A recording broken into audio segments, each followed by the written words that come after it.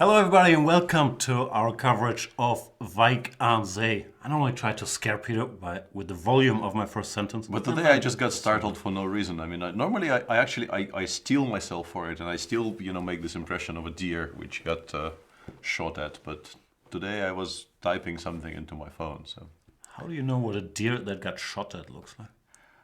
must have seen movies or something. I don't know.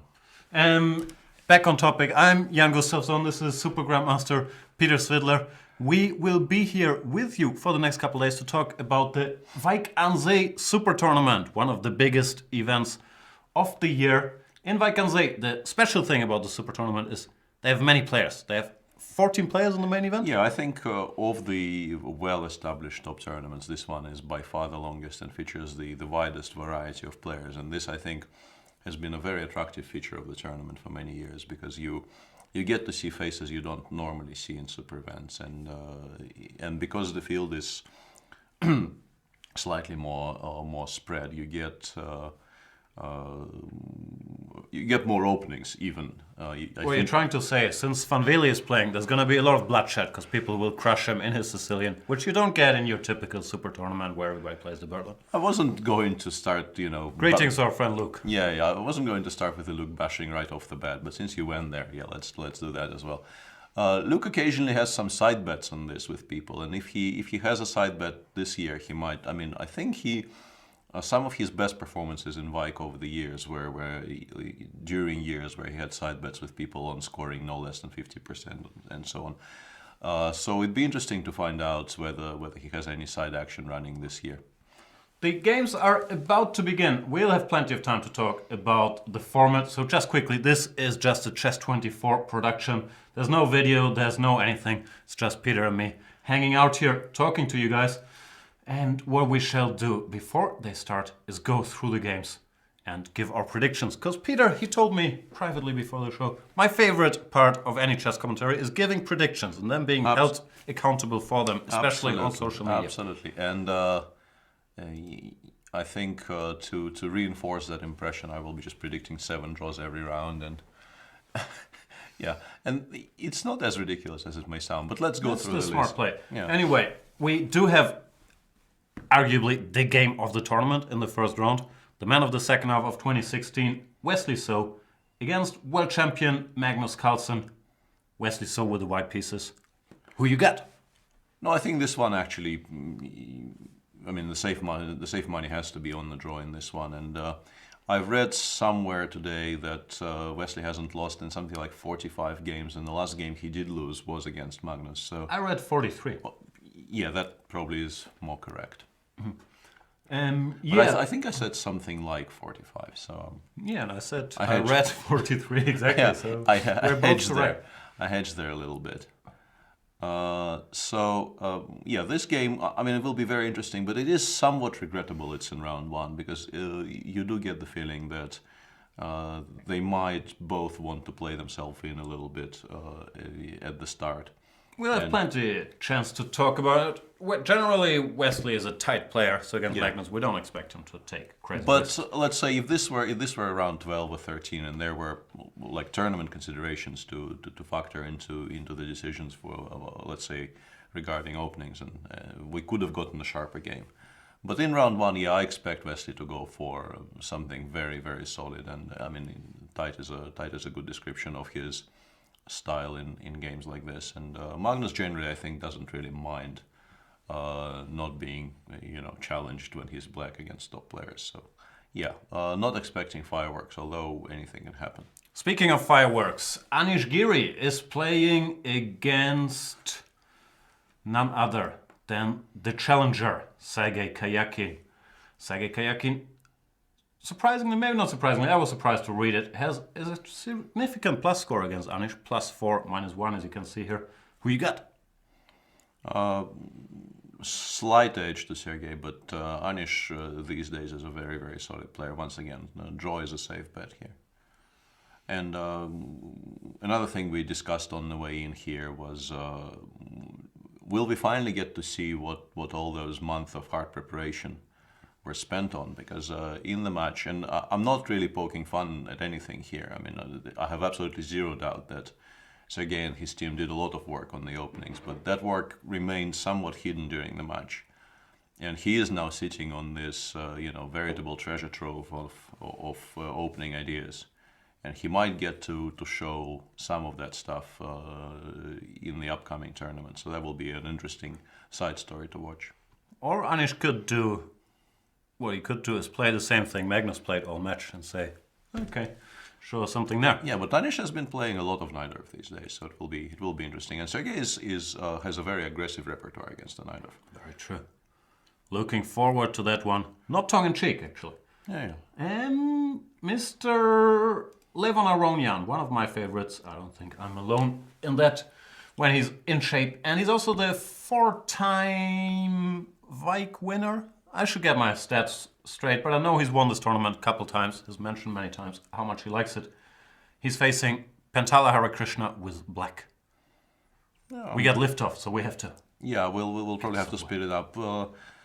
Once again, safe money has to be on the draw. Pentala had a very, very nice year last year, and I think is generally now accepted to be a full-fledged member of these the elite brigade. And but Lev is very, very solid, especially with black. Yeah, with colors reverse, I would actually think that Lev has. I would maybe go out of my shell a little bit, but with Lev playing black, draw is good for me here.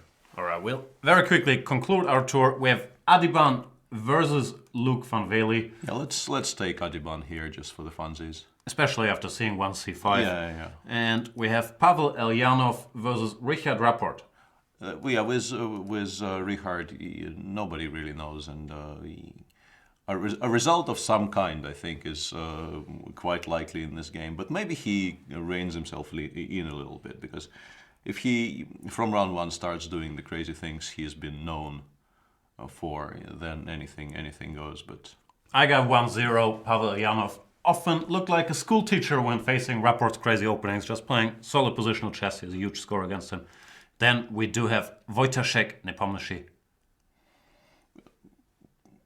Grunfeld shouldn't lose. So, draw. Yeah. Andreikin Veji. And in particular, since we've seen the first two moves, I'll take draw in this one as well. So you've predicted 5 draws, 2 wins? 5.5. 5.5? 5.5 draws, I think I've predicted, yeah. Let's go to the main event. Wesley So faces Magnus Carlsen. Yeah. And they're playing a Slav. They're playing a Slav, yeah. And just very briefly, we'll go back to this game, but I just said that Sergei has a very sharp repertoire against the Najdorf, right? Can we just briefly show the move he played against the Najdorf there? Is that sharp or is that just odd?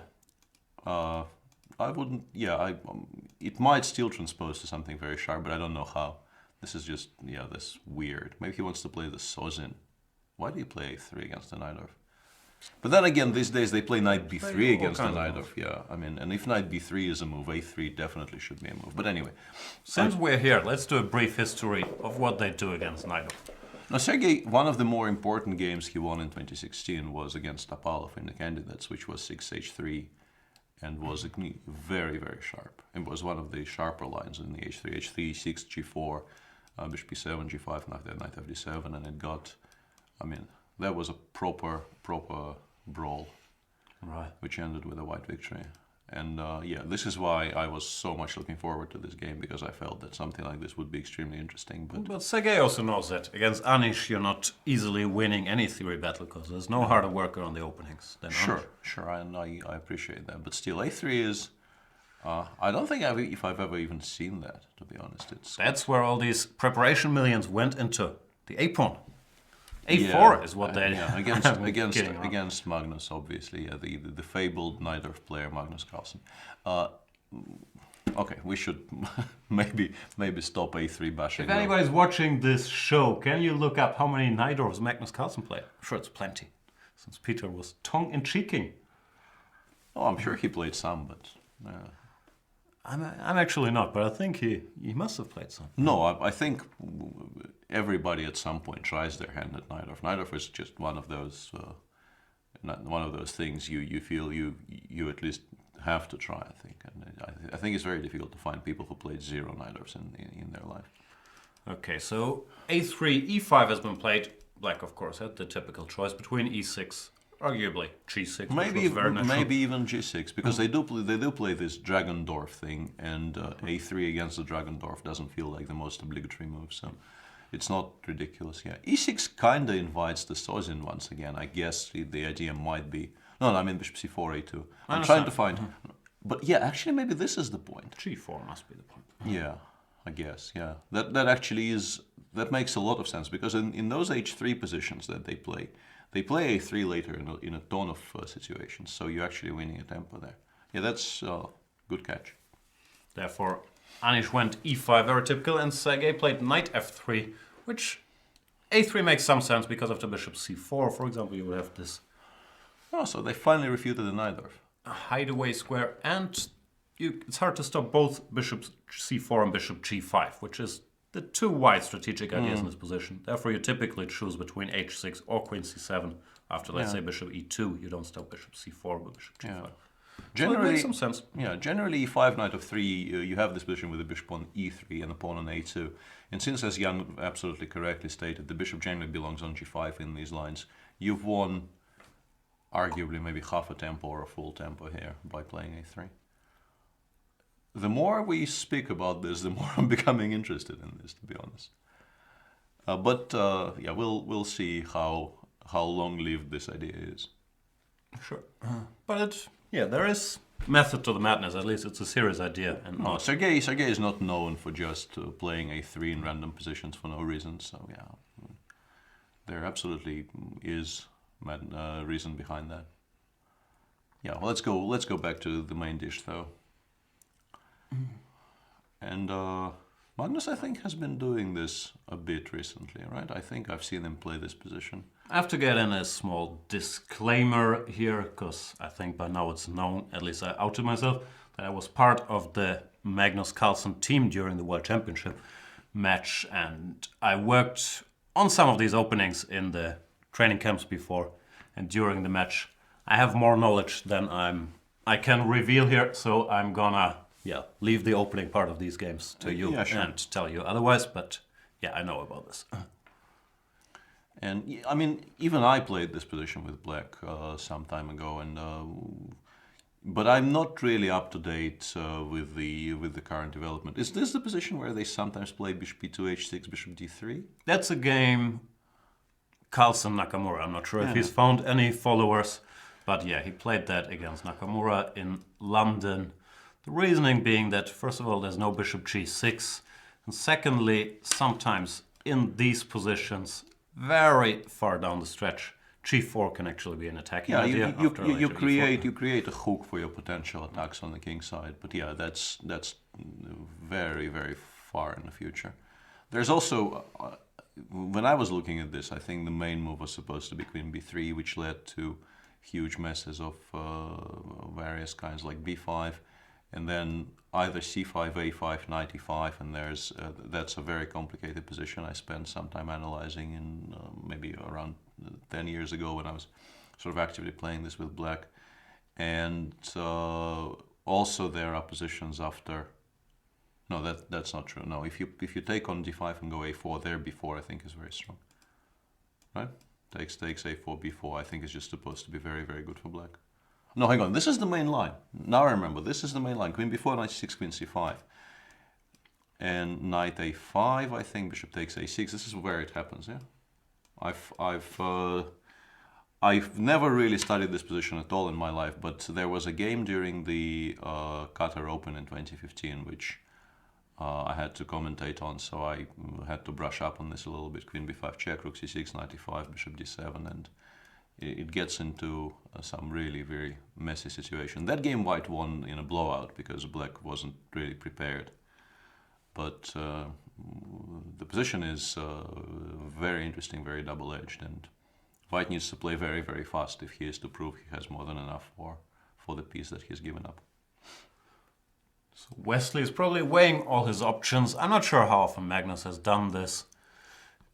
In the past, there's many many moves here, that much I can say. Knight e5, knight h4, queen b3, bishop d2, bishop e2, bishop d3. Yeah, I'm sure you can pretty much choose what you want. Yeah, pretty much any legal move in this position will make some sense, but some probably make more sense than others, and also some aim for more than others. Like if you play bishop e2 here, it's not as if you've given up hope for opening advantage, but if you want to sort of refute the line, I think it probably is queen b3.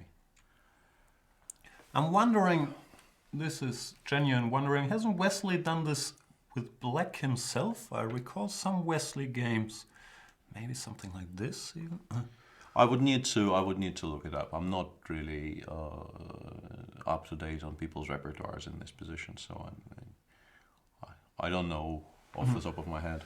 I do recall that he had some games, but yeah, maybe the chat or somebody smarter than us can fill us in. For now, I would expect Wesley to think for a while, and since this seems to come as a surprise, would be a bit unlikely if he's willing to enter any of the sharp lines. I think you probably dodge queen b3 if you haven't repeated it before the game, because there the price of a move really becomes very high. You can actually land yourself in trouble if you don't know what you're doing, and that doesn't feel like Wesley's MO necessarily in games against people he respects, and Magnus probably features on this list. You would? I don't know. Like as a human being, this dude.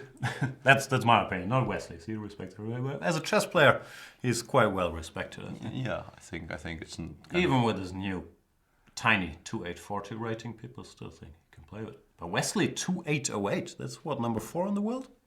Once again, I've stopped concerning myself greatly with rating lists now that I don't really feature in them prominently. Tell me about it. Sometimes people tell me you're now 175 in the world, and I get very sad. Yeah. You don't have these problems yet. Not yet, no. I'm a much older man than you, so you'll get there eventually. Nicely done, sir. So still thinking, no, okay, you actually, I failed to properly see where you clicked. Yeah, this is the position we both are very aware of, being at least intermittent martial players. And I actually played this at least once, maybe 2 times. I played more or less every single line known to man after d3 rook e1 in the past 2-3 years. General, let's do first the crash course. After c6, d4 was the main line for years, but the last couple of years people started doing this. The point being, I'll just give my usual speech, that here you have rook e4 with the point that after g5, which is a strong move, with the pawn on d4, white can take. With the pawn on d4, there would be this double attack. Not so much here. Therefore, g5 is not a move. White goes rook h4 and is better. Hence, people start playing bishop f5 instead of queen h4. When after queen f3, we're at a crossroads, and I believe both of us have played every move known to man in this position. Pretty much, yeah. I played this. I haven't played this yet. I played bishop g6, yeah. So with me, it actually, I think, is every single option which makes any sense. I mean, queen d7 might be a move, but I'm not sure if it's any good. And apart from queen d7, more or less every single move has been played. Queen h4 has been a pet line of, I think, mainly in my mind, of Evgeny Tomashevsky, who has been making reasonably comfortable draws with it against very, very strong opposition. He played it against MVL at some point. He played it against other people who are very, very good at exploiting these small advantages against the marshal, and he's been holding it comfortably. I think the only one to be doing that game after game after game. Is that true? People kind of live on himself. I think he's also going here consistently. He might not have gotten many chances. Yeah, but maybe. I think queen h4 has been his main move pretty much his whole career in this position. Yeah, I think that is correct. Yeah, the two of them are the main proponents, and yeah, bishop g6 was. I mean, there are now some ideas on how to deal against it, and my games in the Russian Super Final in October, I think it was. They are very relevant. Here now, yeah, this knight a3 move needs to be. I don't think it refutes the line, but you do have to be very, very careful, and you do have to study this position properly to play it with black. And yeah, the queen f6 line. I was having a discussion at the Carlsen training camp with Laurent Fressinet, another big martial expert, and he's claiming ownership of this bishop g6 move, which I think Magnus was actually the first to play, but Laurent was behind the idea, and I'm claiming ownership of the Queen F6 moves. We were both very proudly saying that we had our own novelties in this very position. I'm not sure any of this is true, but No, I lost There's many moves, I lost a very painful game in the Queen f6 line against MVL in our match in Bill, but I played that game really, really horribly. So Queen F6 nowadays, the theory is quite well established. You go what? knight g2, queen g6, bishop d1, yeah. This is the point, bishop d1, stopping this. Yeah, bishop d3, Take, knight d4, and you have here. to take, yeah. White is a teeny tiny bit better. How much better is up for discussion? Yeah, that but you have is- the two bishops. Yeah, I mean, the machine holds this position very carefully, but in practical play, especially if you forget your analysis and you mix up the move orders a little bit, you are still sort of okay, but you never fully equalize. And yeah, in the game, I made a couple of large miscalculations, and the position just collapsed by move 30, which is not that easy to do. I mean, that was an impressive feat of misplaying. Yeah, so there are. That's why this stuff is so popular. White is not exactly winning, but he can normally ask some small questions in all the lines. Rook e8 is another line you and I have a lot of experience with. Yeah. But let's stick with arguably still the main line, the move we live on played. Queen h4, threatening this pawn. So you go here, you go here, and bishop e3 is the modern way to play this. Giving back this pawn instantly, just trying to develop. Knight d2, bishop d4, go knight e4, gain a small edge. I'm slightly surprised the game kind of stuck after bishop takes d3, because there are still some moves you can make more or less on autopilot. This normally happens Yeah. quickly. I don't think. I mean, one option. There is even practice concerning bishop takes d5 here, but I think it almost entirely disappeared now, because these types of positions, white has to play queen g2 here, and black just takes and goes rook f8 and kind of never loses. Black is surprisingly supposed to be completely fine here. This is Yeah. a discussion we had 15 years ago. Does black have enough for the pawn? I think games have shown that you can either keep the queen, go here or here, or just take. Yeah, yeah. The simplest approach is just do this and go here, now b4 they in some B4, position. Yeah. Now they take. Now And they just go play f6. Something like this, and Yeah. they never lose. Yeah, and I think they literally never lose this position, because the bishops are so strong and the position is so open for the bishops that it turns out to be almost entirely impossible to get anywhere at all. Harry is still thinking, which is interesting in itself, because, as mentioned, it shifted so heavily towards knight g2 here that I'm wondering what the reasoning might be. But we'll see. So you're saying he's not in a hurry? I'm saying something. I'm not going to something go there yeah. consistently. But yeah, let's see if he has something up his sleeve. The theoretical debates are, I can't even remember, they go here, right? Rook f8, king g2, and Can white claim a little something with knight e4, sometimes a4, around these parts? Where do we go next? Let's go through the list. yeah, we're going to be very happy about the next game. But yeah, this one, this is still. I'm a bit surprised by Adiban playing c3, but then again, I'm not entirely sure. Maybe it's just his repertoire opening against the Sicilian. Against Luki, it kind of feels, in particular, one thing I want to say about Adiban is that you would probably say that his main strength is he is a tremendous calculator and a very, very strong attacking player, which is why going for a line where attacking, if there is to be any attacking, will be done a lot later, instead of, let's say, playing the Najdorf against Luki. And Luki does have tremendous experience in the Najdorf, but it's not a positive experience generally. So stylistically, it's a bit surprising that Adiban is going here and not knight f3. But then again, once again, I would need to check. I would need to check the repertoire. Maybe he's just doing that consistently and likes it. I'm not up to date with theory here. In my mind, c3 is always, it's a surprise weapon, but both knight f6 and d5 have been supposed to be fine for black forever. Yeah. So I'm always surprised when someone good does this. Yeah, it stands well, and it's been standing well for ages. But on the other hand, Sicilian players, and I speak as a, well, these days a part-time Sicilian player, but still a Sicilian player, they hate it so much. Really? I'm the other way. I hate open Sicilians, but if I see someone plays e4, c5, c3, I'll prepare and play knight f6 very happily. Okay, fair enough. I mean, for me, I just dislike the types of positions, and also the fact that this maybe is influenced by occasions where people play against c3 against me, but I think generally when people play c3 against me, they play it with the intention of trading everything and making a draw, and it's kind of an unpleasant situation. Which f6. Yeah, but even there, it's if you really want a position where they have no option of trading pieces and making a draw, you probably will be worse out of the opening. At least that's my experience. Well, that's life in most lines with black, right? I guess, yeah, sure.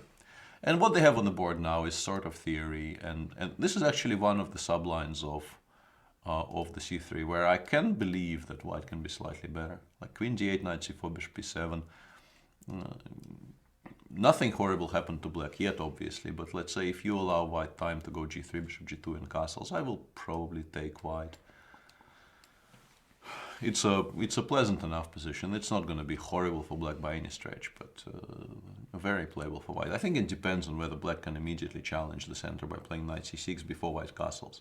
Like g3, let's say if you play g3, bishop b7 has been played here. g3, let's say if you play castles, play bishop g2, yeah, knight c6. I'm one tempo short. I would like to play castles and then take on c5 so that I can take on d1 with the rook. But now I have a choice of either taking on c5 here and losing my right to castle, or allowing you to create a... you go here, you go... Yeah, knight g5 or knight g4 is a bit annoying. Knight g5 probably more annoying than knight g4. Yeah, and Adibon went bishop d3, which maybe signifies a slightly different plan. Because maybe he wants to go queen e2, bishop g5 and castle long. We also mentioned he's more of an attacking player, so this is maybe more in line with his preferences. Sure, but I think we should wait for more developments in this game and move on to Richard's game, because yeah, that's what I was talking about. This might look weird, but it's not weird in the Rappoverse, because he's been a long-term believer in the setup featuring pawns on c5, e6 and g5, or with white c4, e3, g4, has featured many times in his games. So he probably just thinks this is a great version because white is committed to some passive moves. But let's start from the beginning. Knight f3, e6, prepares g5. g3, kind of a mistake, because with d4 you make it very hard to get in g5. But g3, c5, still toying with him. g2, knight c6. And now he strikes, yeah. c4. Last chance here for d4. Yeah. I'm actually curious, if you play d4 here, does he just play normal chess? Does he take and play knight f6 or whatever is theory? I think he's now obliged to, and actually this is supposed to be pretty decent for white. Yeah, I'm surprised. This version of the English/reverse Grunfeld is supposed to be very, very playable. So yeah, somewhat, but maybe he thought he has one more tempo and he can do it in an even more comfortable edition. But he must be familiar with the works of Mr. Rapport. I think he's encouraging it, because he's, as mentioned, and we can see by the score, he's won some classical games where Rapport did strange things against him in the opening. So he's probably saying, you want to play g5, be my guest. But it actually doesn't look horrible in this particular position, to be honest. I mean, it still isn't something that was taught in my pioneer's house when I was 7, but chess has moved on a little bit since then. I don't think it's moved on towards... Let's play g5 here every game. But probably not. For Rapport, this is a decent version. He's sort of stopping d4, right? Or I'm guessing this is the idea. Knight e5, cd4, and you actually... and you take... I don't know which way. No, cd4 is a lot stronger, I think, because knight g4, h5 loses a knight. That's a bit of a... Well, bishop takes e6, yeah, but you don't really want to do that. And knight e6, dc6, you do not win your central pawn back. I've used that trick in the past. Yeah. So yeah, g5 kind of rules out d4, maybe forever, certainly for the time being. And d3, h3, he goes bishop g7, and once again he's in. Sorry. Yeah, no, he found. I mean, and also the knight eventually it will probably get developed to e7, and then it'll have the g6 square 4. Like he's sort of playing the closed Sicilian, where h3, g4 is not unknown to be a playable plan, and he's saving a tempo there. No. As with the 6a3 Karakin played against Tanaidov, there's definitely a method to what Rapport is doing there. It's still very, very extreme, but this is not as wild as some of the things I've seen him do over the years. No, and it's, if you check his games, I think he has a white game against Levon Aronian, which he started with the moves c4, e3, and g4. So it is sort of a common theme in Mr. Rapport's games. That's why he has so many fans. People enjoy the way he's handling the opening and that he's not playing novelties on move 21, but doing his own things, even if they are not This will be very mathematically correct. Yeah, this will be very interesting to watch. And another game we will be, or at least I will be watching with great interest is Jan holding my favorite opening against one of the premier theoreticians of our age. Radek has been working with Vichy for a number of years, and they've looked at the Grunfeld very seriously, I think, from both sides. And this is one of the sharper lines, I think. Radek has experience here. He beat MVL in this line on the white side in, what was it, Biel? One of these Biel tournaments. Rook C1. You're a bigger expert here than me. In my days, first of all, we used to play more C5. Yeah, after I'm C1, I'm actually leaning more towards C5 these days than I am towards Bishop B6. Although I think my video series actually advocates Bishop B6 in this position, but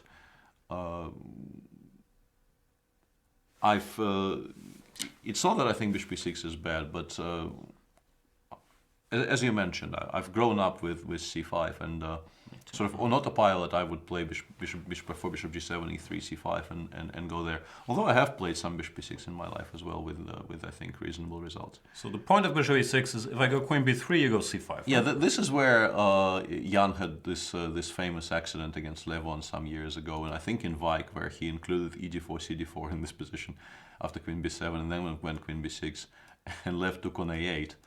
And it turned out this does not quite work because now we have C5. Yeah. C5.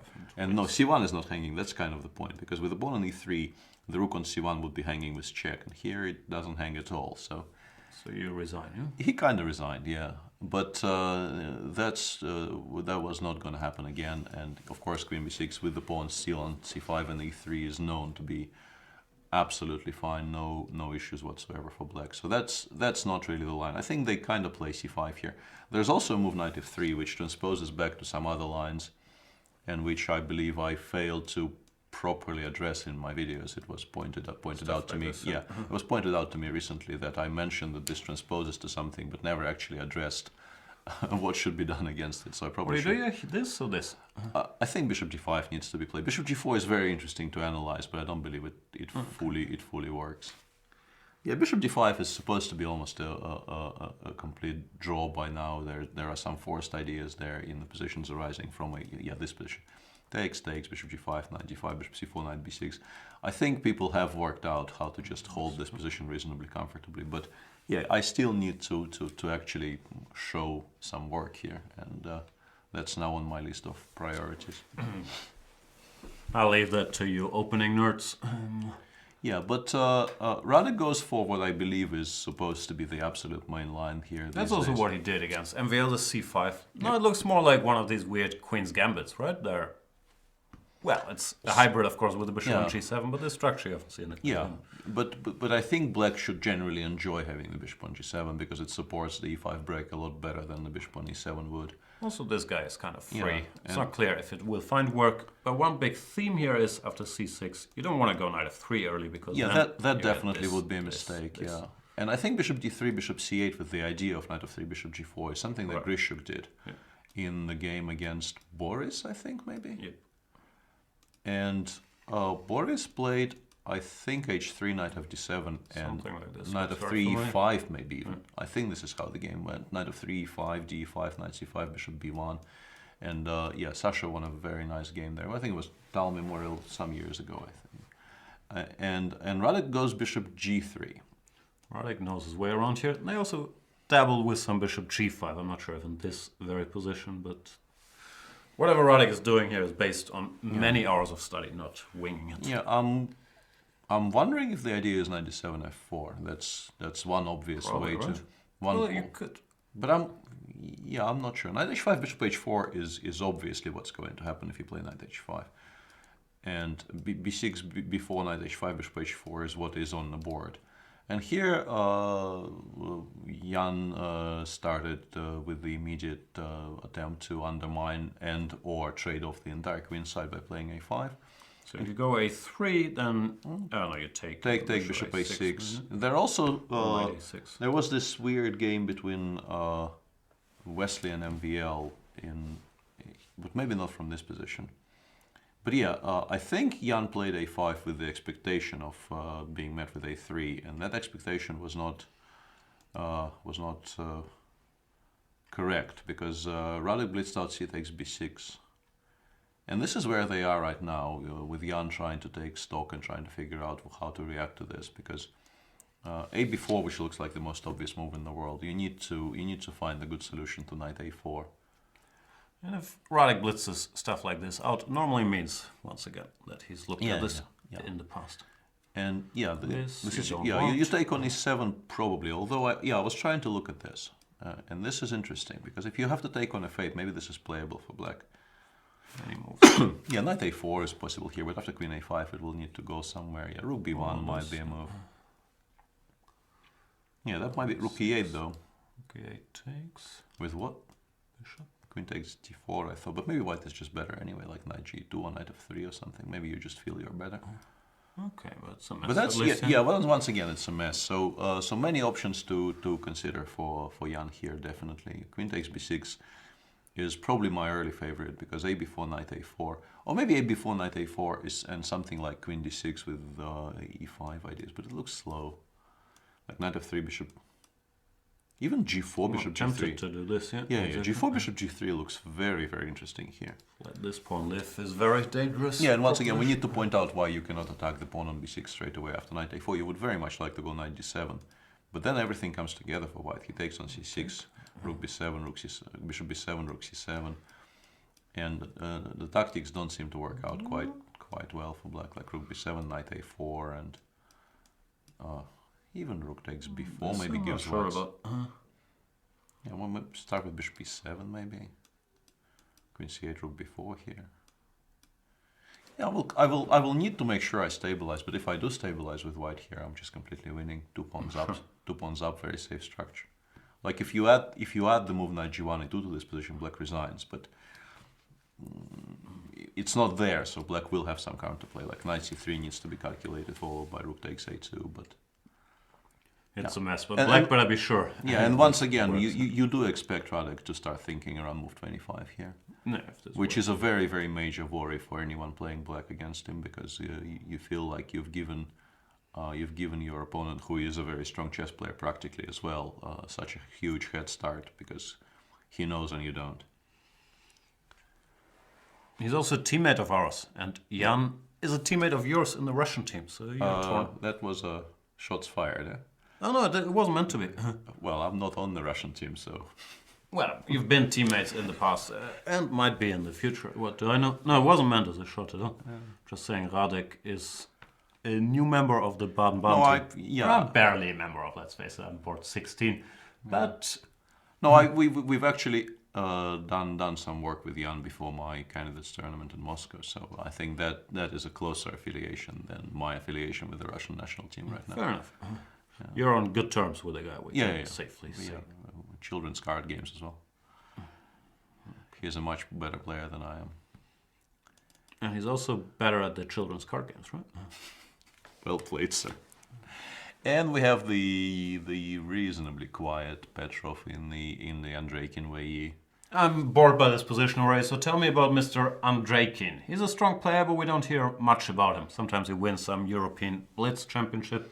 What's he up to? He is, I think, a more notable player in tournaments with shorter time controls. Although but he's still 2,740 or whatever. Sure. No, I think this is his breakout possibility, because he hasn't really been given too many chances to play in very strong events, and I think he played some round robins in Russia, but not a ton of them, and has done well. I think he was invited to some Tal Memorials, and I think he's beaten Kramnik in one of those with black. So at some point he had like 3 out of 3 against Kramnik. Yeah, he was Kramnik's kryptonite for a while, but I think that kind of evened itself out when Kramnik beat him in the Tromsø. He was in the finals for the World Cup. That's true. Yeah. He's good at chess. He never gets to play anywhere. Yeah, he most certainly is very good at chess, and he also is an interesting case because he is sort of very decentralized in Russia. He lives in his hometown, is a happy family man, travels, I think, to many tournaments with his... Where's his hometown? He's not in Moscow. I or think any he of is the in big places? Saratov. Okay. And yeah, seems to be very, very happily married. I've seen him during I think the Berlin World. Yeah, me too. Rapid Family Blitz. at breakfast. They seem to Yeah, be yeah, one. they were there with a stroller and everything.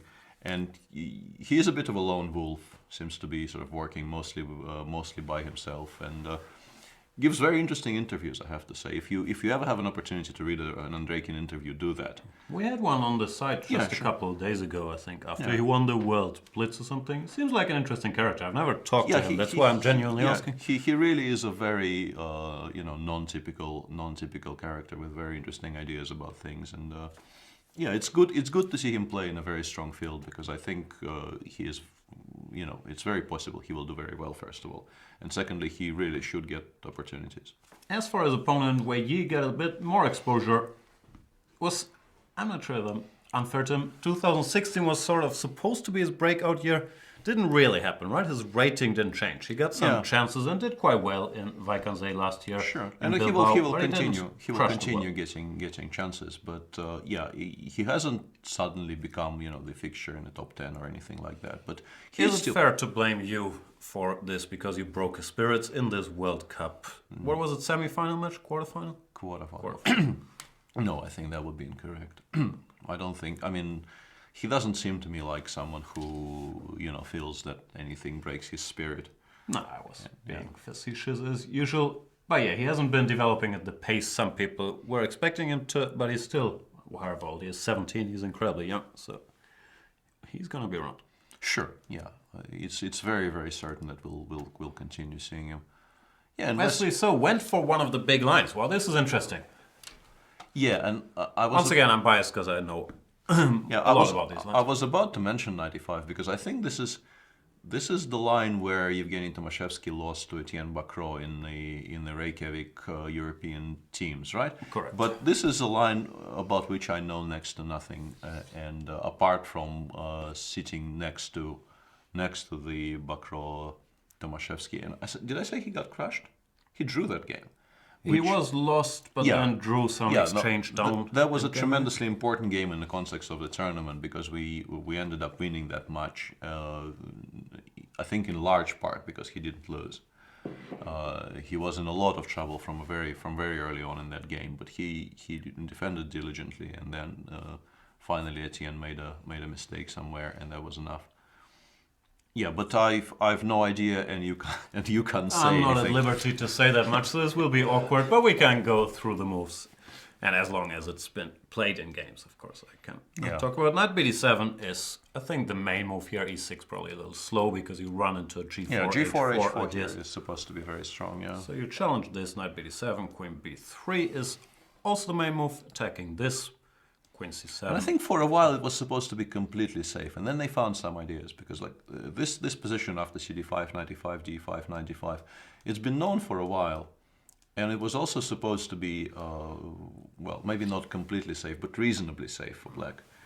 And then some games start cropping up where white was able to make headway. The good news is I can never remember anything about anything, so even though I'm not at liberty to say, I can still make up stuff because I honestly can't recall.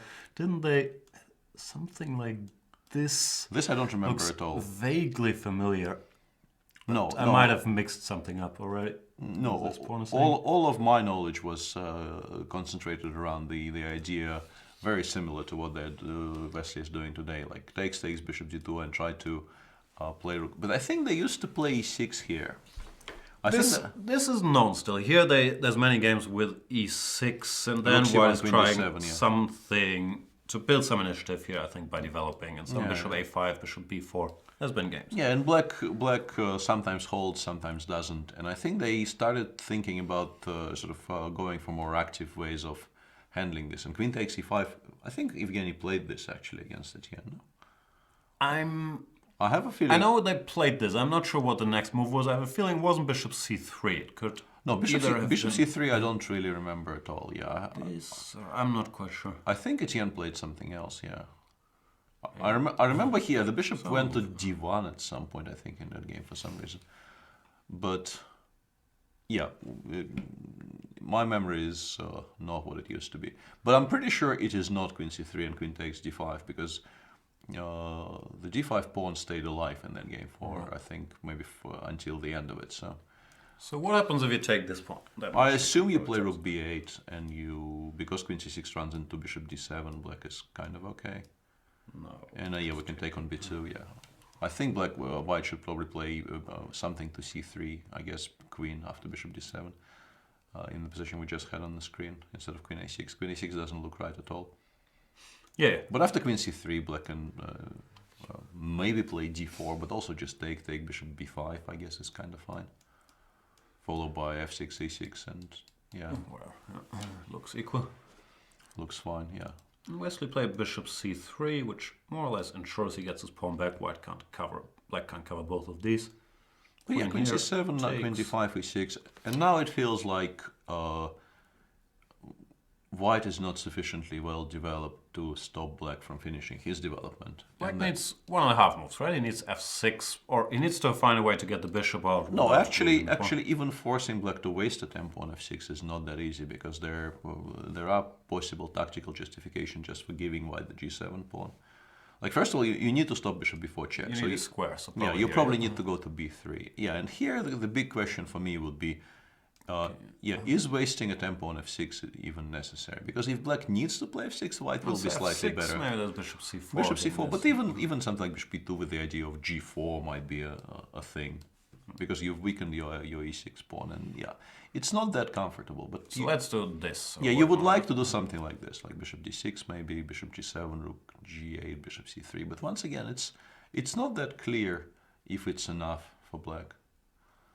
So yeah, that's an interesting position. e5 is kind of not what they teach you in school, right? Bishop c4, bishop d5.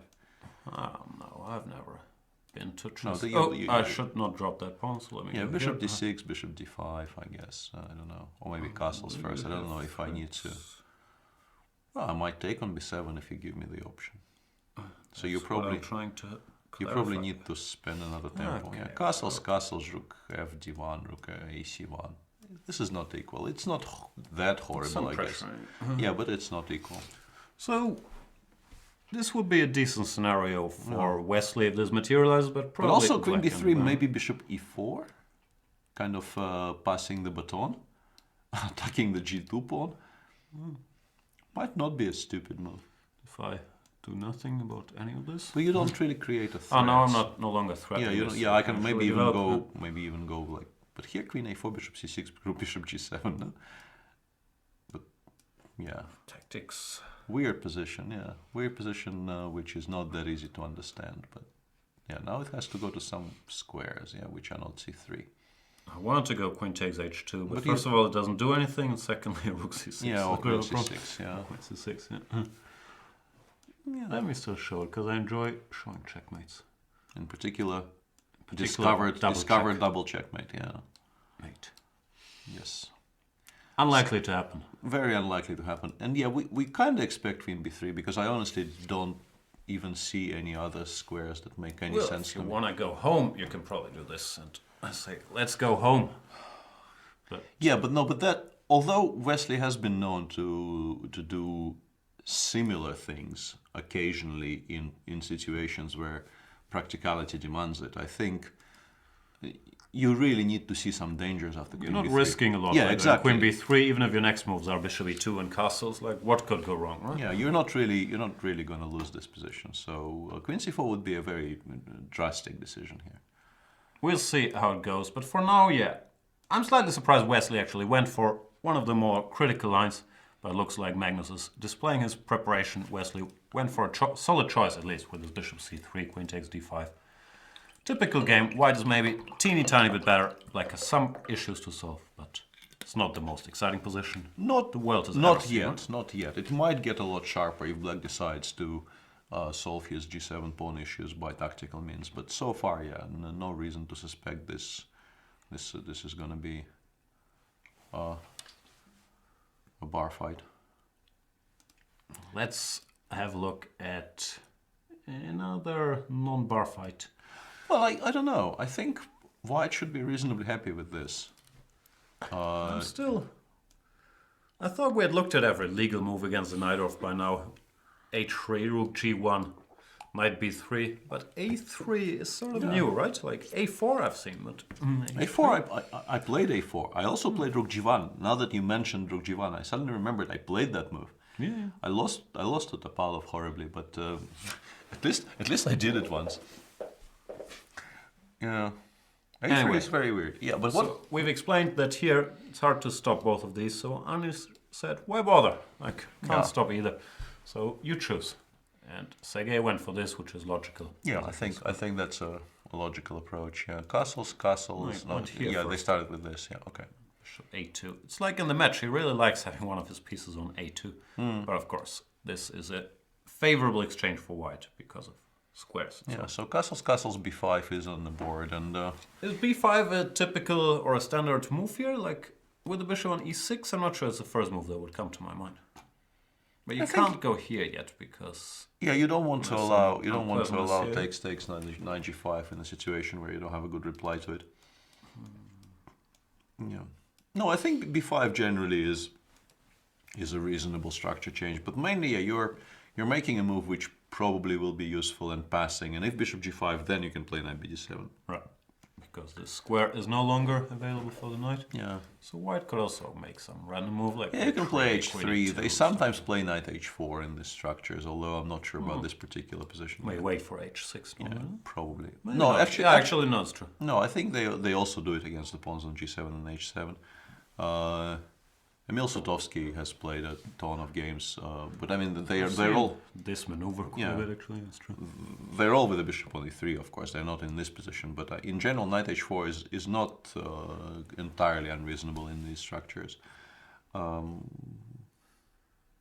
Yeah, so the candidates here to debate between. I'm not sure you can play knight d5. I was kind of wondering if you can play knight d5, but even if knight takes e4 is not a move, it's not immediately obvious what you achieve if black just goes knight bd7 in reply. Knight e1 d3, but that feels very slow and very Too ineffectual. slow. Yeah.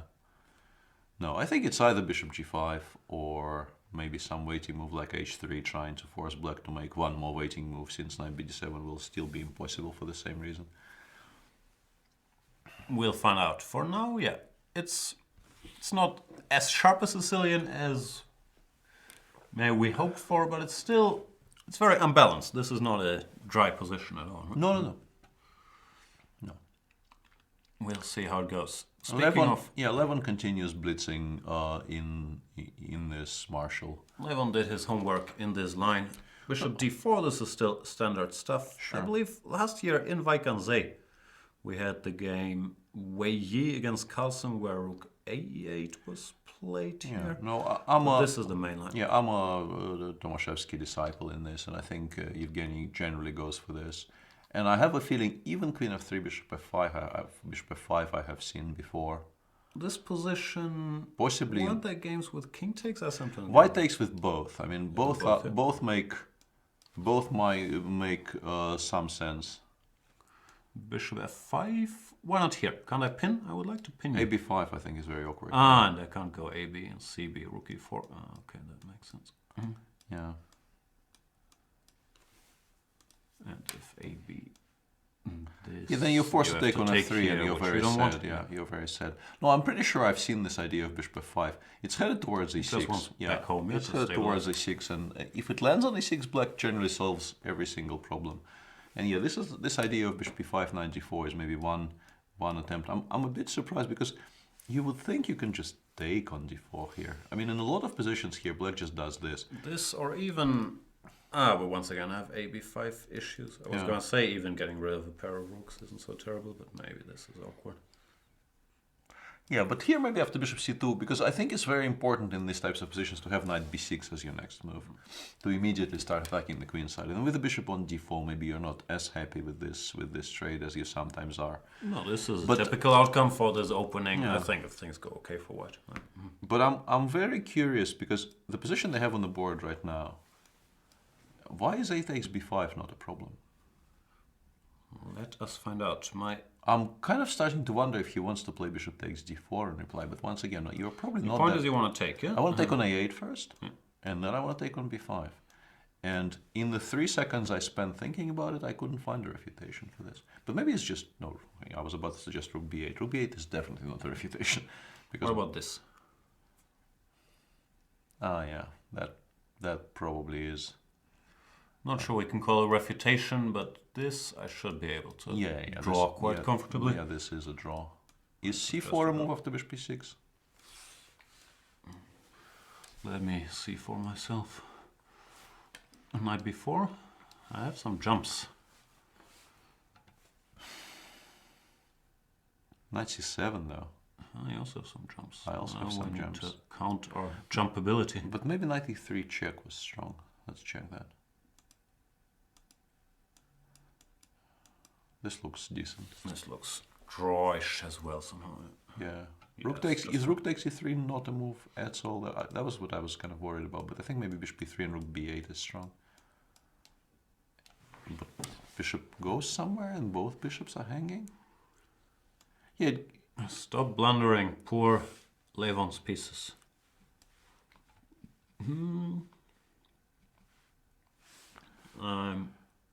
Can't see a trick. I'm wondering if I can go somewhere. 96. Yeah, rook 8, that was what I was also trying to calculate. And here bishop f4 wins. We need to find a square. I'm not sure we have a square, to be honest.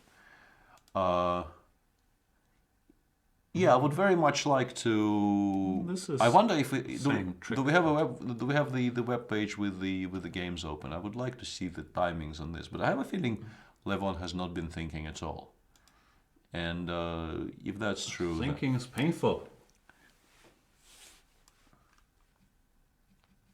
Didn't a wise man once say that chess is the battle between the pain of thinking and the pain of losing? I haven't heard that one, but it has the ring of truth to it. Maybe I made it up.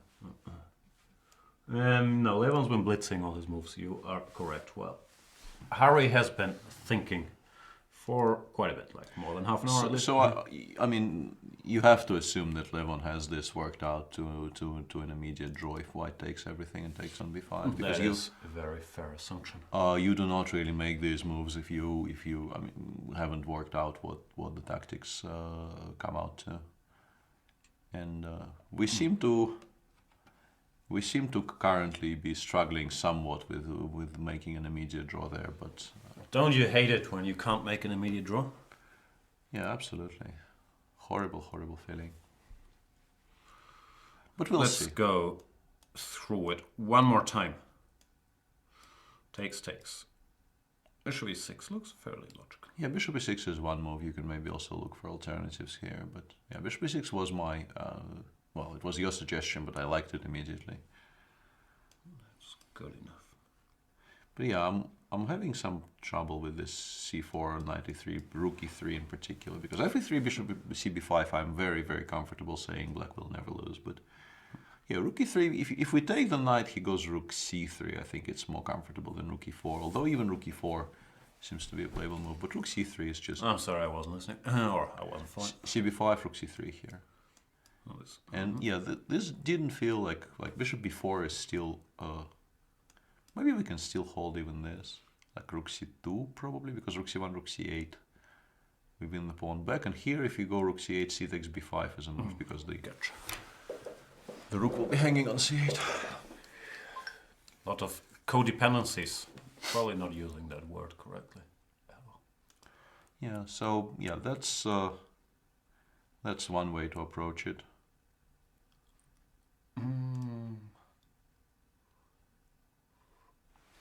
The thing is, if Harry goes there, he will find out at blitz speed, and I would bet all my hard-earned money that Levon has a forced draw after AB5, yes, or a position he's comfortably he can hold, like forced draw. Question of definition, but he's not unhappy. Yeah, no, that is a very, very safe bet, of course. Let's have a look at some other stuff. So let's go to Richie. Yeah, Richie doesn't really like playing with his pieces. He likes improving structure first. You calling him a pawn pusher? No, I think that screen name is taken. He's built a big bathtub, because this is the standard bathtub, but he's extended it by having this pawn on g4, which is... Imagine he gets his pawn to b4 as well. That'd be... No, that probably is unlikely. But, I mean, if you look at it, White will have to do something about this straight away, because I think with the pawn on h4 in particular, this is a pretty decent structure for Black. It's not that easy to challenge it either. These nasty pawns are taking a lot of squares from the white horses. Like if you imagine knight g7, castles b6, bishop b7, Black is just doing excellently well, I think. Arguably. He has more space, so White has to justify all Yeah. that. No, you need to, and also... It doesn't look like the standard plan is very effective here either. Like, standard plan, to my mind, would be something like rook b1, a3. Takes 4 tempi to even play b4, and by that moment, Black will have something... Like, Black can postpone castling, for instance. So if you go through this, like rook b1, knight g7, queen c2, or a3, yeah, a3, we go b6. b6? Here, yeah, queen c2, I go bishop b7.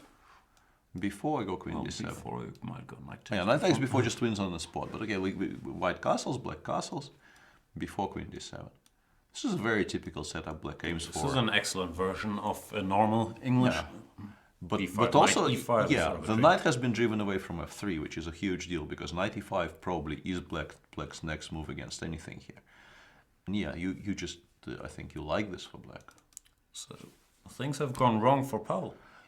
Well, unless he can find some immediate way to do something about this structure, but yeah.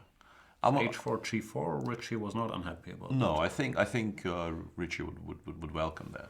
Are we allowed to call him Richie, by the way? Like, he seems like a friendly guy, but I'm not really on nickname terms with Mr. Rapport. Is that his official nickname? I have no idea. I'm not... Can we stick with it? I got into very hot water when I called Pragnananda, the Indian prodigy, Prego. People didn't think that was an appropriate nickname. No, but that's... I think you get a lot more partisan crowd with Indian wunderkinds than you would with... Hungarian wunderkinds? Yeah. Also, there's... Speaking of wunderkinds, I'm just curious. Wasn't he 2752, like, very recently? Swingy game, chess. Swingy player. Pavel is always 2755, 62, 49. I'm not sure if that's true. At some point we called him Ilo Yanov because he won so much rating in the World Cup, right? Yeah, something like that. And yeah, there's been developments in the Grunfeld, and I think Jan... Wow, they went for this. Yeah, Jan finally decided that he found something he liked in this position. This is an incredibly committal decision from him, because he really will need to show something here, or he might just be lost after rook c7. It's not a position you can just play and hope. And also, practically, you are playing against, most likely, against Mr. Wojtaszek's engine. Yeah. So it's not fun, but then again, if you play a sharp opening or sharp position like this, sometimes there is only one way you can go, right? This is the point. Yeah, I think you probably have to go for this, and after rook b7, knight a4, it kind of depends on whether white can take on e7. We have this on the board, right? Rook c, yeah. Queen c8, rook b4, and you mentioned this was an interesting move. I just switched on the computer to ask his opinion. He says black's fine after this. Yeah, more than fine apparently, but yeah, you for still... obvious reasons like this. Yeah. Oops, not this.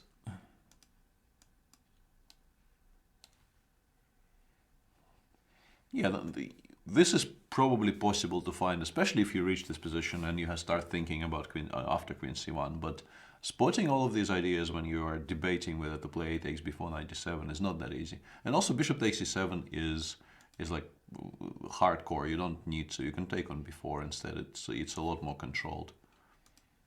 Rook b4, knight c3, queen d2, or queen a5, queen d2. Well, the obvious knight c5. I'm sorry, I have the computer on, so Yeah. you see how commentary changes with it running. I'll switch it off again. But I was just curious. The computer says this is playable for black, so Jan is not lost. No, of course not. It's I don't think generally it's so easy to refute almost any line, and it doesn't feel like black has done enough to be in a lot of trouble yet. But But also modern refuting is more like you have to spend an hour and a half to wade your way towards a slightly worse position, and then you're an hour and a half down if you found all the way, right? sure. Not sure I made any point, but it sounded smart. when Yeah, I and first said it. Pavel is doing something I very much approve of. He's trying to challenge the structure straight away by going for knight b3 and d4, at least creating some threats against the black center. I'm not in time to do this, right? Or I'm in time, but d5. Yeah, I was trying thinking to about calculate this. After d5, there is a very extreme idea of bishop takes c3, but that way. Okay, also interesting. it might actually I be had quite another decent. extreme idea to do this, which was. I think with the inclusion of bishop c3, bc3, this is even stronger. I like it even more. That was sort of my point. d6, bishop b6. This probably is winning for black. d6 is just a huge mistake in this position.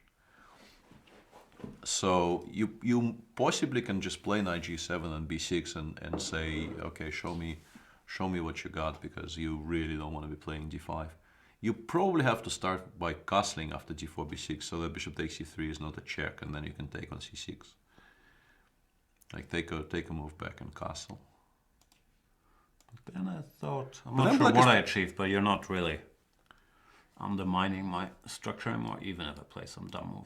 Even rook b8 is playable, bishop b7 might be a move, bishop a6 might be a move. Because I know from experience, sometimes it's very hard to get these pieces out properly once they're stuck. Yeah. Like, it's not so easy to get in e4. And also, Richard will be, very, very aware of all these possibilities. I think knight g7, b6 will be his first port of call, so to speak. Sure. Because I think it's very much in the spirit of the position, and also I think he will be very, very happy about the potential opportunities to sacrifice pieces. Yeah, and you don't want to free white's position and give him all these options all of a sudden. Yeah. I like black's, not only his position, but also his chances, because I think it's very much in line with Mr. Rapport's preferences without having paid a high price for it. Yeah. No, then if you could, if you could be guaranteed to get something like this by playing 4g5, I think many people would queue up to do that. Will start. Just Yeah, but then recognizing yeah, the threat. it's I think maybe game of chicken. yeah, maybe this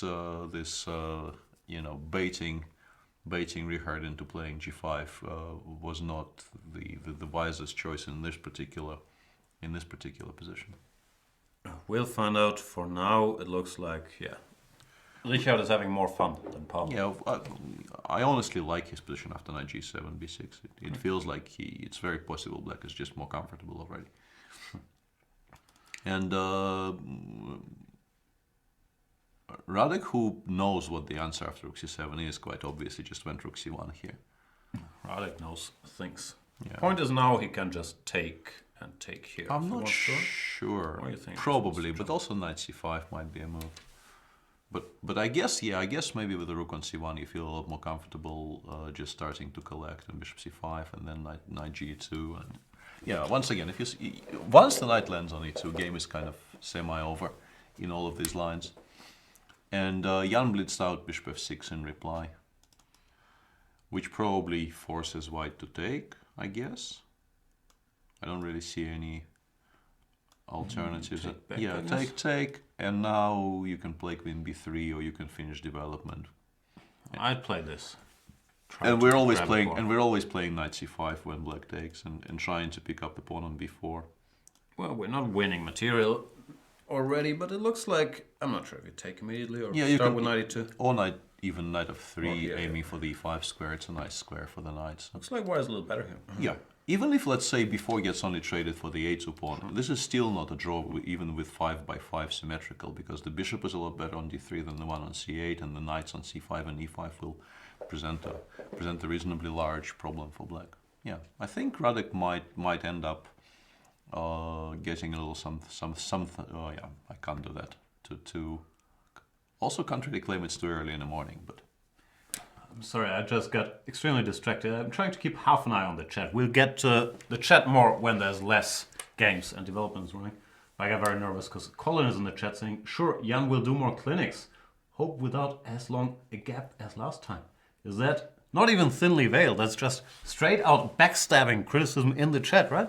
I'm sitting here working extremely hard, and you're promising what? Endgame clinics? I don't have any clue about endgames whatsoever.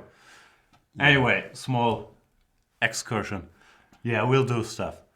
People are very eager to get more serious with not so much my insights. They want you to do stuff. And I will do stuff eventually. And my list of things I need to address is growing longer by the minute. But tell me about it. So much to do, so little time. Yeah, but I'm sitting here, then we'll do highlight videos. Busy. Knight G7 has been played by Richard, but yeah, we've been staring at these positions for a while. Let's have a look at what's happening on our top boards. And yeah, Wesley. Nothing. Yeah. Told you, I know the clientele. Yeah, not entirely unexpected, but also I don't think entirely called for. He didn't really need to go into damage limitation mode so early on. And even Bishop D6 here, to be honest, I'm not really sure. Bishop G6, Rook. I mean, you kind of need to make sure something like Rook D1 first doesn't change the evaluation, but I don't think it does. No, I mean before taking on G7 here, it doesn't really. Like Rook D1, wait for King E7, and then there's this additional Bishop F6 check idea. But I don't think it's to be worse. Yeah, I don't think it changes anything at all. Yeah, black is just perfectly fine here. No, it's just equal, because after Bishop D6, most likely he won't take. Just go King like E2. E2 or castles and offer a draw. So not a lot of drama. No, not in a this lot. one, which frankly is not a surprise, because Wesley is very, very solid with white. He hasn't lost a white game pretty much forever. He hasn't lost a game pretty much forever. The last game he lost was against Magnus in Bilbao. He stated many times how much he respects Magnus, how hard it would be to win these tournaments he's won, had Magnus participated. So yeah, maybe it's the next evolutionary step for him that people are now aware of what he can do when he's under the radar and plays solidly. But now he's no longer so much under the radar, so demands by armchair generals like us will grow. Why is he not playing for a win with the white pieces? What's going on there, Wesley? I think we will see him playing for a win with the white pieces in the remainder of the tournament. So let's not be too harshly critical. He was somewhat surprised in the opening and chose a very, very safe route. And I think there are people who would do exactly the same in his spot. So. No, of course. I would do the same thing in a heartbeat, but that's why I prefer commentating, because it's much easier to call people chicken than being a chicken. Yep. Than not being a chicken, actually. Being a chicken is quite easy, for me at least. And the inclusion of Rook E1, Rook E8 in the Karakin Giri game doesn't really... Rook E8 I was going to ask you about. It's too deep for me. He's just preparing Knight BD7. It is very deep, but I think he just wants to have the option of playing Knight BD7 if white continues waiting. Because now Bishop B6, Knight G5 will not win anything. You just play Bishop F8. Yeah, so still this kind of blinking game is in progress. And is it what we call a Mexican standoff? Where like both sides have guns at each other, but you can't shoot because you might get shot as well. It's not that situation. No, I don't think it's that situation. The position is too quiet for that. It's more of a... I already once, I think, had to look up that term. I think it's called surplus. This weird situation that you get in indoor cycling when they just sort of stand still for a while trying... yeah. How do you spell it? Surplus? No. Surplus? I think no, that's different. If you add cycling, you will get the correct spelling pretty.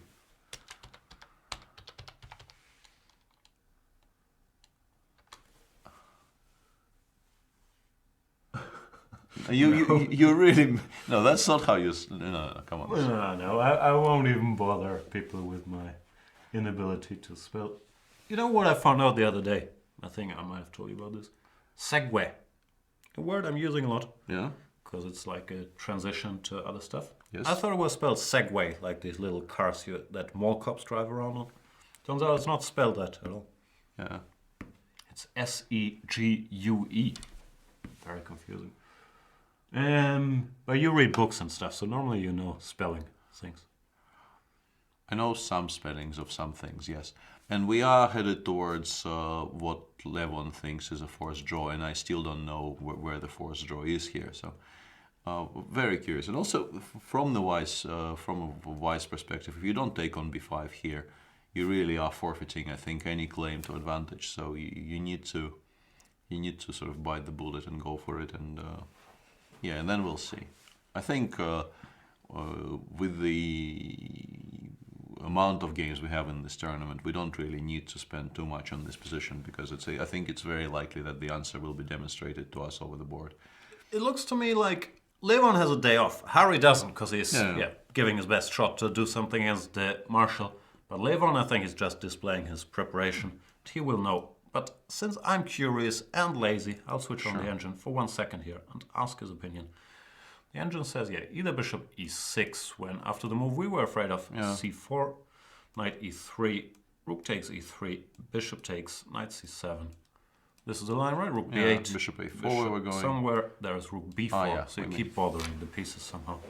And there's no way to keep everything safe. And wherever this bishop goes after bishop a2, the answer is different, but things still work.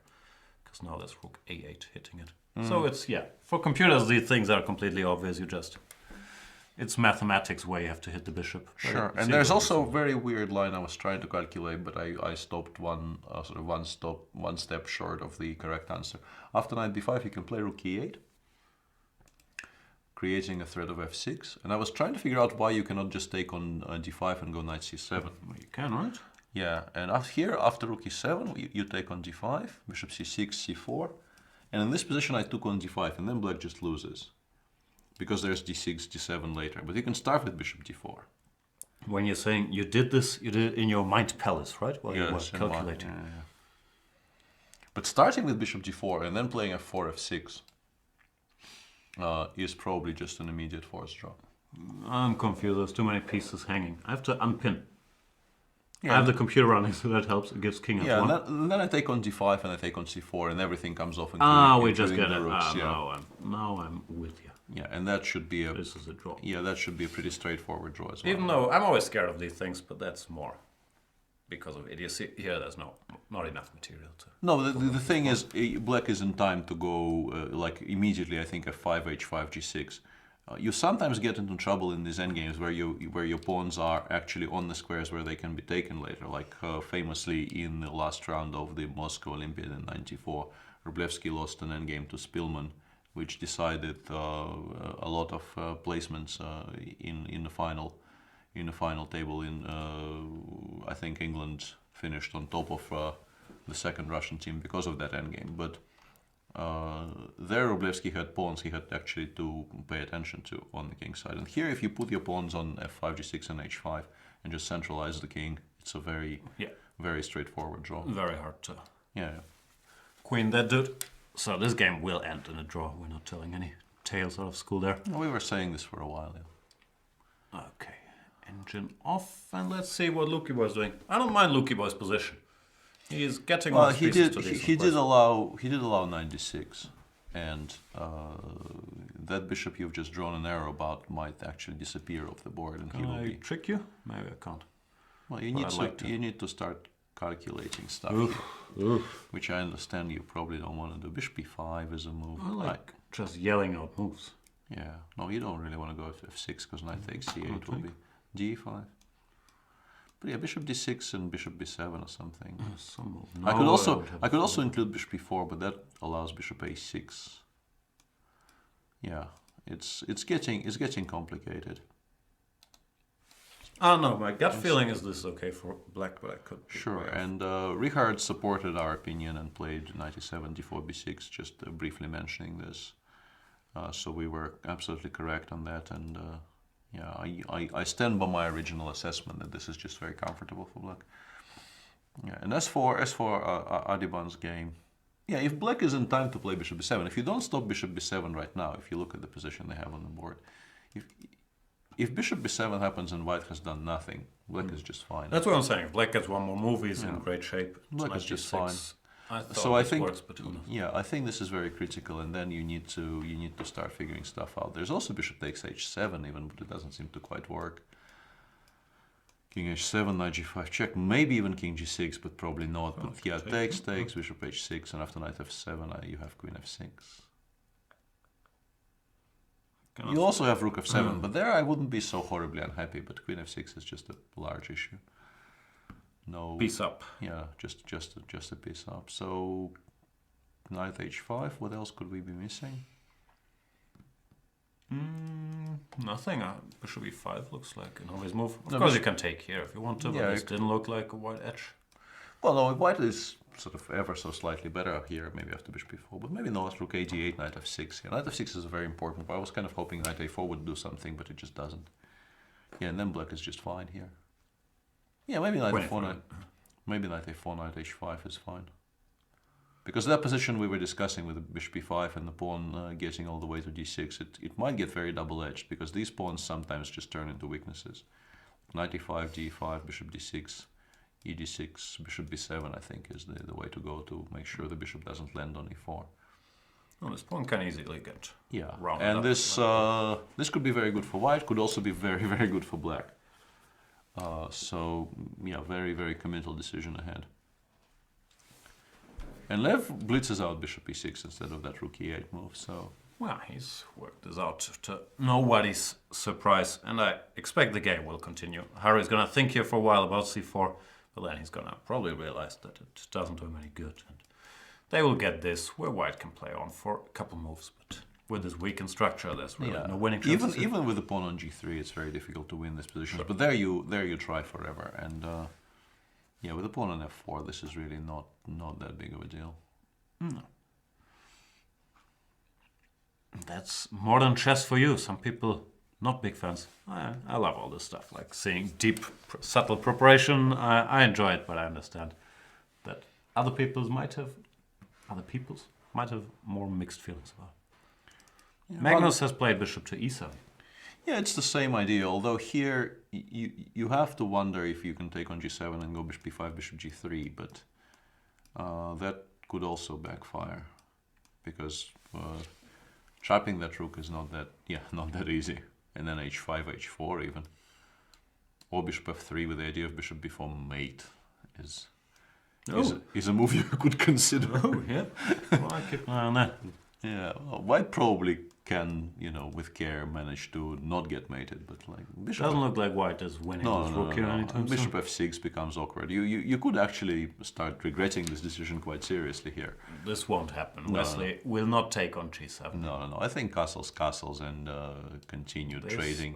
Yeah, continue trading along the open files is a lot more likely here. Yeah, not the most exciting game, but we did have a read that this was possible to happen even before the first move.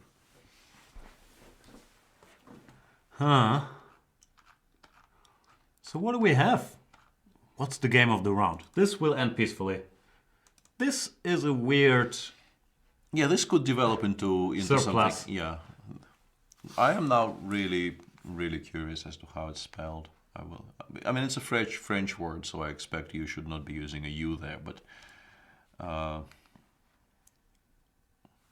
They don't have U's in France? They do have U's in France, sure. But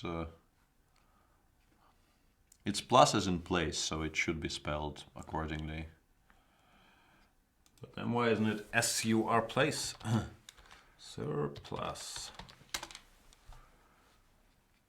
See, now the first link I get is to the Boule and Pétanque sports. Yeah, that's how it's spelled without the space between R and P. And just to be clear, we are only researching these things because they are important for everybody. Yes. Not to kill the time, but you guys need to know how surplus is spelled. Imagine a situation comes up in one of your games and you want to describe it to your friend. They won't know what you're talking about. Yeah, huge educational value right here. So.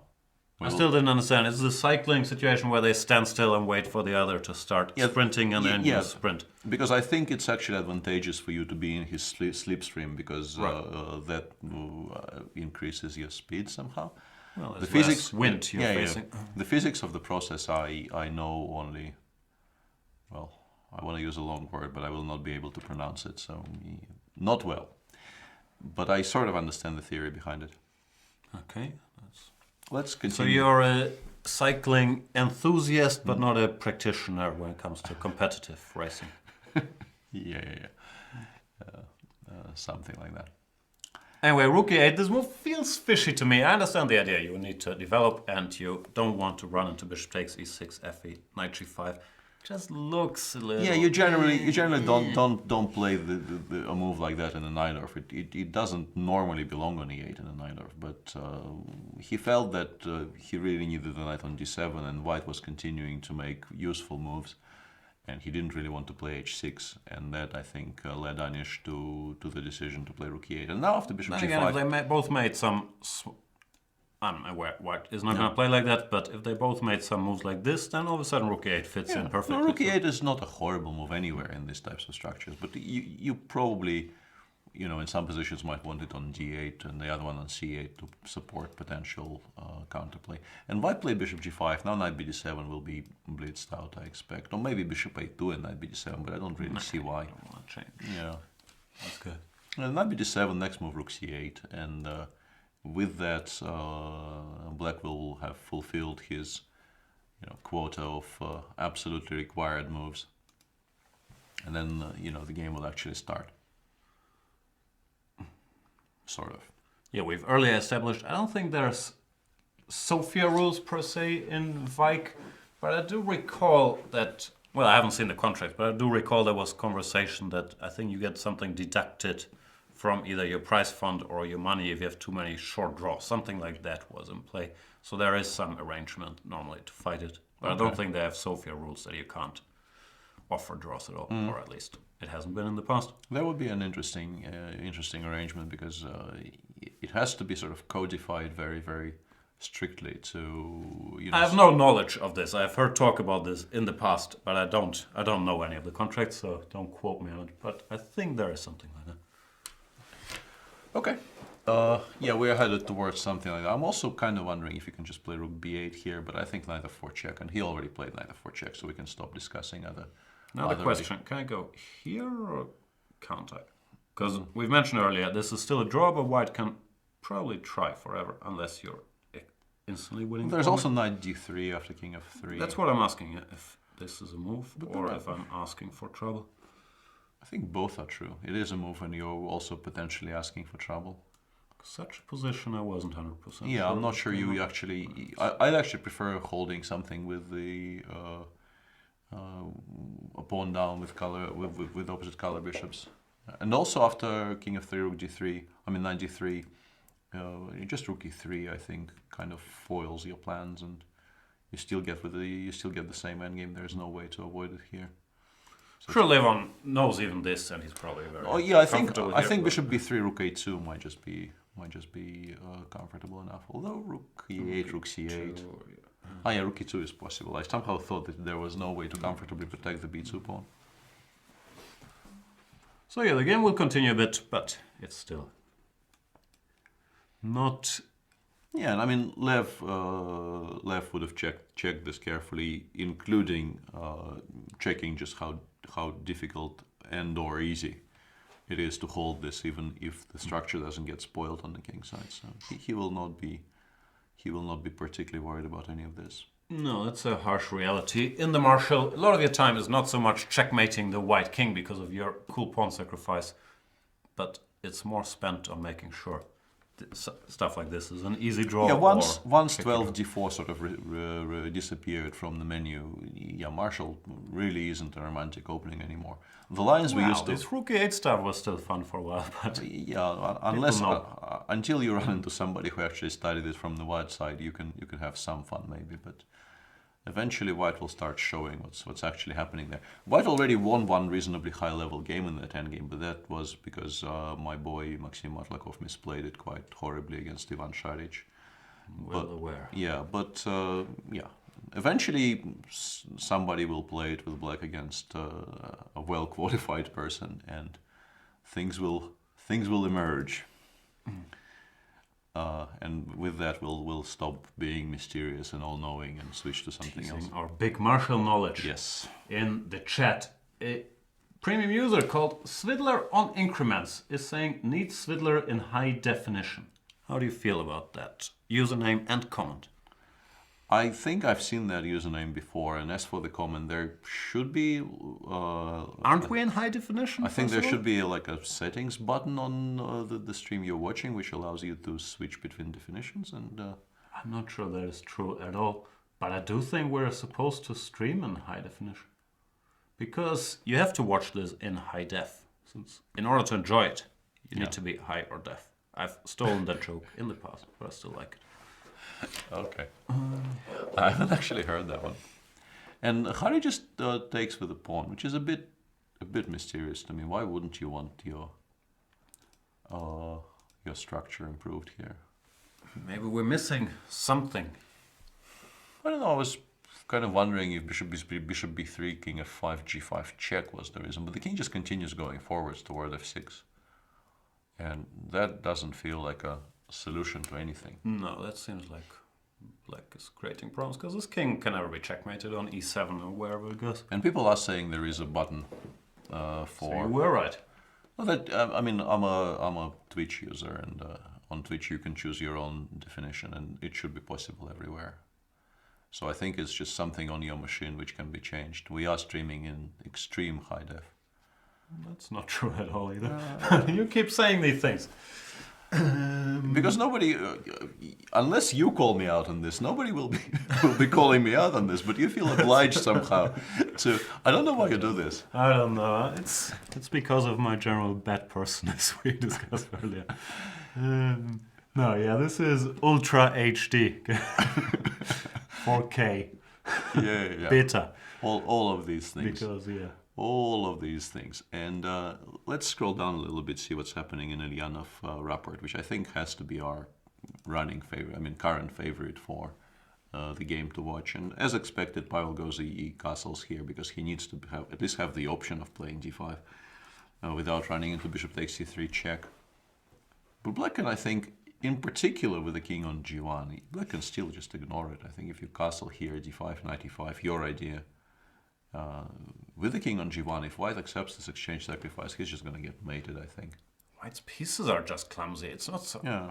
I don't know if rook b8, I agree, I think castle is just fine. But what do you do with white? Like, okay, you can play some half use, almost like bishop d2, rook c1, but it doesn't solve the problem. Yeah, that doesn't really improve anything, to be honest. Your pieces are... you can claim you've brought them somewhat closer to the center, but they're still doing nothing at all. Yeah, and black has obvious improvement plans here, like bishop a6 already asks a very pertinent question about the c4 pawn. Or just development. Yeah, or bishop b7, rook c8, and queen d7 as usual. Although queen d7 with the bishop on d7, you have to play it. I won't blunder all my pawns. Yeah. On the other hand, for black to break through and do something, if white just keeps this formation, might not be all that easy either. So. No, well, once black gets his 300 moves, there will be questions about the c4 pawn. Sure. One day. Let's say if I go queen e2 here, Okay, followed by sure if I go here, followed by rook d1, queen goes somewhere. And that's actually slightly awkward. Yeah, because that was my point. Yeah, can I be fine? I'm not sure this is a real threat, but it's slightly awkward. No, here I'm becoming slightly interested with white because I can play dc4, dc4, e4. I mean, sorry, dc5, dc5, e4, and at least some of my pieces start breathing. Yeah, I've also allowed you to play knight e5, so this could badly backfire. Well, that's the point. You have to be very sure about these decisions because it's either could become good for you or could be horrible. Yeah. I don't know. I think you do need to go knight e5 here, and yeah, it gets very sharp and very messy because bishop f4, knight 7, g6 is seemingly an adequate response. Yeah, but once again, bishop b7 was not forced. No, queen c7 was. Queen c7 was not forced. None of these moves really are forced. But I like the queen e2 rook d1 plan because at least there I can imagine what we're looking forward to with white. Sure. Another question is, not sure. No, you don't do this. No, you don't want to suddenly include my c1 bishop in. No. What I'm thinking, but I don't think I have a good way to do this, is if I can stop your plan of queen e2 rook d1. I'm very happy giving you this pawn.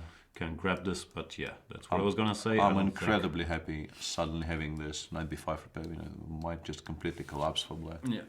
No, this doesn't work. No, the whole plan sort of hinges on those pieces never actually getting active. And Richard played castles, and we expect queen e2 to be the reply, because at least, yeah, as mentioned, it's an actual plan that might lead to something for white, which was not that easy to come by just a moment ago. No, actually, the moves we made make some sense. No, Queen D7, you can't go. I'm not sure D5. about Queen C7. I mean, I'd much rather maybe play Queen B8 straight away, to be Yeah. honest. But even here, I mean, DC5, DC5, E4 is sort of a move, although it's a lot less attractive when you don't have Knight D6 to follow through with. But I really, really want the bishop on C1 to go somewhere.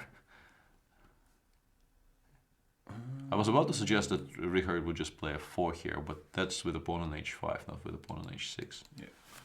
If the pawn on G4 was protected, F4 would actually be a very, very playable exchange sacrifice.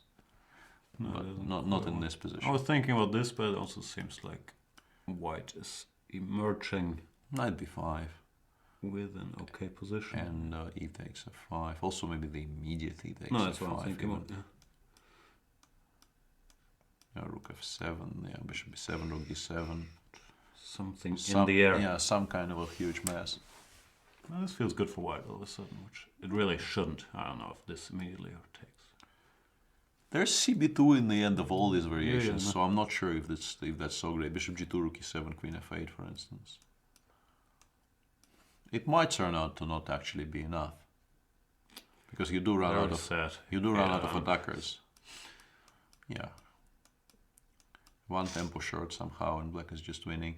But yeah, at least we are looking at variations where white has active ideas. White has also the EF was a bit of a bonus. Yeah. Knight B5 is the Knight B5, E5, yeah, and EF5 might be quite decent for white. Although the knight will have to go to A3, like takes, A6, Knight A3, and something like H5 maybe. Could still be quite good for black. Well, it depends if white is on time to I should probably include stabilize. I should probably include Queen B7 check, yeah, like here.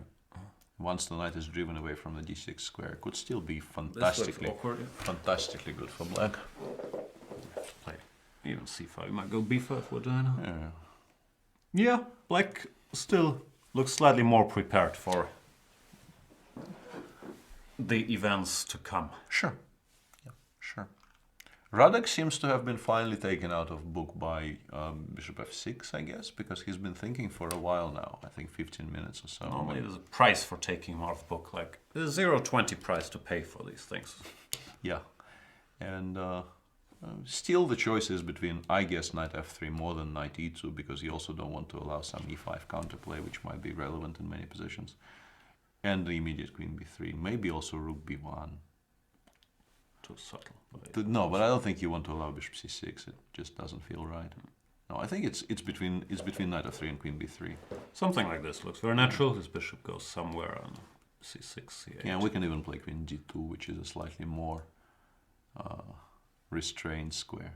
Knight E5 Sure here. it is, yeah. Knight E5 here to sort of make Knight C4 less attractive, and then Queen G2 or Queen B3. Yeah, it doesn't really feel like black immediately equalized here, despite the fact that he probably will win the B6 pawn on the next move. And we haven't touched on Andreikin Way E for a while, so we should revisit that, despite the fact that, yes, it is a very symmetrical Petrov with half the pieces gone. I'm not sure if this is the position on board. It feels like the position they had like 100 moves ago, but 100 minutes ago. I could check. And we should change the faces. I know. Yeah, our faces as well, but I meant the cartoon. I've understood. It's a constant challenge with all these cartoons, which I don't know, it might be too much for me.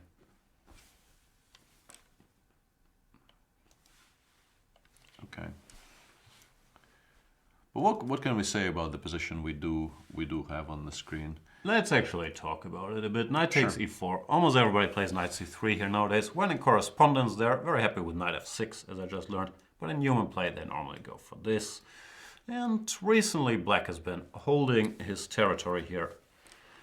Especially Chinese players have excelled at defending these positions. Wei Yi, Wang Yu, Yu Yang Yi. There's quite some experts on this over there. But Andreikin goes his own way, d4, where after d5, normally white is sort of stuck for ideas. Still, in all these lines, it's black has to equalize. Yeah. This is the line that Kramnik popularized. Yeah, I think this knight bg2 is supposed to be maybe even the way to go now in this main line. Yeah, because This is the old lines. this almost entirely disappeared Very dry, actually yeah. because of bishop f5, and it seems to have been worked out to more or less a draw. Although I remember when Kramnik was at the forefront of this, and I worked with him for the Brissaga match. That in many cases led to such extreme messes that it feels kind of wrong to me that by now it's exhausted to such an extent that nobody is playing this. Also, people forget stuff. Even if someone has files with A till H, every move in this position, who remembers this? Do you think Wei Yi knows every single move? Yeah, that exactly. Fernando lost here? And it feels like the surprise value of occasionally just going for it and finding some half an idea around move 16 Or there. not. Yeah, because I remember like our files, there was a tabia around move 15 there with white having a huge choice on move 16. And the file in ChessBase, it ran to like letter I maybe, or letter K or something, if you know what I mean. I know where Well, I'm you do, but I mean for the viewers in ChessBase, the various options you have in the position, they are not numbered. They get assigned letters. So we analyze something like maybe 10 to 12 moves in that starting position alone. Did you enjoy that process? Greatly. I still have nightmares. And yeah, like CD5, Queen D5, Bishop F4, Rook AC8, and here you start. And well, maybe not in this position all the way to the letter K, but like after H3, for instance, Bishop E4. I'm not sure if they even play Bishop E4 anymore. I'm sure for H6. Yeah, Believe it or not, yeah. I also have some files here. Yeah, and The old days. yeah, some of those positions are actually very interesting to analyze, but there is so much data, and yeah, it would be. It's like I remember you were there when Magnus was commenting on his game against MVL in Stavanger last year, and he came to the press conference and he said, "I got to the board and I had this feeling that MVL will play F3 against me in this Berlin," and I thought expletive not included here, because even though you're aware of the existence of the line, if you haven't repeated it straight before the game, you feel, oh my God, what am I going to do here? And with this, I think the feeling will be even more unpleasant, because nobody really touched this for years. But okay, enough of a Trip tangent. down memory lane. I Yeah. still remember these things. C4, Queen E4, Bishop E3. They were very excited for white after Bishop F6, but then Queen C2. Yeah, I was not enough, and all that. Yeah. Those were the golden 90s. Or is this the golden 2000s? No, More the these are- golden 2000s. yeah, these are the aughts. And 8 knight BG2 is a way to well, you're not aiming for much. You're aiming for Rook E1 Berlin. Sort of, but it's allegedly a slightly improved Rook E1 Berlin for white. Although I'm not quite sure why, to be Very honest. Rook E1 Berlinish. Yeah. Castles. I mean, castles, Bishop F4, Bishop D6, and yeah. Isn't there a theory here, even with stuff like this? Probably it's just nothing, but I Probably recall is, having yeah. checked something like this Probably at one is. point in my very exciting life. Yes. But Bishop G3 has been played by Andreikin, and Wei actually is playing faster than Andreikin is, and they have spent quite a bit of time getting to this position, and white played Rook E3 here. Once again, Knight G5 is possible, but it doesn't seem to be doing very much, because you cannot you cannot really land anything on the H file, and even if you could, F6 probably would be an adequate response. And then in the position they have on the board, like Rook E8, Rook E1, Rook E3, what do you take with? Queen? Queen, I play F6, I go King F7, or Rook E8. I'm not saying I'm winning. But you could also take with the Rook, maybe, because Rook E8 I can take, go Queen B5 and claim I want some pawns. Somebody once blundered something like this. Maybe some kayaking, Moiseyenko. I don't know. It wasn't exactly this, but this theme. This works here. This is unpleasant. So I would have to throw in some. Yeah, A6? you do need F6. to spend some time on securing your queen side, and that's actually not that easy, because if you play A6, Queen B3 in the final position, there will still be quite uncomfortable. And also, if white just plays Queen E2 next move, you once again get this sort of the same position where the E file is currently firmly under white's control, but there's so little material left on the board that the feeling is black generally equalizes. But You still have to equalize, which is already something. Okay, 8 looks normal, right? yeah, no, you always start by placing something on e8 and trading one pair of rooks here, I think, because if white ends up with a proper battery on the e file, you might never actually get the file back. So still a micro edge for Mr. Andreikin. Sure. He has shown a slightly surprising willingness to play these very technical, sometimes slightly worse position and defend those, which I'm not sure how you feel about it. Like, some people call it maturity, some people say he's young, he should play the Najdorf or as sharp as possible every game. What do you think? No, I think he should play whatever he feels comfortable with. I think stylistically something like a Najdorf would fit him better, because I think he is a lot better at giving mate than at playing dry technical positions. Although, of course, he will improve at playing dry technical positions by playing dry technical positions. And that was my original criticism of him when I started playing against him in 2015. It was already quite obvious that he was a very talented player who should be approached with, great care if you didn't want to get crushed. But he still floundered a little bit in positions where he was bored. And it would appear that he wants to remedy it by playing a lot of those, which is not a bad plan if you want to eliminate this weakness from your game. But on the other hand, for such an exciting tactical talent to be playing the Petrov with black, I think is a bit of a waste for us, like for me as a spectator. And also, if you're playing the Petrov when you're 17, what are you gonna play when you're 37? that as well, yeah. That does come into the equation. There's a bit of a riot in the chat because there's many fans of Miss Tactics, Sopiko Guramishvili, who's competing in the Challengers tournament. There's 2 tournaments in Vike. One is the Masters group, which we've been focusing on so far with 7 games every day. There's also the Challengers group, the B group. I think they no longer call it the B group. Oh, I think it's just called the Challengers. Yeah. The second Grandmaster tournament where Sopiko Guramishvili, Anish Giri's wife, is competing, and she has a very sharp position on the board against, I don't know any of these things, against Chinese, I was gonna say young talent, but I'm not sure about his age. He is very young, yeah. How old is he? Well, very young maybe is also relative these days, but I think he is around 20. I've certainly seen him around. I know he's a very strong player, but I don't know 21, yeah. that much. He's 21, yeah, born in 95. What's his rating? He's probably around 2600, maybe. Yeah, somewhere around 2600. Yeah. He is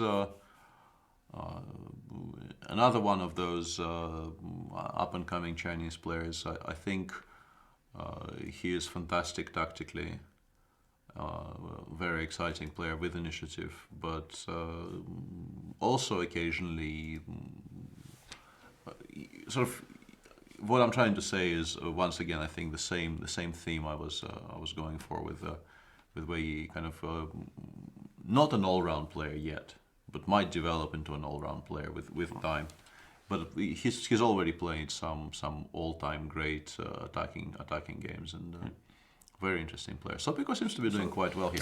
It's a Najdorf, bishop e3, e5, knight f3. Well, it's arguably not the main line, but similar to Anish's game. Yeah. We've discussed the subtleties there. But Sopiko plays a very direct line. The husband and wife team are actually sort of doing it from the opposite sides of the divide here. They've studied their e5, bishop e6 Najdorfs. Yeah. And this line, what is this line? This looks vaguely familiar, but no, I think it's normally with castles. Yeah, it's with castles. What the line you were thinking about? Yeah. No, I think this also exists. This queen f3, queen h3. I think I've seen this before, and I'm not sure if what Liu Shanglei is doing here is all that great. Why can't I go here? Yeah, I'm not sure why not just knight d8. To be honest, something like this looks vaguely familiar once again. Oh, yeah. But d5, knight, allowing knight takes e6. Yeah, he gave up this pawn to fork the knight and bishop, but simply knight g7, knight f5 right now looks quite promising for white, followed by castling, I guess, kingside and claiming just b takes c3. You don't, I mean, e4 is not hanging because I think queen h5 check just kind of wins on the spot. And yeah, that king will run out of squares. I don't know, knight g7. There must be a win here. Yeah, it feels like this has to lose. Rook d1 might be included at any point, might not be a Rook stupid d1 idea. looks very strong. Yeah. Yeah, no, it feels like you should lose this with black.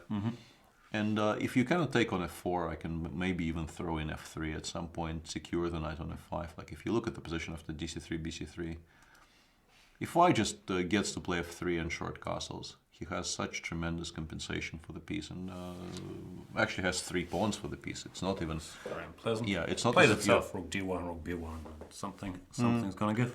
It's not even as if you had to sacrifice much of anything to get this. So she's been thinking for a while here. I think she also probably is considering something like castling long here to start with, but I don't think you need to. I think knight g7 is just perfectly serviceable.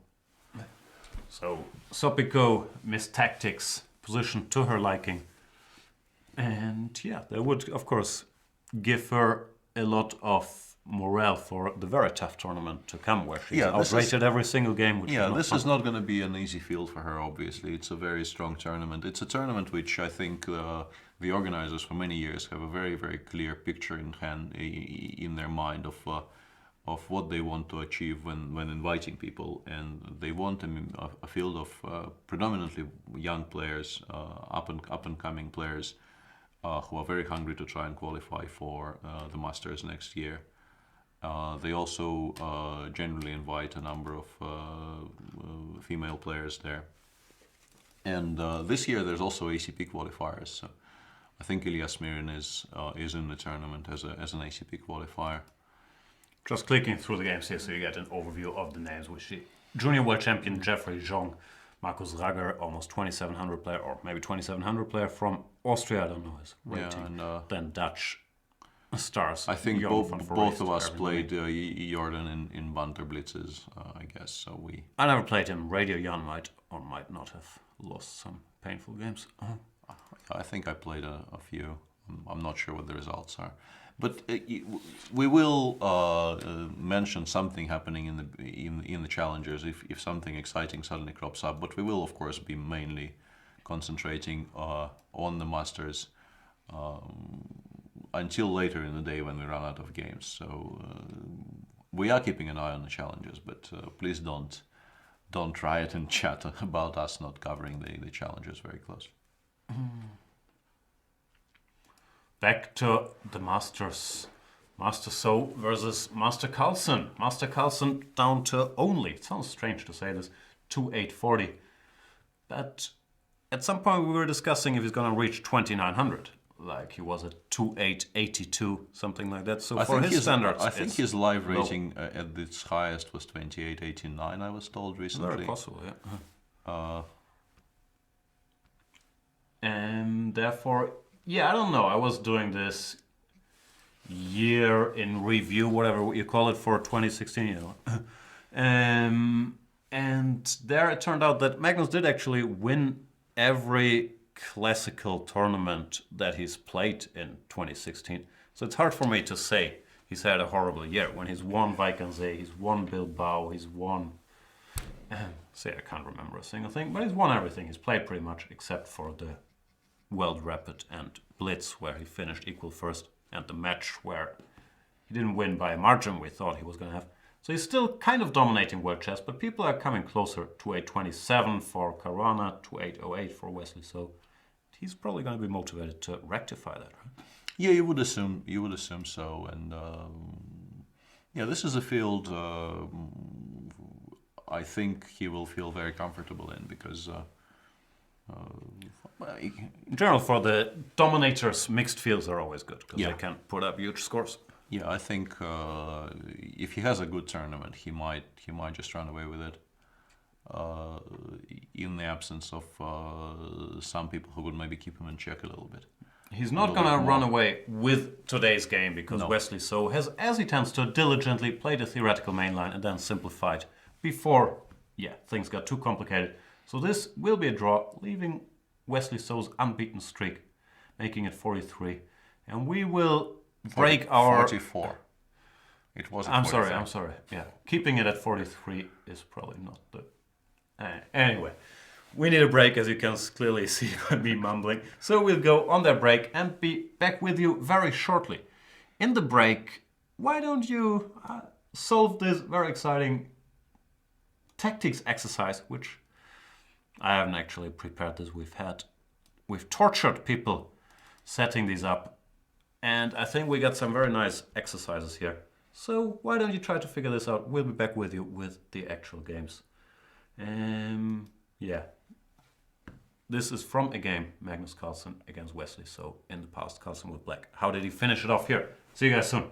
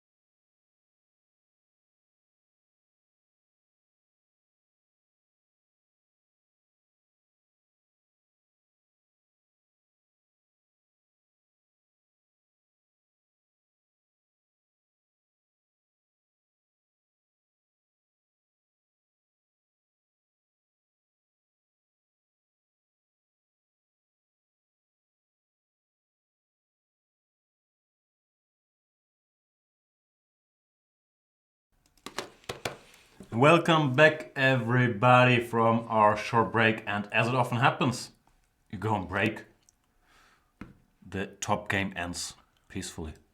Magnus Carlsen versus Wesley So has ended in a draw. Wesley So with the white pieces. Not surprising the way the game went and also the way we expected both players to approach this game, right? Yeah, I think it's regrettable, but it's not at all.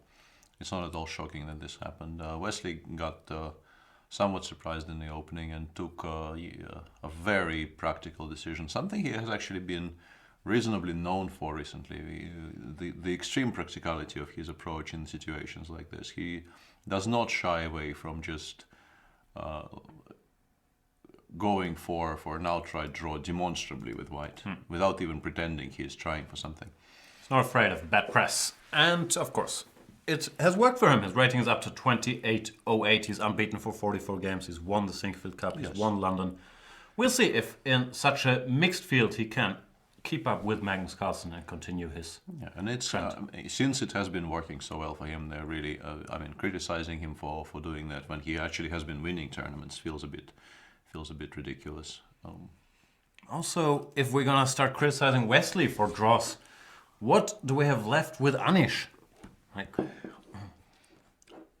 I'm not sure that transition worked the way it sort of worked, but you have to say that I have to make clear, it's tongue-in-cheek, because I'm actually number one Anish defender. I'm aware he's had many draws and we can have this discussion if there's something in his personality, but I think he plays interesting chess. He's very well prepared and he's trying all the time. I think in both the tournaments, definitely in the candidates, and also, what was it, the London or? London, he had 9 draws now, But it's quite clear that the first person it's driving somewhat crazy is Anish. He is the number one person who is extremely annoyed about this, and in both tournaments, from a certain moment on, it was absolutely obvious that he was doing everything in his power to stop the streak from continuing. It's also weird because he's not playing boring chess. Like, he's playing the Najdorf, and with white he's always trying to get an opening advantage. One of the best limitations on that. And since I have some experience with this, those streaks, they do drive you somewhat insane. And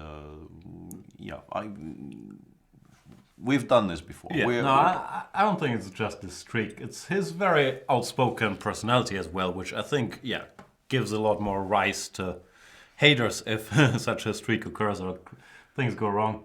Well, we'll have this conversation plenty. For now, for Anish, he tweeted, less tweeting, more wins in the new year. He hasn't had a good 2016. His rating went down, actually, from close to 2,800, whereas normally was hovering around to 2,773.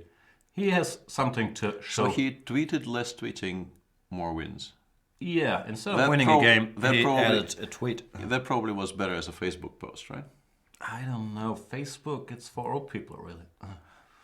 Even tweeting, you should have Snapchatted.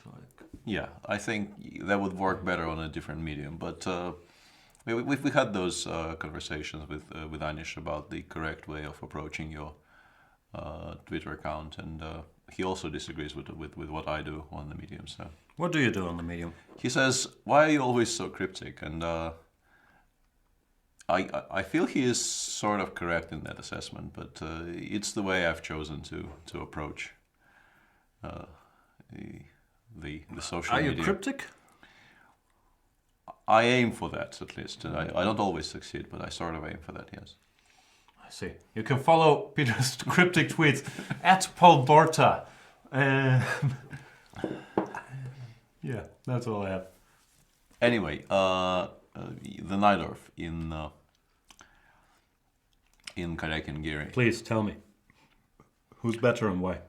White is one move away from being much better, but I don't think it's that easy for him to get there. That move would be 93. That move would be 93, and then you actually land something on d5, and it stays there, and you are in a very, very dominant position. But Anish was in time with his counterplay on the queen side, and I've been trying to calculate how White can keep everything under control. If you take on b4, the b2 pawn is hanging, and it's a bit awkward to actually protect it. Taking on e6 in general isn't very advisable. because that takes away your one big plan of occupying the d5 square with a piece. So something like a b4, rook b4, queen c1, but it feels very, very awkward. And I mean, the question will be asked again. Black plays something like queen b6, for instance, or queen b8. I'm not sure which square is better. Probably actually b8, so that there are no forks. I can't free myself. I want to go d5. Well, you might end up just losing the a6 pawn at the end of that variation. I take with a knight probably here to make sure that you have to take twice. And then I take on a6, and you will have some compensation, but it is to connect passers on the queen side. If this doesn't work out for you immediately, you're just lost. So Yeah. I'm not sure about I still this. have a feeling there's something, but maybe it's a bit extreme. So Well, instead of bishop a2, something like queen b8, for instance. I mean, I would maybe like to go queen b6 better, but then after queen b6, I have to contend with the idea of knight e3, and I cannot take on a2 immediately because there's knight c4. Knight c4 in the end winning material. Like bishop rook b2, bishop b6, and knight c4. And that seems to present black with an issue. yeah, the issue might no longer be Yeah. solvable. Insurmountable issues here, yeah. So queen b8 to sidestep that. And once again, it does get a bit awkward for white to meet this very simple idea of just attacking the b2 pawn with everything. You cannot really play rook b1 because bishop takes a2 then will even win the e4 pawn. But even if it didn't, just driving the knight away from c3 is almost always useful for black. Playing b3 with a bishop on a2 is not something you do. Yeah, just you make your position lost immediately for no reason. So yeah, and bishop e6 fe, yes, you can take on a6, but the exchange of a6 for b2 generally, I guess, favors black. Yeah, if there's no direct tactic, black has to be fine here. Even though I guess this is an equal position, right? No, okay, I don't know. If you imagine the same position with the bishop actually transferring from e7 to c5, which is not impossible, like rook b8 immediately, rook queen goes to c1, I suppose. Yeah, okay, I'm missing some things, but even here, I mean, takes, king f7. I think you've actually played yourself into trouble here. Knight takes e4 after knight e3. That's how Oh, no, does it. no, the knight goes back to f1. Sorry, I was going crazy there. But I can play d5. I mean, we're discussing a completely unrealistic position 10 moves after what's actually on the board. But I quite like black here. Can I survive? Probably, but yeah, Anish will continue here with every reason. Yeah. With every reason, actually. Takes, bishop c5, king e6. But yeah, we're getting carried away. But it's not that easy for white to control things anymore. You can start with knight d5 in the position they have right now. Here? No, That looks wrong. no, Never wrong. in the current position. But that allows ba3. And that never really is a good sign. Also, there could be issues with just taking twice and probably start with the bishop. Yeah, take with a knight and then rook b5 and d5. Yeah, only black can be better here, right? Yeah, I don't think you ever allow ba3. It just doesn't look right. Even if you slow Yeah. play this and Yeah. then bring this bishop, why is white better? Well, yeah, once again, the bishop on e7 is a poor piece, but it has a very clear path to much better pastures, and not sure what can stop it if he spoils his own queenside structure so badly. And Sergei, I think, has been thinking about this for a while, which is unsurprising because he needs to find a solution to all this. Yeah, interesting play by Anish, because it's kind of, I'm not sure if it's really non-standard, but this rook e8 and then this rook b8, b4 counterplay so quickly. You don't see this much, because normally, yeah, a6 would be too weak. But he felt he really needed to do something about them. Well, before this maneuver gets Yeah. finished. Yeah, 92 was a very obvious signal that you only have about 1.5 moves left to create something, or you will get sort of crushed underfoot. No, knight f1 is also logical, because else a5 and b4 will come. I'm wondering why Sergei felt he needed to take on f6, but that's also very, very natural. It's not black is not necessarily discombobulated by. Maybe he was just, worried that in some line takes and this would. But this is what I was trying to calculate. If you start with knight f1 here, for instance, And black does this, like bishop a2. I don't know if you need bishop a2, but let's start with this. Yeah, 94, 96. Are you that unhappy with white? Not really. Just if he feels he has to do this anyway, you might eliminate. But maybe the rook option e6, altogether. knight c5. Maybe actually black is just fine here. Rook on a2. Yeah, the rook on a2 is really not a very nice piece. So I think I understand the reasoning, and but now after b4, it suddenly becomes very, very concrete. It becomes a question of calculating a way out of this. Okay, take. White can't be lost here. No, of course not. You would. It's hard to believe that he's even in trouble, is what I'm saying. No. If you want equality, you will find equality. The question is if you can still aim for something more. You could. 93. If takes. Yeah, I was wondering if bishop b3 is a move, but it try to trap. Rook yeah, but it probably doesn't work. Like bishop b3, cb3, queen b8 probably solve this problem sufficiently well. Well, there's always the other discussion if whatever. Yeah, knight But d, here, I guess. yeah, But doesn't let's say shouldn't, this. shouldn't If matter. this is who's better, white. Normally, I think the answer is it's equal, right? If you're a pawn. Sergei has just taken a decision we did not think was.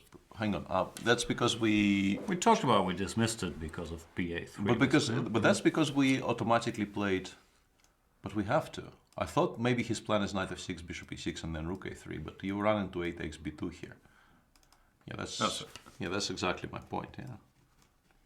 This. Well, you can do it, but you're still left with the pawn on b2, which is still alive and probably will not be won back. Actually, like you can play rook b1 here, but no, can't do it. I don't think it's a feasible option for white. But then you have to actually recapture with the pawn, and we get to the position we were discussing. Snap everything off, go rook b5.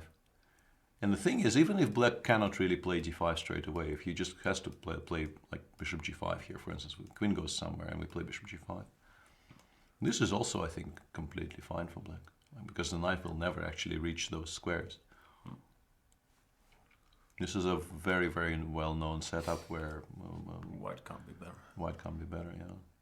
Rook b6 is fine. Rook e6 probably is also okay. We can also maybe make an argument for just playing something like h6, and if you take twice, I go rook c8. Yeah, that feels correct. Yeah. And there's so much counterplay here that maybe g6, not h6. Yeah. Yeah, we were doing this in unison there. Weird decision, which I think signifies just how unhappy Sergei was with normal options, because he understands that ba3 is not particularly attractive. He doesn't need to be educated on the subject, but it feels like he couldn't find anything that was better or more playable than this move. And then Anish's concept turns out to be better thought out, I guess. Yeah, I'd say I'm Anish fanboy #1, and I understand he has shortcomings as well, but I'm impressed with how well he's handling these Najdrovs. Like, he's started here, making this his main opening, and he's showing that he really understands, even when he's out of book, like what goes where. And ba3 played very fast, but once again, there's really no other move that you can make. You don't want to take on d5 first and have to contend with b2, b3 as a reply to ba3. And you might end up with an actually very poor position. ba3 replied by white, and yeah, we are headed towards what we just discussed. I think it's very likely we will see that position on the board. I'm reading the chat a bit, the Chess24 chat, and Fructoso Bedogus is saying, it is unbelievable that people with no chess understanding at all dare to criticize strong GMs. It is really annoying. I'm slightly offended. Like, I've never said I have a lot of chess understanding, but none at all hurts my feelings. And Peter, I mean, we can't call him. I think we can actually label you strong GM, right? Yeah, no, I'm not disclaimer. He probably wasn't talking about I us, know, but I'm being facetious. But yeah, since we only see snippets of chat as it scrolls by, we can and will take offense at that as if it was aimed at us. No, I like keeping an eye on it, but there's so many games, it's hard to interact all that much. We'll get to that point soon. And in Adiban Van Veli, a game we haven't revisited in a while, they actually are They followed our line. yeah, playing the position that we discussed, and we said that it could very easily be very good for white, but it could also get very double-edged. Rook e1 is an interesting move. Because this is the move I did not see when we were discussing this game, because I thought if you start with knight e5, knight f4 might be very awkward. This point is this, yeah? Yeah, and he's preparing to play bishop e4 against potential knight f4. And in general, I think bishop e4 is very much part of Adiban's plans here.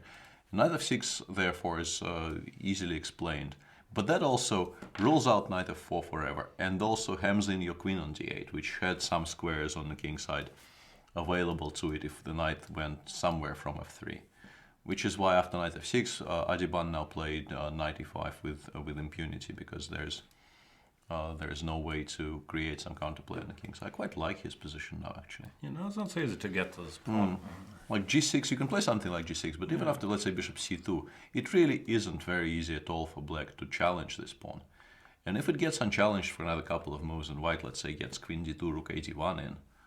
Yeah, especially with g6. Yeah, no, g6 is maybe a bit of a weird move to suggest, but yeah, bishop d5, c4 is always the way white solves the, like bishop d5 or knight d5 will be immediately answered by c4. And then you play queen d2, rook a1, and if you secure this pawn on d6, black is in a ton of trouble here. Maybe queen what b8. What have you done, Lucky boy? Maybe queen b8, rook d8 straight away. Oof, that's already.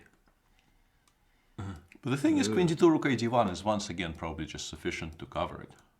Still, with the same bishop h7 tactic at the end of it. There's already a problem. Yeah, no, g6 queen f4 is probably just game over. So, yeah, I think Lucky might be staring down the barrel here. Maybe knight d7 to try trading things.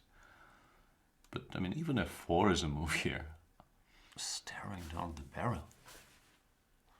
I don't know where that came It's from. not cryptic at all. Scary. Yeah. You know, one of the viewers of the show, in an effort to expand my vocabulary, has sent me something which I greatly appreciate. It's a dictionary of hipster talk. So I'm studying it, and I'm trying to learn more hipster expressions. I might bring it to the show the other day, so I can understand half of the things you're saying. Just as long as we're very clear, you're not calling me a hipster. No.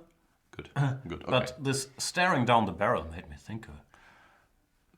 And do you want to be a hipster? I thought you are normally aggressively labeling yourself as a nerd to differentiate yourself from hipsters. No, hipsters don't think of themselves as nerds, right? I'm hopefully not a hipster. Yeah. I would very much like not to be considered one. What is it about hipsterdom that you dislike? It's possible it's just the Russian hipsterdom that I'm very, very skeptical about, but that's the one I have the most knowledge of, and that's not a group of people I would particularly want to associate with. My biggest problem with it is the pants. I've tried them on, but they're really uncomfortable when they get tighter around your calves. I don't like wearing them. I'm from the 90s. We grew up with baggy pants. Those are much more comfortable. And in the Eliana Fraport game, coming back to chess with the no attempt to continue your pants discussion, there are some developments there. It's interesting that Richard went to such extremes challenging the queen e2 rook d1 plan. He went e5 directly. Yeah, he went e5 straight away, which is, I mean, it's understandable because he wants to play e5, e4 and just kill off this bishop on g2 completely, and he actually succeeded in that. But he also had to. At what price? Yeah, he had to trade some pieces for it, and he will probably now be a pawn down, very likely, at least for a while. Some brave fireworks is cd4, knight d5. Nice little tactic because you can't be greedy since this is. And the point, of course, is that if you take on d4 with a pawn, black will not try to grab it and hold it. Black will just play e4, locking everything down. And locked out. Yeah, this probably is a pretty good position for black. Although at least the bishop on c1 now has some squares. But yeah, this one. Yeah, this one is kind of dead. You might want to start considering sacrificing some pieces on e4 straight away, but that shouldn't work with black fully developed. So instead, Pavel played knight d5, to which Richard replied d3, which is a very clever move, which keeps both bishops completely locked down, but at the price of a d6 pawn, as you will soon see. This is the position after knight takes e7. This is what they have on the board, and white can take on d6 here. And should. Probably should, yeah. Black, I guess, takes back and goes bishop a6 was my original reaction. c5, rook fd8, I think is... I think you can have this pawn back. I just want my pieces out. Yeah, that is a very, very good approach here. Rook fd8, though, I'm not that interested. Still. Takes b3, I have knight c6.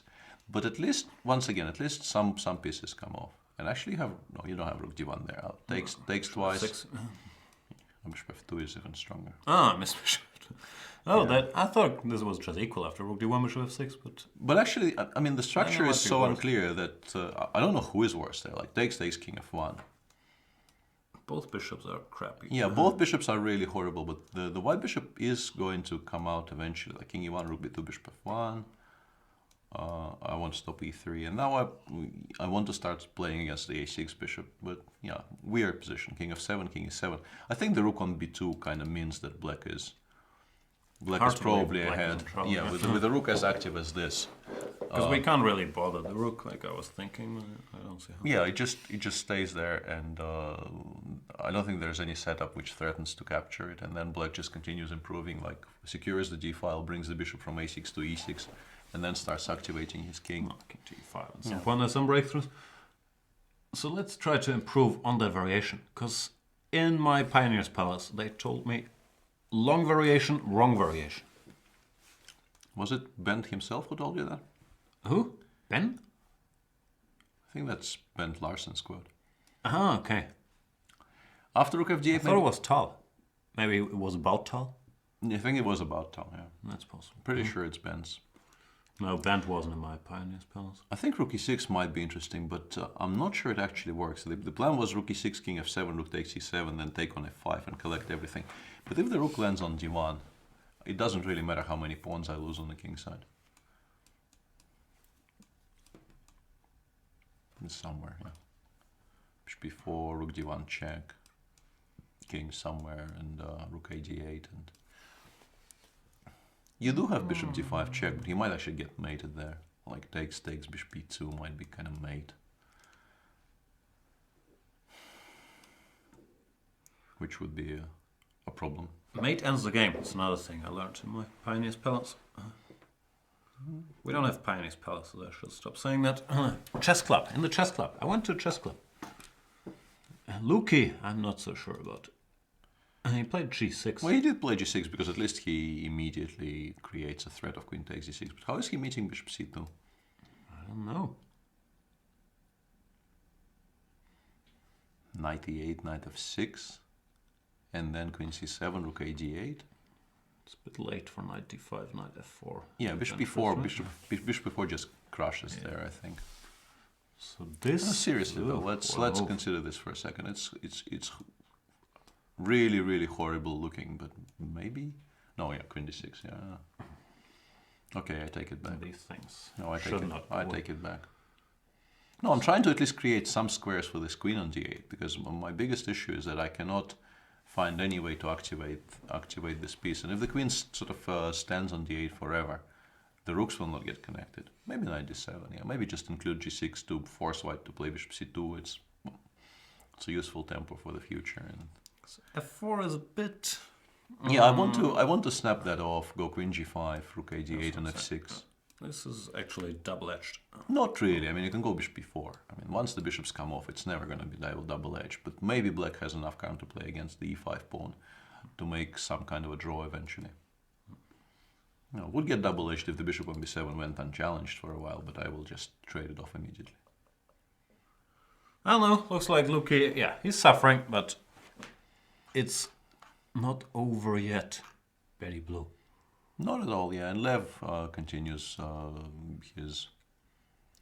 What's happening here? Did he get his pawn back, or he got himself pinned a bit? He got himself pinned, but the pin cannot really be exploited because I can play rook b1 at any point and then unpin myself via c2. White will take on c6, and once again we get this position where yeah, the b2 and the c6 pawns disappeared, but the rest is just as it ever was. And even let's say something like rook d2, rook d3, followed by bishop d1 to create immediate counterplay might not be such a stupid idea here.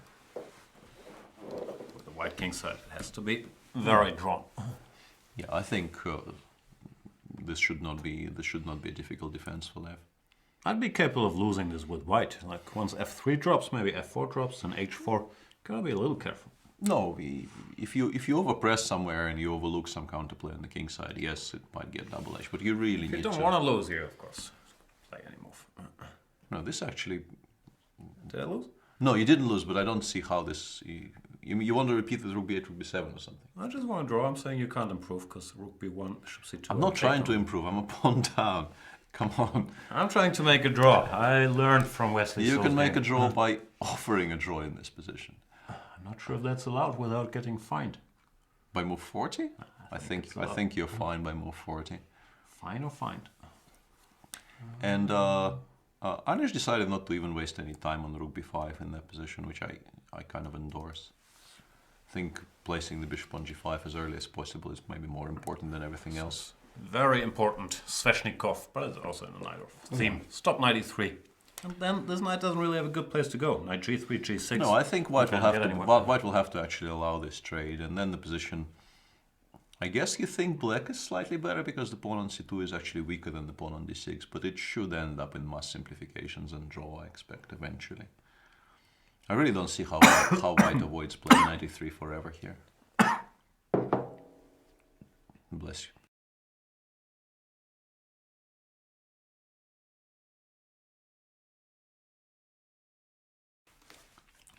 Don't worry, I'm fine. Yeah, draw.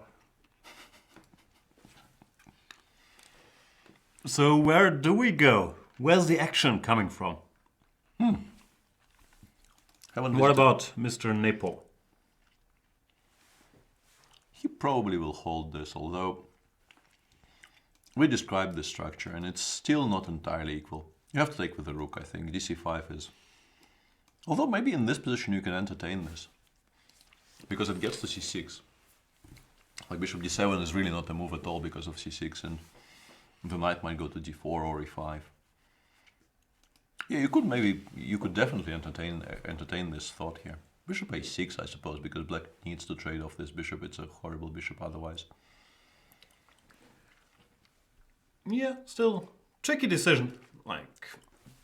But without the knight on c5, I have a feeling black should survive this. Something it's like not pleasant, but bishop a6, I guess. No, I mean, yeah, especially if a rook a5 you can take. Yeah? I can take on d3, and I'm much better actually suddenly. Yeah, that should be. 5 against 5 with plenty of open files to trade rooks on. Yeah, that's not enough. If you want to play for a win, you need to take with a pawn. So decision time for Mr. Radek. And there is a question in the chat to which I do not know the answer. Just wondering why Karana and Nakamura are not in this tournament. One possible answer could be because they are playing in the same tournament where you are going to play, which clashes with Vike, which is why we only have you for the first 7 rounds in Gibraltar. But I think a bigger question, which would be the follow-up question here, is why they're playing Gibraltar and not Vike. So you're saying if they had been invited to Vike, they would have preferred this? I'm not sure. I honestly, it's very hard for me to imagine the Vike organizers actually not inviting people of Fabi's and MVL's and Hikaru's stature to the tournament. Maybe they haven't, and I don't understand anything at all, but I feel that it is very possible that the invitation was on the table and some people actually preferred Jib to Vike. Yeah, which is perfectly fair. I don't know the answer to any of these questions. Only they could answer, but I do know that at least Hikaru plays on Vike. Fabian as well, they both play. No, Fabi, MVL, and Nakamura. They all play in Gibraltar, sorry. They all play Jib, and that, first and foremost, it's a statement of just how strong and established Jib has become. Jib is, it's only air quotes drawback is that it's an open tournament, but The top 10 of Gibraltar is, yes, it is weaker than the top 10 in Vike, but it is. Is it? Well, Magnus is in Vike. Yes, probably because of Magnus. But I think, fifth or sixth seed in Gibraltar with the rating of 27, 14, 8, I think currently. Oh, thinly veiled brag there. Not really. It's just I'm describing just how strong the field is, and it has been getting progressively stronger with every year in Gibraltar, and it's very much part of the top players' calendar these days because. But also a general willingness by top players to even consider an open tournament as an option. Sure, but that's because open tournaments such as Gibraltar and Qatar Open, which this year did not happen because they hosted the Rapid and Blitz, but hopefully will return. They have become so strong that, and the prize fund is so good, which has to be the consideration there, that people are very willing to play in it. And if you start well in Gibraltar, from round 3 or 4 onwards, you will be playing a version of a round robin, I guess, and a very strong round robin at that. So, yeah, not a horrible surprise that people are. It's horrible times for people like me. 2010, I tied for first in Gibraltar. And now all you sharks, can't you let the 2600s eat? Where are we supposed to win any money? It's impossible with all these top players playing open tournaments. But in general, I think it's Darwin all over the place. Lots of very strong tournaments to choose from, and but you're everywhere. It's even my Thailand Open. There's strong players now. There's no way out. Just got too strong. I am very sorry. I don't think you really are. No money in chess. Everyone's solid, is what I want to say here. Very true. Speaking of, yeah, black. Tiny bit better, but it's shelled and peacefully is what we're saying. Probably, yeah. Not even sure about the tiny bit better part. These pawns, are they really stronger than these pawns? Well, one of the rooks will land on c6 and protect everything. Just sufficiently protect pretty much everything. So, and the other one might go to b2, or if you double on, let's say, if you imagine the queen on e6 and rooks on c6 and c5. I think sort of aesthetically you pick black, but white should be able to hold this. And also white is Sergei Karyakin in this game, who is excellent at working with these small margins, especially probably the foremost defender in playing the game right now. Yeah. And Rook d2 has been played by Levon in the Marshall. It's not a very exciting position, but I always feel very happy when I guess something correctly in a top game. Did you guess Rook d2? Ah, yeah, you mentioned. I mentioned this plan of going after the f3 pawn to make sure that white doesn't even progress anywhere. And I said white should not risk this tremendous attack. Yes. And exchange rooks, but Yeah, now Harry has to deal with this. Rook c7, e7, and just put it on e3 if you're that scared. But Very scared. I'm not sure you are. It puts the rook on e3. In the basket of it. Yeah, I couldn't make it work. Like it entered my head, but I couldn't finish the thought. Okay. Also goes to show you how dated our references are. Like the most recent thing I can think of is like a 1992 movie. I've been struggling with my increasing age. Do you have problems like that? Do you feel like time is running, or you don't have such thoughts? Because I'm half joking, but only half. Like I feel I'm getting older. Like my hair is falling out. Are you melancholic at all about your age? On occasion, but not greatly. I'm only in connection with other things, not on its own. But there are some things I'm melancholy about. Okay, I won't dig any further today, but tomorrow. How old are you? 40? Yep. Okay, that's very old. Harry is gonna make a draw. He's a young man. And Pavel decided not to take on d6, which is an interesting decision. Whoa. I guess he feels that with the queens on, it will be a lot easier for him to actually get the queen side working. He wants to play something like bishop d2, c3, I guess. This he just wants to develop, huh? Yeah. And I think he doesn't care about this horsey. I think he wants to, he can both yeah, probably just ignoring it is best. Yeah, you give this check, I'm not going to pay any attention to it. Here you have 94 probably. I'm hoping to make something work connected with 94. Like 94 bishop c4 knight f5 might actually be a move I can make, because I have queen b3 check there. If you play bishop d3 at any point. Is this how it all ends? Hopefully not.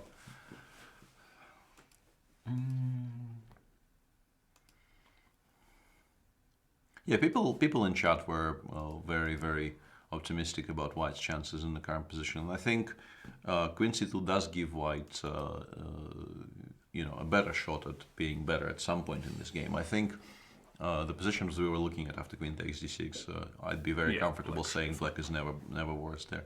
But after Queen c2, if you once again, if you imagine White going like knight d2, knight e4, knight f4, sorry, knight d4, knight e2, knight f4 at some point, and the bishop gets to the long diagonal, you do start liking White quite a lot, because Black's position is full of weaknesses. No, even if the bishops get exchanged and the knight comes to d4. Yeah, I like it better on f4, but on d4 it's also a very good piece. Well, on f4 it doesn't get in the way of us attacking the d6 pawn, which is why I was in particular aiming for that square.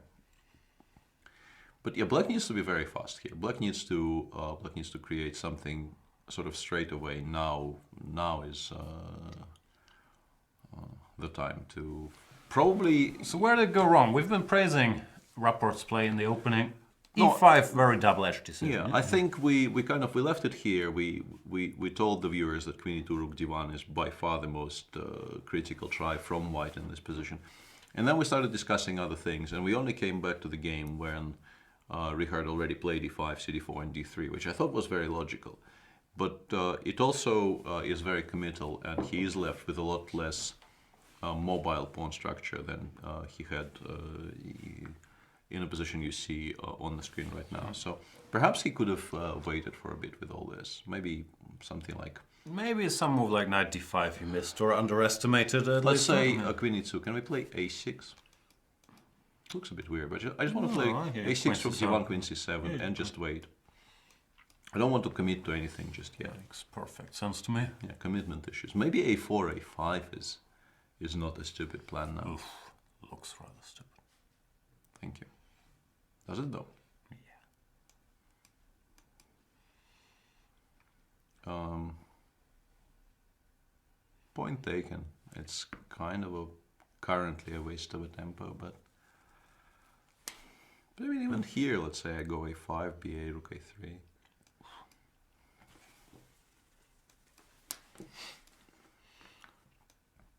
Starting to think about cd, rook b3, knight d4 stuff. Just so you know. I would have missed that, but...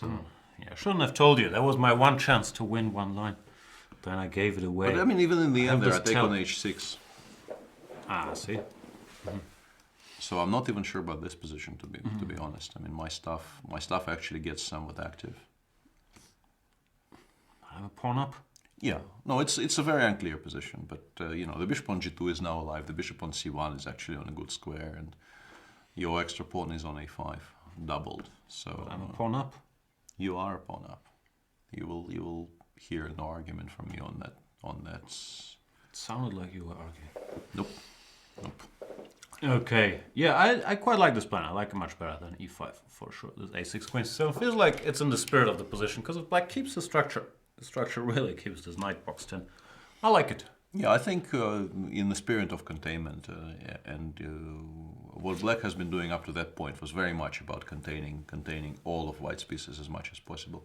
Let me Google containment, because I think I've seen a movie with that title, but I could be wrong.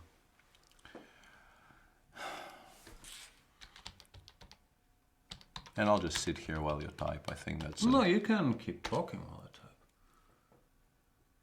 I know, Contagion is the movie I've seen. I didn't like it. Yeah, but boring. there's no connection between the two. I mean, Containment and Contagion? I remember it was about a virus, so I thought maybe the virus had to be contained in the movie, so it made perfect sense to me. okay. And I'm sure contagion means something like containment, right? No. What does it mean? Contagion. It's I mean, it's a word that is defined by that word. You mean it's contagious and Yeah, not yeah. it has to be contained? Yeah. That makes sense. But if something's contagious, it should also be contained, ideally, right? I'm really, really struggling here. You're still arguing? I have a point. Anyway, it's not a good movie. That's all I wanted to tell the viewers, because we do have a duty to not only educate, but also... Oh no, that was it. Not only entertain, but also educate. Oh boy. I've been struggling all day. And what's happening here? Queens are coming off. Now this one I think is about to get wrapped up. White. Good defense by Mr. Nepo. Yeah, and also you could maybe argue that White had at least one opportunity to go for slightly sharper, but I guess after DC5 bishop a6, Radek didn't fancy it all that much. DC5, the thing is you're taking some risks. Yes, it definitely is very double-edged, but it also was the one way to try and press on. Maybe there were other ways earlier. Here, how did this happen? Okay, it is what it is. Yeah. Well played game by both players should lead to a peaceful outcome. Same here in Hare Krishna Aronian. Same here in Kayaking Giri. Same here in Wesley So versus Magnus Carlsen. Although Kayaking Giri is not anywhere near as dry as the other two. Also, it had a lot more content than, for example, So Carlsen. Yeah, So Carlsen really was. Carlsen showed that he wants to play this line with black, and so just politely declined any kind of a serious theoretical discussion there, and the game kind of wrapped up. Therefore, for blood, we are depending on my good friend. That's why I talk a lot of trash about him, because I know he kind of enjoys it. But it is all coming from a place of a lot of respect, because first of all, I really like Luke, and he's been a good friend for many, many years. And he's also what many people aren't aware of, because he has a bit of a reputation. He doesn't have any reputation of anything, but a reputation of being a punching bag in super tournaments. But to do that, you have to get into super tournaments and be a 2700 or close to 2700 player for the last, 20 years. Therefore, try playing this guy. He's not a bad player. He's at age, whatever age he is, 45. Probably is younger. He's still 2.695. So Luke can play a bit of chess. Yeah. Still, he's played horribly as usual in this game, and will get crushed by Adiban. But, yeah, it does appear that Adiban is very likely to start his career in super tournaments by winning a game, which is very, very useful. I found it, very, very beneficial to start a difficult tournament with a win as early as possible. Here, after Queen d2, Black sort of needs to find some way to challenge the white pieces immediately, but I don't really see it. I was looking at knight e4, and I was trying to sacrifice the pawn on d6 for some kind of mate, and not really finding it. But just playing queen d3 is perfectly serviceable. Is the problem, I think. Queen d2 is knight e4 thing. Queen d3. This is what I was just talking about. You just tuned me out. No, I read the chat. I'm sorry. Okay. No, I mean I'm all for just completely tuning me out. I try not to do that because. I think it's rude, and I can also learn a little something, but it's very hard to multitask. Anyway, he played queen a4, which I think maybe is even more precise, because the queen aims for f4, h4 squares. After a6, I guess he just goes queen h4. Yeah, that really does look very horrible. Although nice. a6, queen h4 takes. No, you have to, I think, take and go queen d8, and hope this somehow works out for you. But also a6 just bishop f1, if we are entirely honest, or bishop d3 or any square. Let's not be entirely honest. Okay. But yeah, this just keeps all the advantages right where. Yeah, rook ag1 next move, and then queen h4. Yeah, there's absolutely no reason for. It's just too much, especially now with g6. There's more targets. Yeah, and the problem for black is that he would very much like to have the opportunity to trade the knight on e5 back, but now rook d8, queen f4. The knight gets completely pinned to the f7 pawn. If you could play rook d8, rook d1, knight d7 here, maybe you wouldn't have been completely lost. But rook d8, queen f4, queen g7, rook d1 is just, I think, I mean, really, really horrible is the only way to describe it. No moves. Really bad. Yeah, just no moves. None of your pieces really have any future. You can play queen b8, but I'm not even entirely... White has enough resources to break this down, be it g4, h4, rook e3. You can even consider playing g7 in reply. Yeah. Or g4. Yeah, I like g4. Probably just sort of wins on the spot here. Felt like. Yeah. Rook d6, g5 is GG.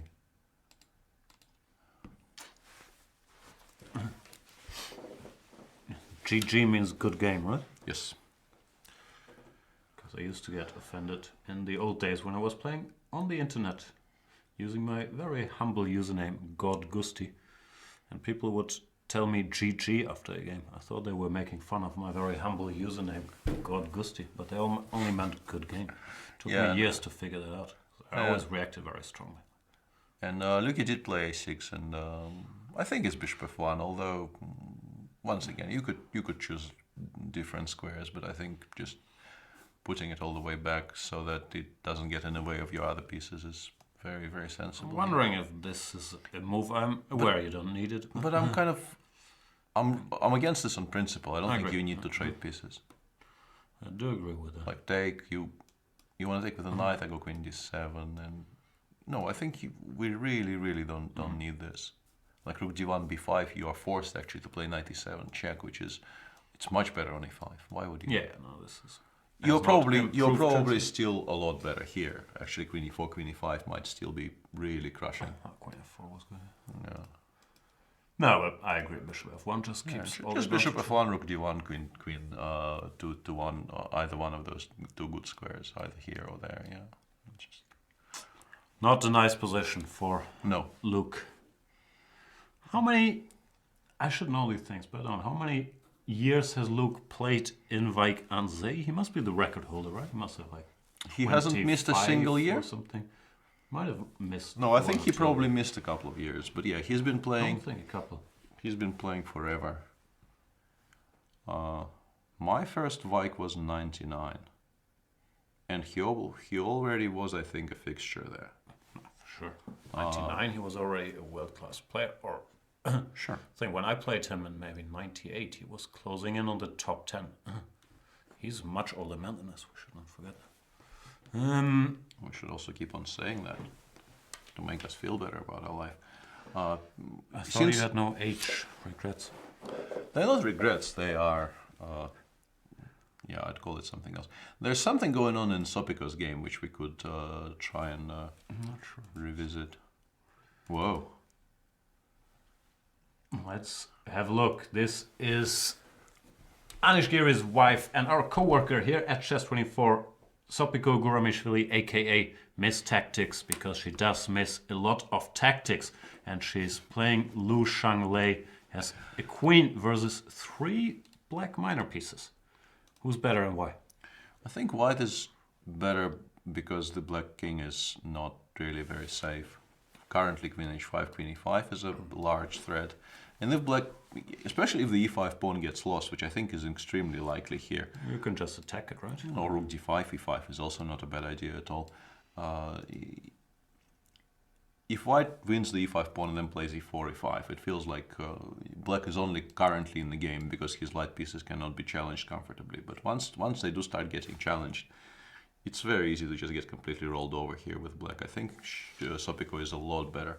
And I wonder, she played knight d5 in the position we discussed, where we were just advocating for knight takes g7 and move 14. She went for something very exciting. She went knight d5, d3, long castles. Whoa, Miss Tactics in action.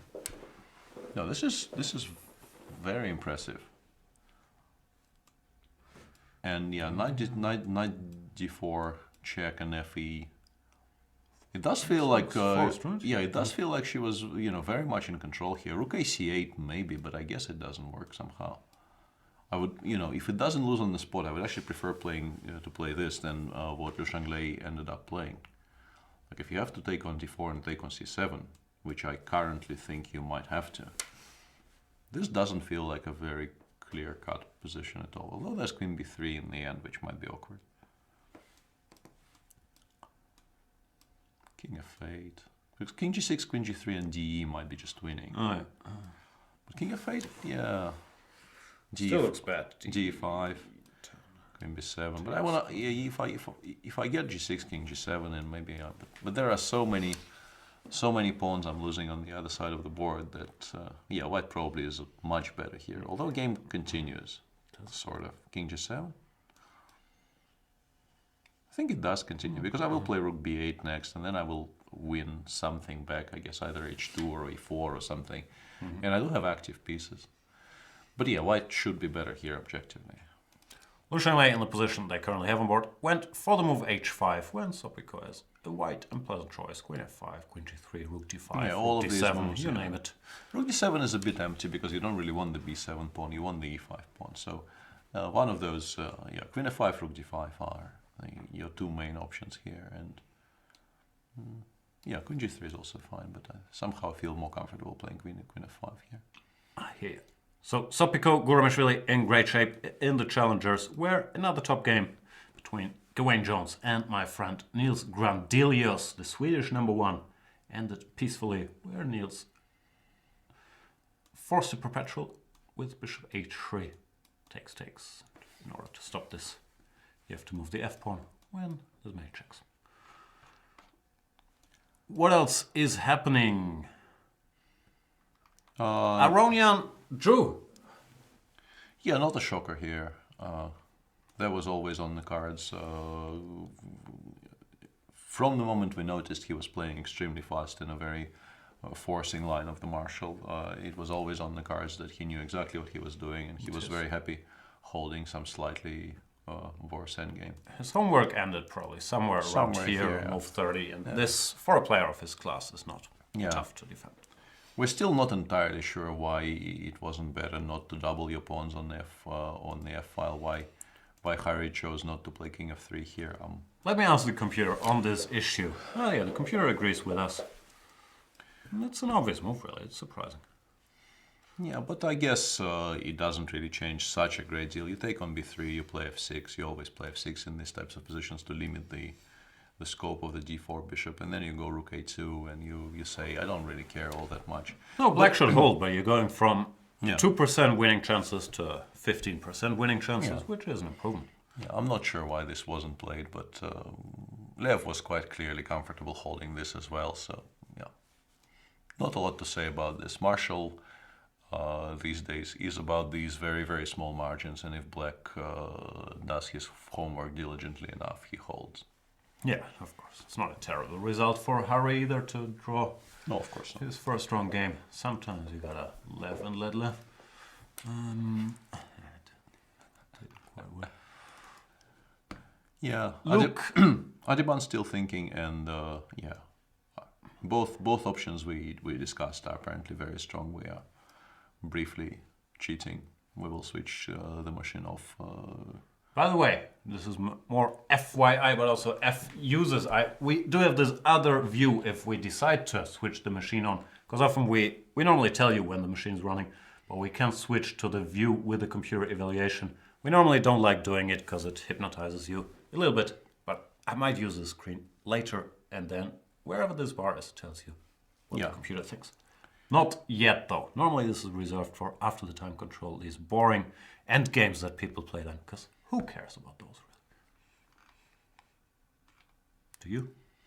I don't think you really care about endgames, by the way. You might pretend to, as a chess culture kind of thing, but I don't think you really care. I don't think I ever claimed I cared deeply.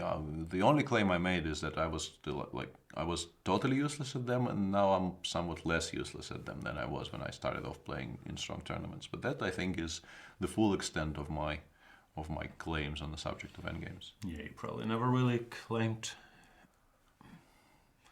that. Anyway, but yeah. I think the unclear, interesting position we have has to be the Ilyanov Rapport game. Let's go there. Yeah, because the Adiban Van Veli position is well, interesting, but only for the many fans of Bhaskar and Adiban, because he is overwhelmingly better in that game. And here it's not entirely clear what's happening. I'm beginning to like white, but the bishop on g2 is still kind of dead. And if black can somehow manage not to lose the d6 pawn, he should be maybe still doing okay. But So what does white do? Double rooks, or what do we I want? still really like the transfer Oh, you from want d4. to do Yeah, this, I think it's a lot better on f4. I honestly do. It controls some pawn breaks. It also sidesteps the d file. Well, gets away from the d file so that our play against the d6 pawn gets better. Also works very good against, very well against. Knight d3 is never really such a big threat because the exchange sacrifices will be so strong, but rules it out completely. Black will never be able to land anything on d3 with a knight on f4. So let's say you go here, Rook I c8. go here immediately. Yeah. Do you take this? Or? I don't seem to be able to tactically, because bishop g7 he will take with the queen. Yes. But let's say if I take on g7 and play rook b1, I will take next move.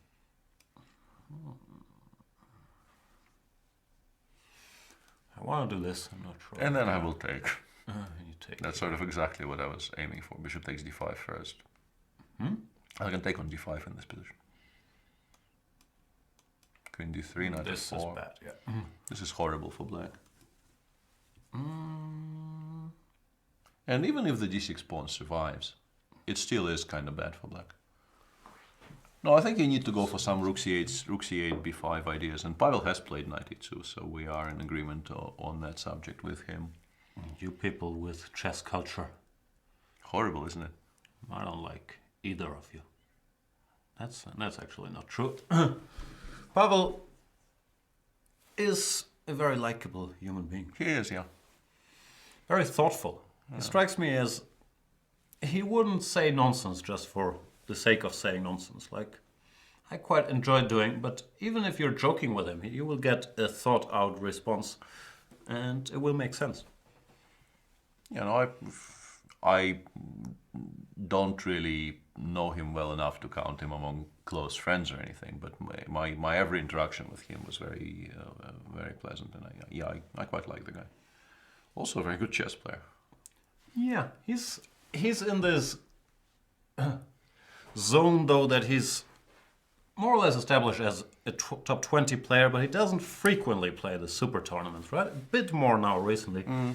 But yeah, he's sort of trapped in this too strong for opens no longer really exists, but second tier where you don't get into all the tournaments. So I'm always happy to see him in one of them. Sure. And actually, I'm beginning to wonder if Radek doesn't really need to. We probably should stick with this. I mean, we don't need to be jumping around that much. I mean, the one source of counterplay white really needs to address here is rook c8, b5. But I think he should be quite happy just playing queen d2 here. Queen d2. Yeah, the thing about the knight on f4 is that even if you play knight f3 check, the knight on f4 just so effectively stops the queen from ever appearing on h3, and black has no pieces that can even challenge this piece. I mean, normally you're very scared taking on f3 because f4, queen h3, game over, black wins. But once we actually get the knight all the way to f4, the king side is completely secured, and we just crush black in the center. This might just be winning. Yeah, that's not a participant. That is game over. Yeah, that position is, I think, close to resignable. Therefore, black will need to do something else. Like knight d3. Yeah, you can play knight d3, and it's probably a slightly better version because I would actually prefer to give a rook for this piece and not trade the knight on f4 for it. But even, let's say, if I do that, if I take on g7, you take with the queen, I go knight f4, knight f4, e4. It's not that pleasant for black. But I do prefer this to those positions we were discussing with white sacrificing an exchange on d3. Because here I can play, I don't know, I need to pay attention to not blunder anything though. Like queen f6 maybe? No, I'm not, I'm still blundering the d6 pawn. It's awkward, yeah? Yeah, d5, queen d5. I would really like to have the bishop on b7 already. If I had the bishop on b7 already and could play rook fd8, maybe I would be doing quite okay. Let's start with rook fd8 This anyway. is a problem. Queen f7. It's not losing immediately. And it will take white a long time to get the bishop to any kind of workable squares. So bishop b7 next move might still be. He played knight g3 though. This is Allowing your cruel intentions. But here, what do you do? Rook b1. yeah. I played rook b1 here and took on d3 against anything. Yeah, I'm very surprised by this choice, to be honest, because He wants to go here. yeah, queen g2. But yeah, you can also queen c3 might be very strong actually. For like tactical reasons, because here I take knight d3 you can just take. yeah, you need to spend the tempo on protecting the d6 pawn, and I might even play something like bishop f1 first.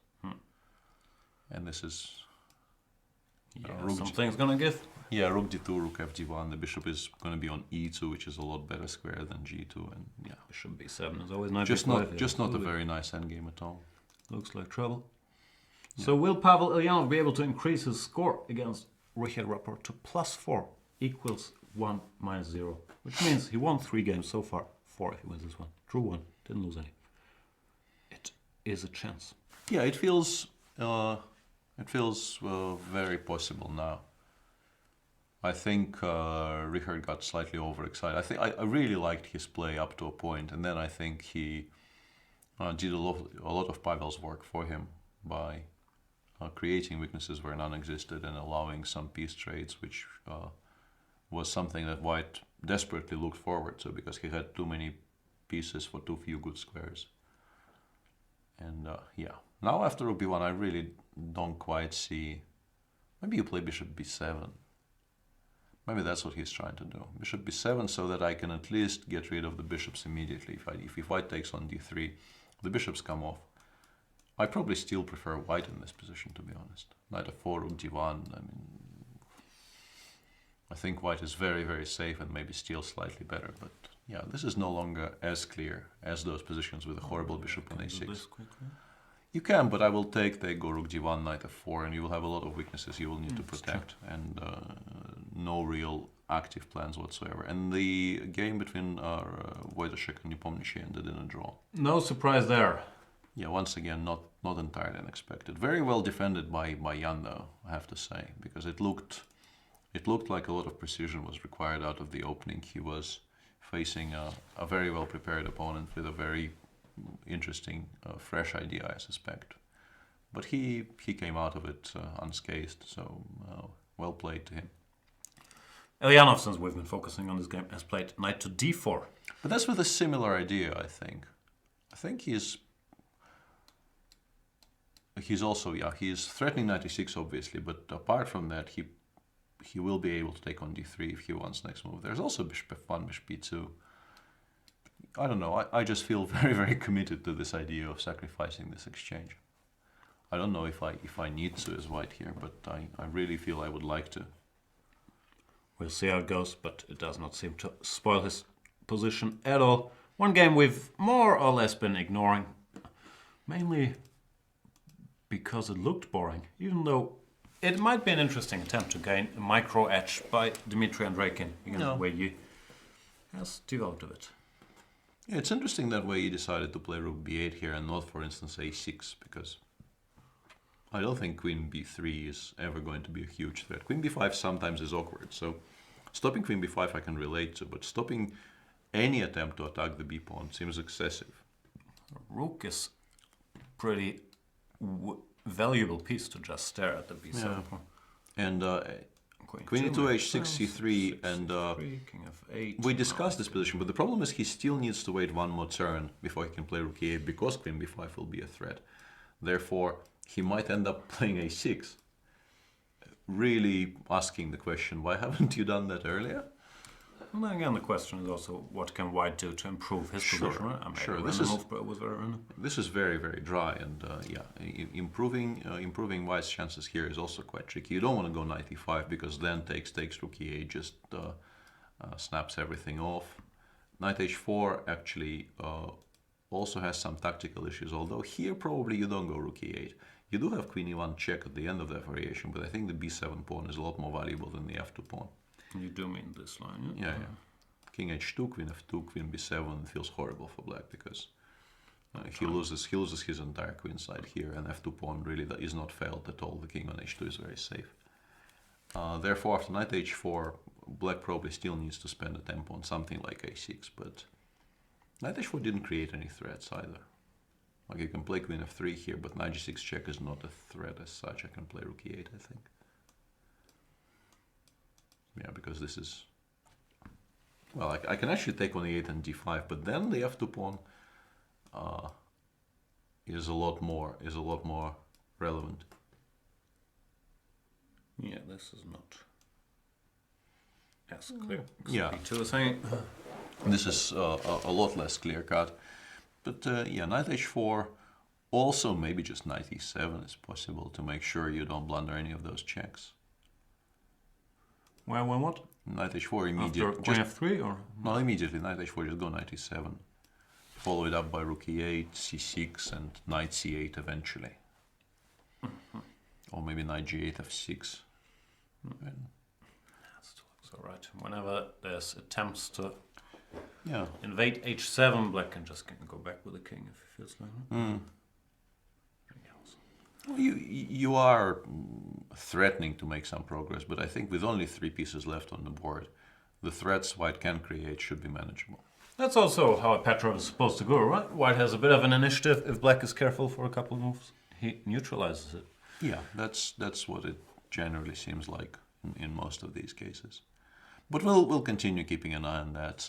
For the time being, I think, the Pavel's game is our best chance of a full-blooded struggle. Luki is in. Hang on.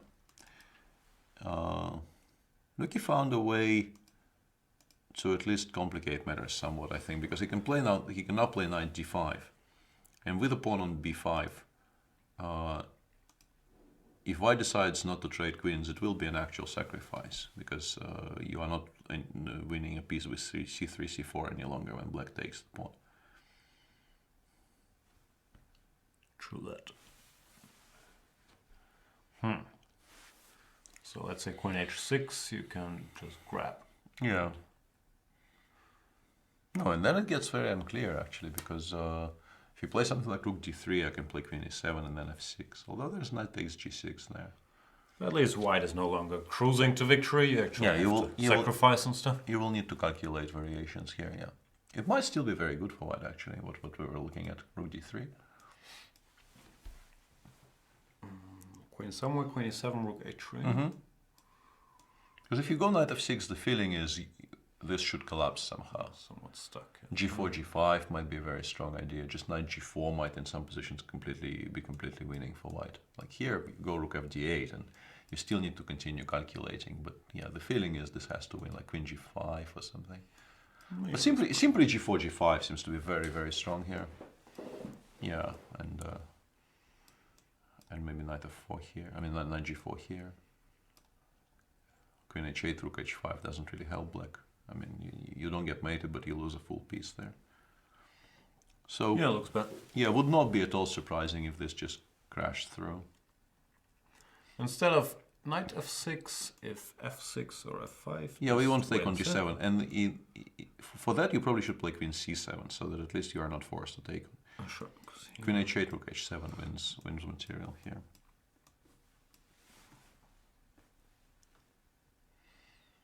Therefore, if f6 is your intended solution, you should start with this, rook h3, f6, knight takes g6, and you can make a move here like rook e8, but you're not going to be enjoying it. Like rook g3 probably is just winning on the spot. Rook f7 maybe is a better try to at least have rook g7. Worst case scenario, we'll take this dude, right? But yeah, it doesn't feel particularly attractive. And I think it's also very much in Adiban's wheelhouse to be going for exactly that.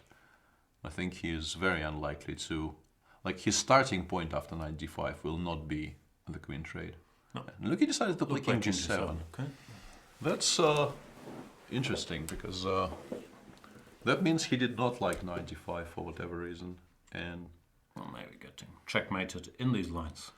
yeah, even d7 is not ridiculous. But then I guess he goes knight d5 and f6 and tries to drive the knight away. Still incredibly scary stuff, but Yeah, with the king on g7, you feel slightly safer playing moves like f6. Bishop, I mean, knight g6, hg, bishop d3, but yeah, that's very committal, might not work. It's an interesting idea, but probably is not quite good enough. But with this pawn on d7 as backup, you feel a lot more confident even like suggesting these ideas.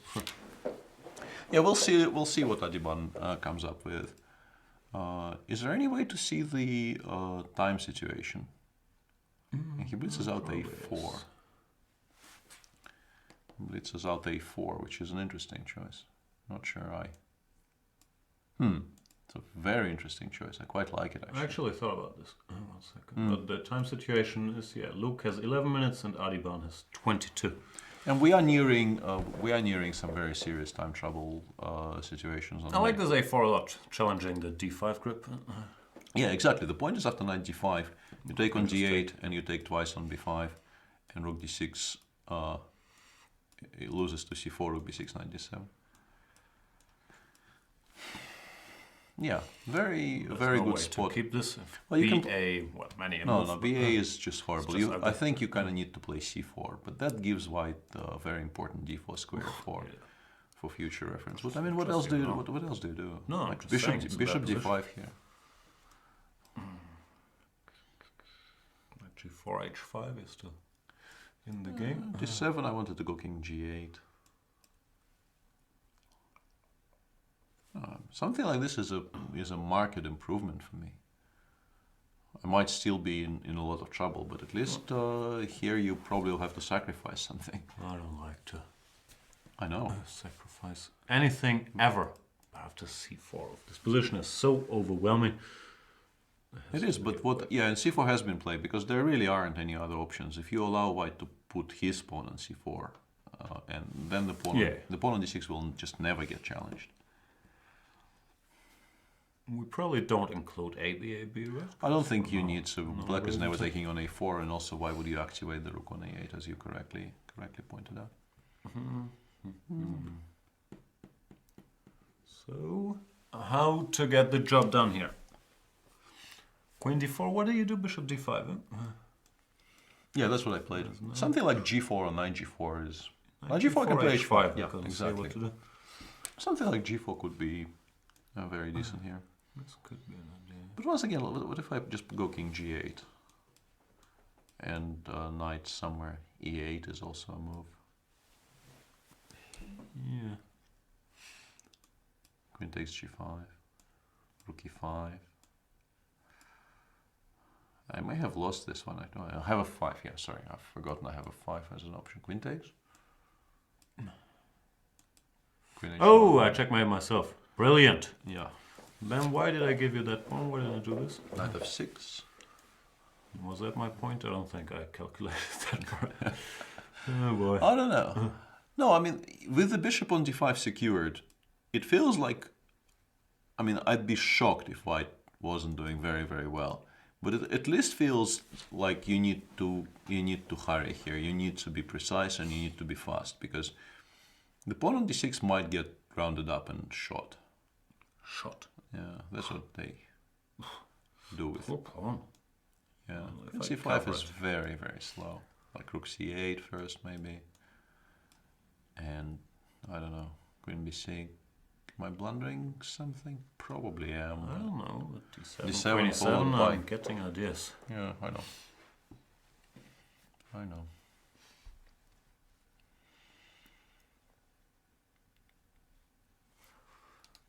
Still, white must be so much Yeah. better here. No, of course, it should still be very good for white. But at least you had to switch from just giving mate against a fairly undefended king to trying to do something against the black ideas. Maybe that giving mate plan is still possible. I just can't see it. But I don't know, rook e3, rook d4. There's many. Sure. Sure. moves in that spirit too. What's your threat? Are you threatening 95? You might be kind of threatening 95, right?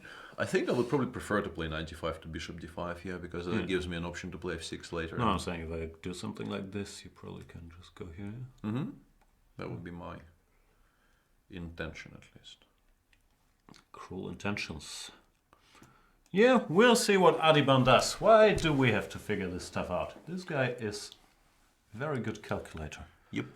And Pavel followed our recommendation, and the exchange is gone. But if we compare after queen takes g7, our suggestion was rook b1, and he played knight d4. And he is now spending 2 tempi to bring the knight back to f4, which is why I really felt that starting with rook b1 was a lot better. Yeah. I'm not going to argue white is still better, but it still seems like a dream version for black to have exchanged his bishop in the process. No, the same position with the bishop still on, I think, is horrible. And with the bishops gone, it's white is very, very safe and will be pushing, but it doesn't feel totally lost anymore. Like rook f6, rook e5, and just wait. Because it's not going to be that easy for white to create an opening. And the rook on g1, it's very nice that it puts pressure on the g6 pawn, but it's still not crashing through. And yeah. We must go to Geary's game. Sure. For a moment. Not a lot has changed fundamentally, if you ask me. No. But I will ask you. Well, g6, king g7, and then I will start looking at my options on the queen side. Rook d1 is a bit of an awkward plan here.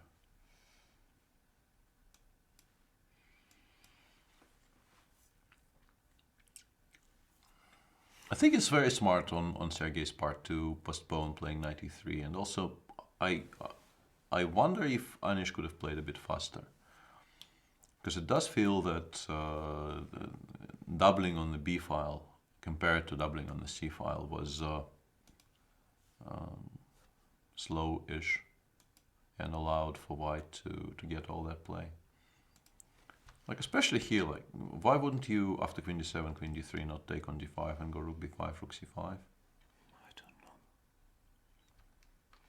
Well, rook b6 is fairly natural, keeping an eye It on is, both yeah. pawns. Maybe he sometimes he forget about moves like rook b3. What happened here is white went rook eb1, rook b8, and maybe he thought white will have to take on b6. And then with the b file under his full control, his Better. never was probably slightly better, yeah. But after rook b3, I think he now has to deal with the fact that white will probably either trade off all 4 rooks, which should be in his favor, of course, especially if it brings the pawn from c2 to b3, solving his structural issues, or he will have to abandon the b file. Also, since you mentioned he waited with knight e3, at least one can think of ideas where this knight all of a sudden makes it all the way here. Sure. And that's because white actually managed to create a situation in which his queen side is under no pressure. And this once again brings us to the question, why are there no rooks on the c file? He did play g6, but now after rook b1, he will start to allow all these trades. Will he go here? It's possible, but I'm not sure this is... Not sure this threatens anything. But yeah, but it might. It might actually. No, I take on b5 here. You have to take with the rook because a b c4 is just over. You have to take with the pawn again. Once I take, I don't think you want to give me the d6 pawn. And here white, for instance, has the option of going c4 and creating the passer on the a. And with the bishop on c5, I wouldn't be so worried. But I'm not sure this bishop so easily gets transferred from h6 to c5. This might be kind of bad because the bishop is so far away from the diagonal it needs to be on. Like a4, queen b5, a5, a6, queen b7, and the bishop is still some way away. So yeah, after rook b1, Anish will have to do something else. Maybe he can play queen c7.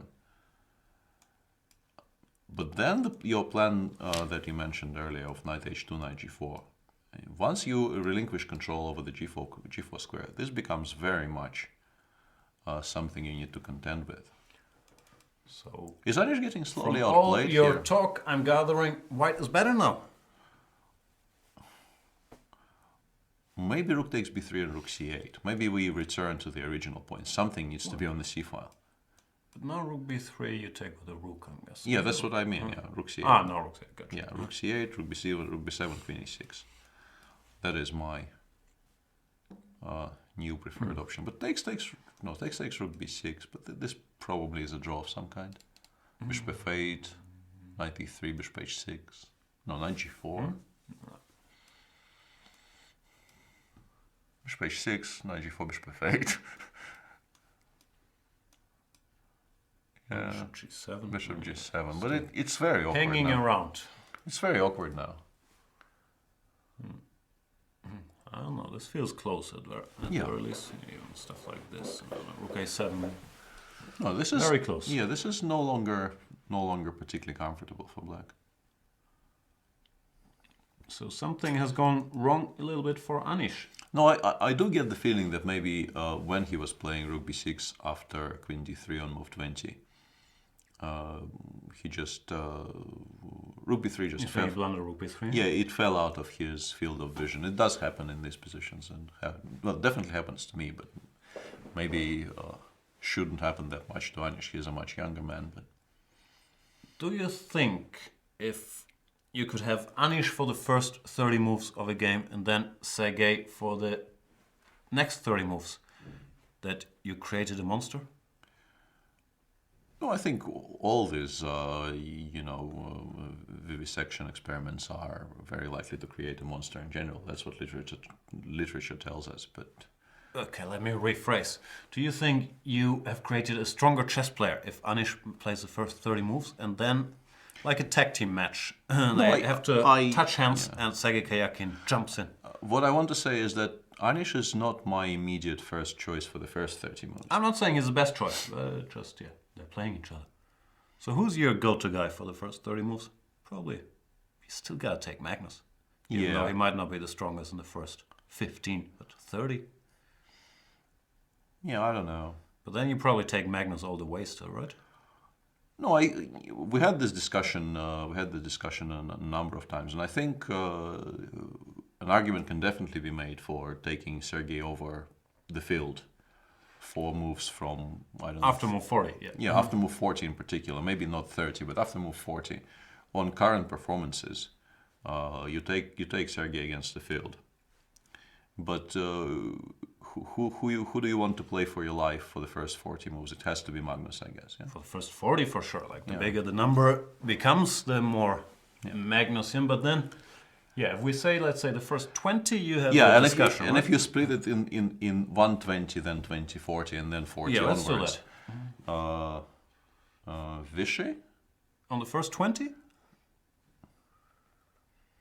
I think there's other candidates. Like sure. Anish, I think, is a candidate for Anish sure. is a candidate. Guy like Wojtaszek. Okay, Vlad is an obvious candidate. Although Vlad gravitated sort of away from heavy theory. Well, there it also depends. Like, if after move 20 Magnus takes over, which I guess the choice for move 20 till 40 is Magnus, right? Then you need someone whose style is matching in the first 20. Yeah, it's complicated. Yeah, it is very complicated. Fabiano is a guy who I wouldn't mind in the opening. No, many decent players. Yeah, we do live in an age of there's a number of very strong players playing concurrently. So yeah, it's not going to be an easy choice, I think. So let us know. You need one player for the first 20 moves, one player for the moves 20 till 40, and then one player to take over after move 40. What's your ideal combination? I'm not sure if you're allowed to say Magnus, Magnus, Magnus. I think you have to take 3 different players. Yeah, especially if it's stipulated that this needs to be 3 different names. And Rook AB1 has been played unsurprisingly by Sergei. That's like the whole point of his setup. Rook B3 blitzed out once again as expected. You don't want to have Queen C7, Knight H2 on the board. And here is a Rook C8. Yeah, this is a big turning point. Rook C8, also Queen C7 might be a move. Yeah, but you don't really similar. Yeah, Knight H2 once again. I don't think we actually discussed this via a slightly different move order. Now Queen C7 makes no real sense. So it's either Rook C8 or, well, it's actually I think Rook C8 because Rook B5 B5 takes, yeah. Rook B5 takes is very awkward. I think, it just is very very awkward. And rook b3, cb3 is kind of unthinkable. Why would you do that to your position? I don't know. But rook c8, rook b7, you're also not going to be enjoying a great deal. Unless maybe you can make rook c7 work.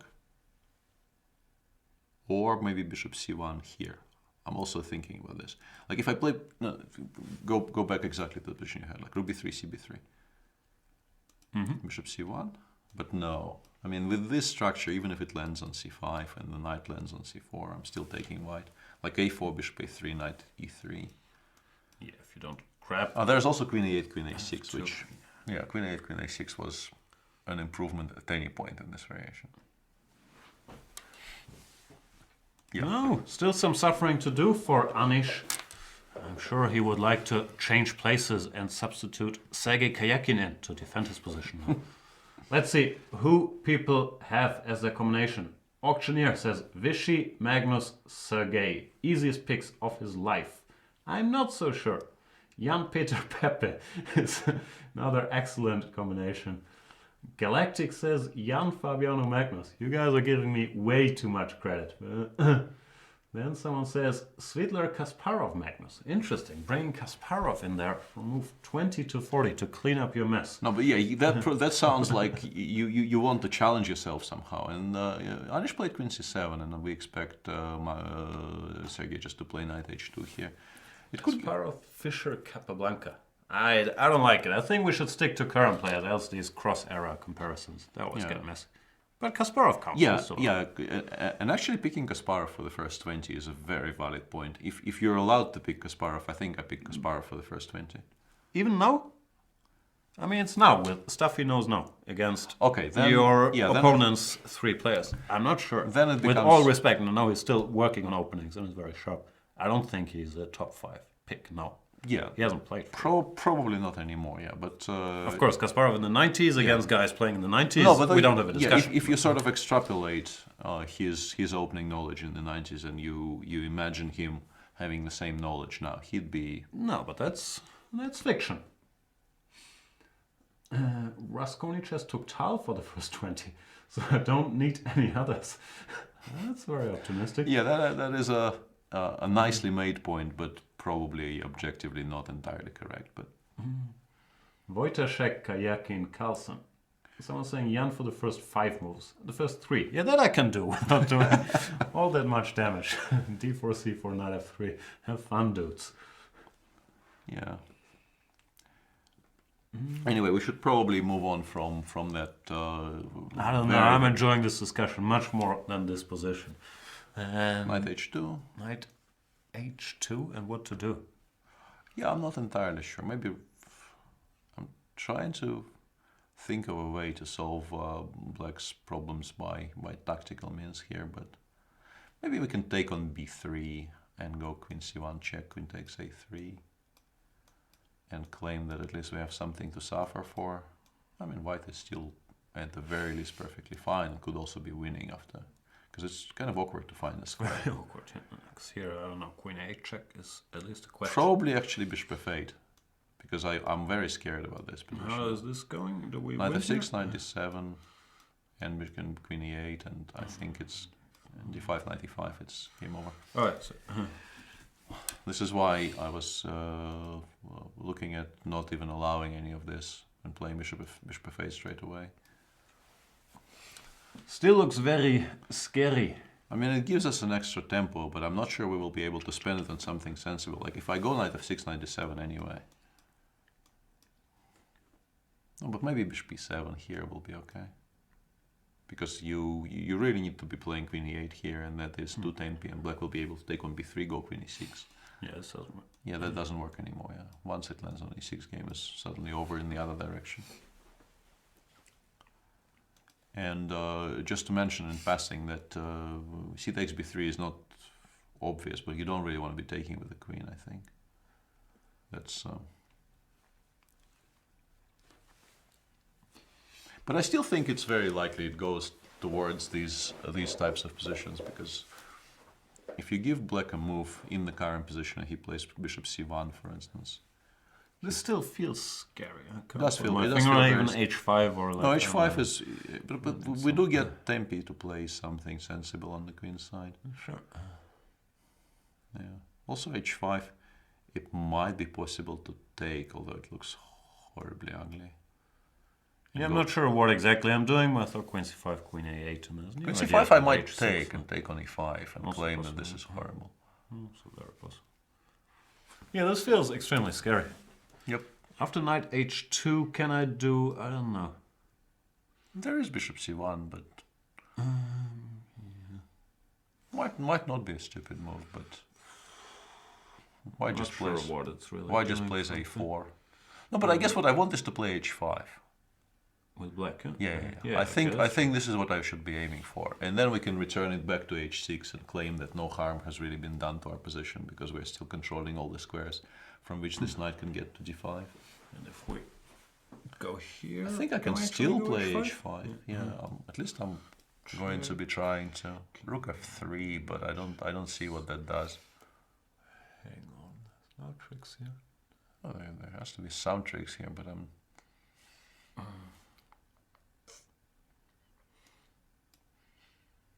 Yeah, I mean it looks threatening, but there. For now, everything is covered. He started with a4, which I think is aimed sort of against bishop c1, and also queen c1, queen a3. I guess it's a useful waiting move because he is claiming that black doesn't really have too much in a way of improving ideas here. And yeah, for black, I don't know, king g7 you could think of as also double-edged. Like, and this bishop can no longer return. Like it's here. But what else? I'd play this. Yeah, I For think the king best. g7 is a starting point, but you really are leaving yourself perilously close on moves. Like knight h2, apart from bishop c1, there really aren't very many moves I can suggest. Then why don't you suggest this one? Indeed. h5. It's dangerous. Even this h5 really bothers me. It looks like I have to take, but it's ugh. Yeah, Ugh. exactly that sound. I fully endorse that sound. Anish must suffer. Brings us more three players combinations. Jan, Radio Jan, and God Gusti.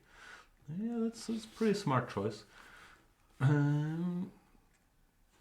Carlsen, Fabi, Kramnik of 2017 versus Karpov, Korchnoi, Kasparov of 1981. I don't like cross-era comparisons. I always think the current ones are the favorites, which is very, very natural because they could build upon the knowledge of their predecessors. Not mentioning the fact that Stockfish 8 or whatever you're using is stronger than... What did they use in 1981? Furman? Yeah, they used Furman 1.0. Furman 1.0, which was very good for the times, but Stockfish 8 is still stronger. Yeah. So let me think about this. What would be my combination? I believe I want...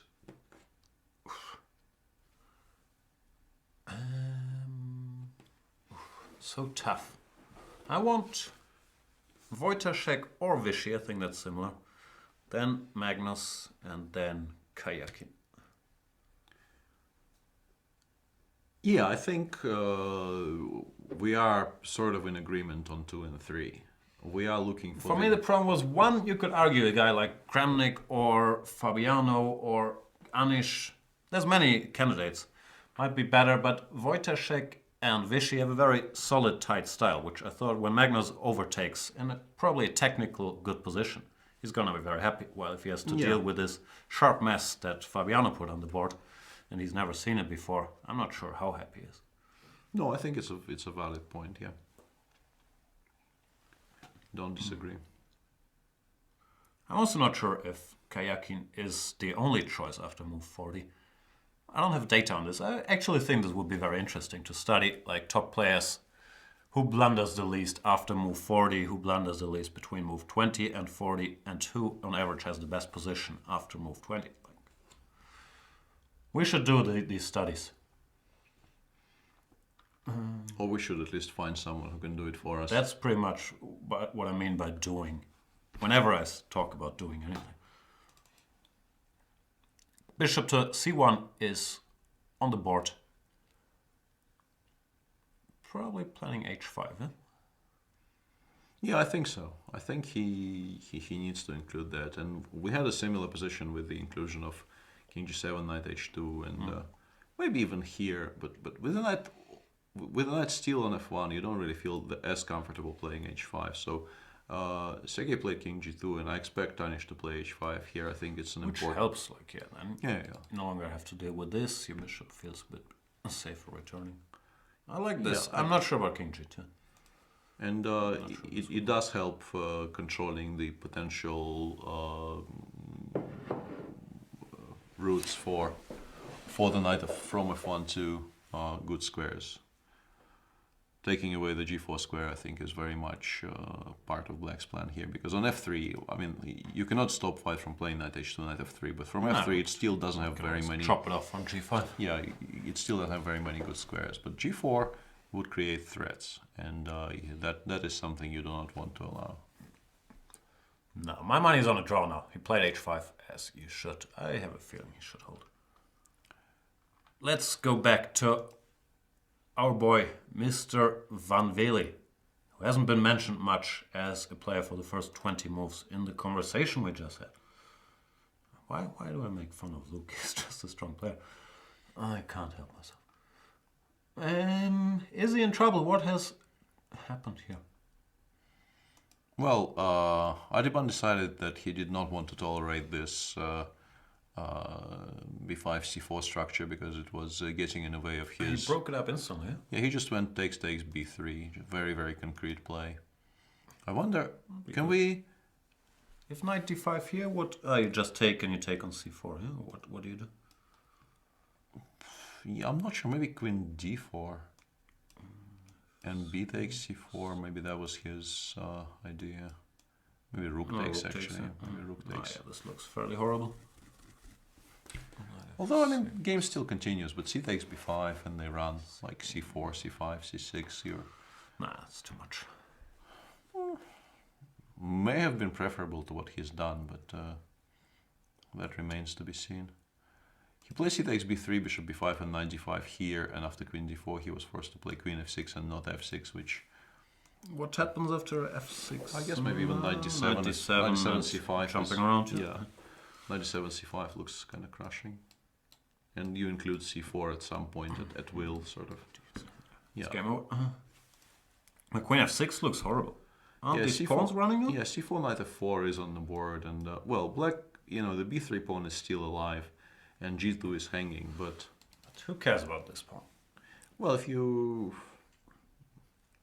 Well, how do you deal with the do you pay any attention to the fact that g2 is hanging here or not? I don't know. I'm paying attention to the question if I should pay attention to it right now. Like, I can play knight d7 here, but then takes b2 might actually force you to pay attention to the b3 pawn. Otherwise, I quite like knight d7 for a second there. I thought if I force you to take on g2 here, and I play rook b1, I'm probably winning. Why can't I take? Rook rook a1. No, rook, knight e2 check first. That was my... You had trick. Actually, I had it on the previous move. I didn't need to play b4. Oh, sorry, b2. I'm winning on move 29. That's kind of ridiculous. Ah, yeah, okay. That kind of ends. Okay, so knight d7 is not really an option at all. Bishop c6 is not really the first move you want to do. Yeah, it's not high on the list. Also for similar reasons, because if I take twice, you'll have to take with the knight. What? If you... Oh, no, sorry. I'm going... Yeah, no, I'm correct, actually. Knight 60. You mean if you take on d4? No, yeah, you have to take with the knight yeah. here. But maybe you're still doing very well here. I'm not quite sure. Like b2, b2, c5. And yeah, that position. I'm wondering what that is. You need a miracle, or at least a trick. Not sure you have one. Yeah, I'm not sure about this. Like, but there must be. It looks like there still should be some clear-cut solution for white. Yeah, you would expect there to be something reasonably clear. Maybe the computer just laughs and goes c5, c6. Yeah, I wouldn't be entirely surprised, because without the queen on the queen joining the attack, you really aren't getting very far on the king side. Even if you win the g2 pawn and the, I just go c4, go c6, c7 here. But it feels very, very committal. And he played bishop I want c6. to do something like this. Oh, he went for bishop. He played bishop c6, so we are headed towards something along the line of what we discussed.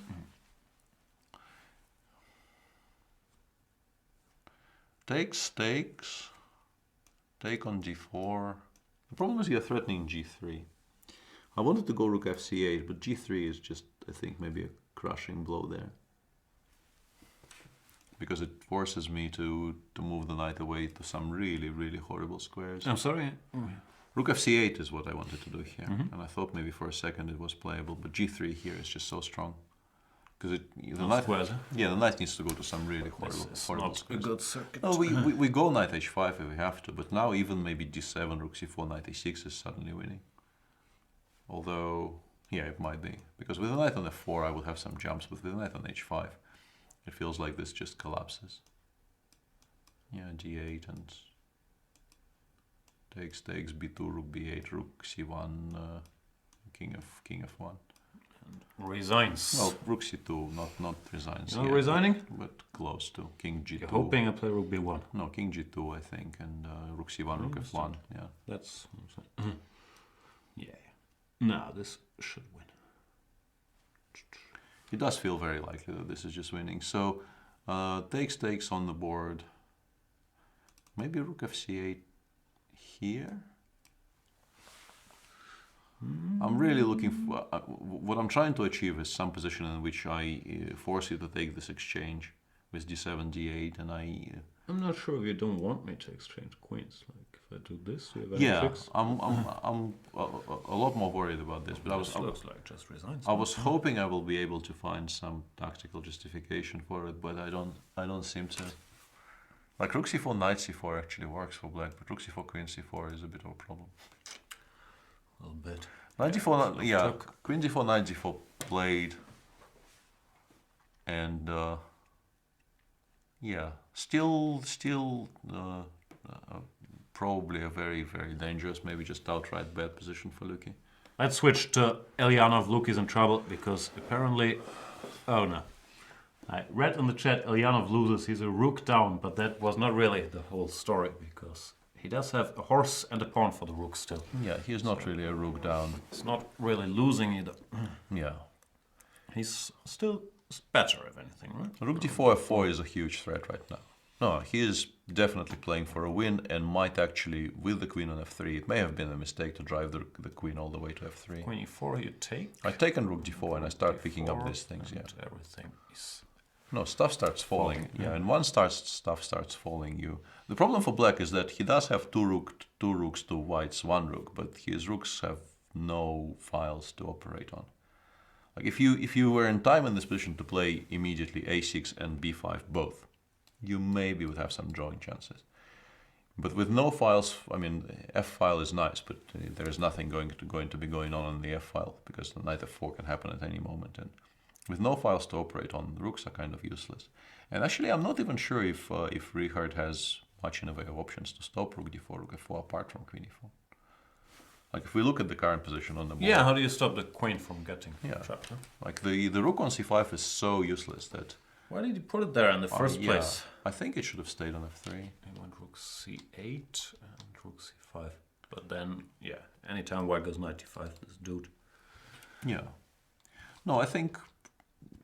Yeah, he just maybe missed queen c2. Maybe he missed that. Maybe he thought he can return at any point, but that's not quite true. And now, no, it just feels horrible, to be honest. Agreed. Let's go back to Mr. Luke Van Velde. Yeah, he played b2, and sort of we understand why he needs to have at least something to look forward to. Yeah, after g3, I guess knight h5, knight f6, knight d3 never works. And does? No, it doesn't. I was briefly wondering about knight d3 takes rook a1, rook d1 takes rook a8, but even knight c2 is just, solving this very, very comfortably. Also d7 probably just d7. wins on the spot, but knight c2 just. Yeah, it doesn't. Yeah, any move. Therefore, after g3, the knight will have to go. G3 plate. Yeah, not h3, g5. Therefore, yeah, h5 is. This? You can, but I'm not sure what that. Oh yeah, maybe. Yeah, that actually maybe is a very good move. Knight c6, knight e6. Yeah, e6 is a very good square. You should be aiming for e6. It's a lot better than everything else. No, the problem is I might be lost here. I didn't calculate it. No, this I have a feeling we will hold with black, even comfortably, because c5, rook fc8, or yeah, rook fc8 I think is the easiest. Yeah, and look he finds e5. Yeah, rook c5. Okay, rook c1. Yeah. Not exactly first. No. Okay, e5 plate. Is there new hope? A new hope for King Luke? Because that's an easy move to miss, for at least from afar. Sure, yeah. No, and this game once again reinforces what we were saying about Luke. Luke is still fighting against all this up and coming. Look at the ratings. He's outrating his opponent by 50 points. It's not like he can't play. Sure. It's just he's not working as hard on the openings as he once used to, and there's also a lot of discussions that the Najdorf doesn't really suit him, so he gets in trouble quite a bit. Yeah, and he also tournament directors quite a bit these days. Not on Vike, but not in Vike, but what's called Hogeveen? Yeah. So he is not, a full-time professional chess player. At some point, he was also, I think, sponsored by for his pokering activities. He was a professional poker player for a while. I'm not sure if that is still in place. Neither am I. Yeah. So a well-rounded person is what I'm trying to say. Okay, with the pawn on h5, you feel a bit better about black's life here because... Feels, yeah. At least we're kind of dominating the knight again. I had to return to f1. What's the worst thing that could happen? Well, a5, b4, b5, and the a-pawn queening is the worst thing that can happen. Bad thing. Yeah, and also you really you would very much like to play bishop c1, c5 here, and then you're maybe better. But once you play bishop c1, you run into knight e3, and that's very awkward. You don't want to let the knight out from its cage on f1. Yeah, you need to time it very well at least. King g7 sounds like a fair starting point. It's quite threatening to... Not yet. Not yet. You don't want to be giving up the e4 pawn. No, I was thinking if I go here, you can probably just take. Right? Yeah, I think I will. And take on a6. I will not enjoy. No, not at all. So we must wait and see. He played a5, which is also a move I was considering to stop the plan I mentioned of starting with a5 and then playing b4. You can start with this, but then you might as well just lose. Yeah. a6, b2, a7, b1, a8, king g7, and I'm kind of lacking... Kings are surprisingly safe given the number of queens on the board. No, I think queen 8, a7 would have been winning if not for the fact that queen takes e4 is a check. Like both queen a7 and queen takes d6 would be made on the board if not for the fact that e4 is hanging this check. But it is a fact. It is a fact. And I don't see any way to... Like we can go... I mean, knight h2, bishop b3, black suddenly gives mate probably. Yeah. Yeah, really weird position. Maybe black is probably not winning, but maybe white has to try to defend this. Yeah. Well, that's not fun at all. No, I was going to say. That's not fun at all. Okay, b4 won't happen. Just b4 would be a shock if he went for that. No, it takes a5. There's also queen a4 or whatever. Yeah. Okay, so let's have a look at queen takes a5 now, because it does create two connected passes. Yeah, king g1. Now I wanna desperately create counterplay before you queen all your pawns. Well, you can start pushing the g pawn down the board, but I think the a pawn might be faster. He played king f3. Okay, covers e4, or does he just want to make a draw with knight e3? I'm not entirely sure what this is, to be honest. If I give a check or king e2. But also, this allows I was going to say, yeah, queen c3 check has been Checkmate, played. Knight e3 is a draw for at best. You never want to spoil it. might even King get king checkmate, e2. yeah. I think maybe he just decided he has nothing. Let's go because, home, yeah? Yeah, This is because- let's go home play. Yeah, and even king e2 and not king g2 to just make sure that you have no choice after queen c2 check. Yeah, that is hardcore. Let's go home play. I think this game might be about to finish. Yeah, interesting game, and in the end, ended in a draw, which is how you can sum up every Giri. Why am I doing this? Oh, I don't know. And also, I'm very curious to see just how popular this might become, this 6a3 thing. Yeah, that's another thing we have to keep in mind. I haven't seen, or maybe I missed the trend, but I haven't seen many 6a3 games. I've seen all these knight b3 games even by serious players. Yeah, knight b3 has become a very, very serious topic of discussion at some point and might actually stick around. But yeah, a3 is very new to me. Why and- not g6? What do you do after g6? Yeah, I'm not sure. Yeah, and the game has Maybe been... you just play bishop c4, bishop g7 castles, but You really, is this so you scary? generally don't need a3 in these positions. So you are, although you maybe also don't necessarily need a6. Yeah, we'll see. I think there will be additional practice connected to this eventually, and we'll find out. But the game has been drawn. We've had so far how many? Four games drawn, right? The top three and also the Wojciech Nepomniachtchi game. Let's sum up. Wesley So, Magnus Carlsen, not much of a game. Carlsen showing, some homework in Wesley So, not really challenging him, especially evident by the move. Queen to c4. More or less a draw for. So this ended in a draw. Kayaking Giri, we thought either side could be better at one point or another, but There were points. There were points in that game where we felt both of them may have felt they were in the driving seats, but ended in a draw. Two very solid players and a very interesting new-ish at the very least, and maybe just very new opening concept by Sergei Karyakin there. absolutely. Yeah, a very nice theoretical draw in the Marshall Levon by showed Lev. some homework, Yeah, made a draw. Luke van Veli, game still going on. Luke in the game after this e5, which I'm sure Adiban is not very pleased by that kind of turn of events. yeah, I think Luke actually is a favorite to hold this now. Yeah. And Richard probably is just lost. You take on e4, you take on d6, and you continue collecting. Yes. Although here, like rook f5, rook d2, rook b7, game might still be I found some going on. trickery. Jiggery pokery. But hang on, in the current position, go all the way back. All the way. Takes b4. Yeah, that probably is curtains. Rook d2, a5, b5. Yeah. Pavel played queen c3, doesn't trust any of these endgames, wants to end the game with queens on the board. Also understandable because, as mentioned a number of times previously, his king is just way safer than the black king. For sure. So Ilyanov looks like he's well poised to win the first game of the round. Wojciech Nepomniachtchi, well defended by Nepo, ended And peacefully. once again, the silent game of the round, so to speak, is the game between Andreikin and Weyi, Right, in which they have already repeated this position once, and Andreikin is now considering whether he has anything at all. He can play knight h4, knight f5, and just repeat, or he can perhaps, although I don't really see why he would be better here.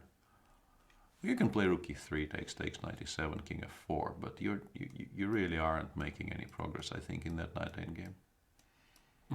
Why would you? Yeah, king f6, or frankly any move. Yeah. You're not winning the pawn endgame either, right? Like, Well, not you that can- I have to take. Yeah, but you can also not take, but yeah, takes, and I don't know, h5. this doesn't But that look that exactly actually right. is kind of tricky. You have to count tempi at least. You have to start counting tempi here, which is something we obviously dislike, like Not gonna happen. G3 and things. Get a check instead. Go here. Yeah. Not losing. Will be another draw. So our prediction is looking kind of alright because we said 5 draws, Ilyanov winning and Adiban winning, but Adiban let us down, or Luke van Veli defended. No, I think Luki extremely well. defended. Luki defended both. from a certainly a very, very dangerous position at the very least. I think Luki has been putting on a clinic of how to stay alive, and Yeah, this is still not a dead draw by any means, because the pawn on d6 cannot really be. I mean, the knight on b5 is quite secure, and therefore black will not really win this pawn back. But it's also incredibly hard to start pushing it forward. Black just goes h5, king f6, and passes. And his setup is also very, very sturdy. The rook on d1 is an excellent piece. Yeah. Luki should feel like he should be holding this now.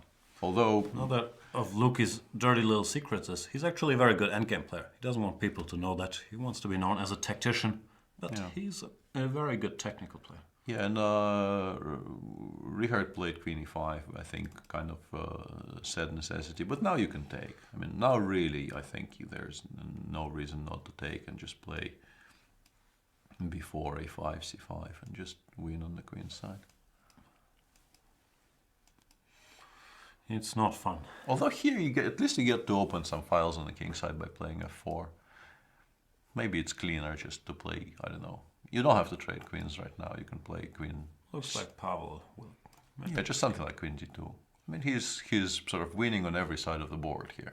Well, now he has 2 pawns, which is a difference because he can just queen eventually on the queen side. Yeah. He should be doing all right. Yeah, that's an understatement there. Well aware. I believe that is. That's the roundup. Good roundup. Which means we made the time control as well on every board, right? We can maybe stick we haven't actually. With these guys until move 40, which should be in a couple minutes. And then go on another one of our famed breaks. Or we could go on a brief tour of the challengers.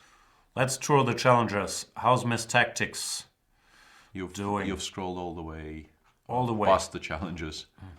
There are already some decisive games in that tournament, apparently. Is Miss Tactics winning? No, this is a perpetual. Yeah, something has gone wrong at some point, which is regrettable because she was playing, I think, a very, very nice game. We left it at move 19. We've seen something like this. Yeah, rook c5, rook d5, rook hc8, and yeah, you could argue about queen h5, maybe just to do this. But even after queen h5, the decision to allow rook takes c2 check. You can just take here. You can take on c5. Oh, yeah, of course. And then just continue. And you have so many pawns that he will eventually win. That was a very, very strange decision from a practical viewpoint. You might still be winning here as well. But yeah, just why would you allow this? Yeah, no, this is, I think, inexperience, and also I think she must have understood she's winning against a very strong player, and this probably influenced her decisions a little bit, and she took a decision which really was unnecessary. Although she's also completely winning even here, apparently, if rook e5, rook e5 just collects material. Yeah, but now at least there's. Yeah. One could imagine scenarios with counterplay. And she did eventually allow too much, and rook takes e5 is just completely unnecessary. Yeah. Still a very, very played game by Sopiko, and if it ends up being a draw, it ends up being a draw. But well, here, maybe she's still winning after a4, but already you start having second thoughts, and then you're it could have been a lot cleaner job of it, and a lot of credit goes to her for the way she started this game. But sadly, it would appear she will not be winning it. Smirin Dobrov was a draw. Yeah, the final position. Yeah, you kind of wonder why black isn't better, but we probably shouldn't go into too much in depth here. It's difficult to judge from here. There's some kind of a mess on the board in a game between Arjan Tari and Eric Hansen. Eric is pushing for a win here. He went rook f6. Yeah, these pieces are not very good, and the rook on g5 also kind of lacks squares. And white needs to play rook c6 right now to even be in the game, and he is still worse there. But the time control is reached, and white will at least have time to consider carefully what his options are. How's Benji doing? Another Holland. Benji has a mate in 7, apparently, starting with rook g8, which is not surprising. I don't think he will miss it. No, it's a nice move to make. Yeah, so that game will result in a loss for for the Chinese player, and looks like Jeffrey Chong is losing to Marcus Rager, who is the... It's not a big upset. Yeah. No, I don't really know the young man, but I rate him quite highly from what I've seen. Strong. But against Rager, Black against Rager is not an easy game. Yeah. It's for anyone, and he's definitely not the favorite there. And something must have gone wrong at some point here. And yeah, this is just a completely lost position now.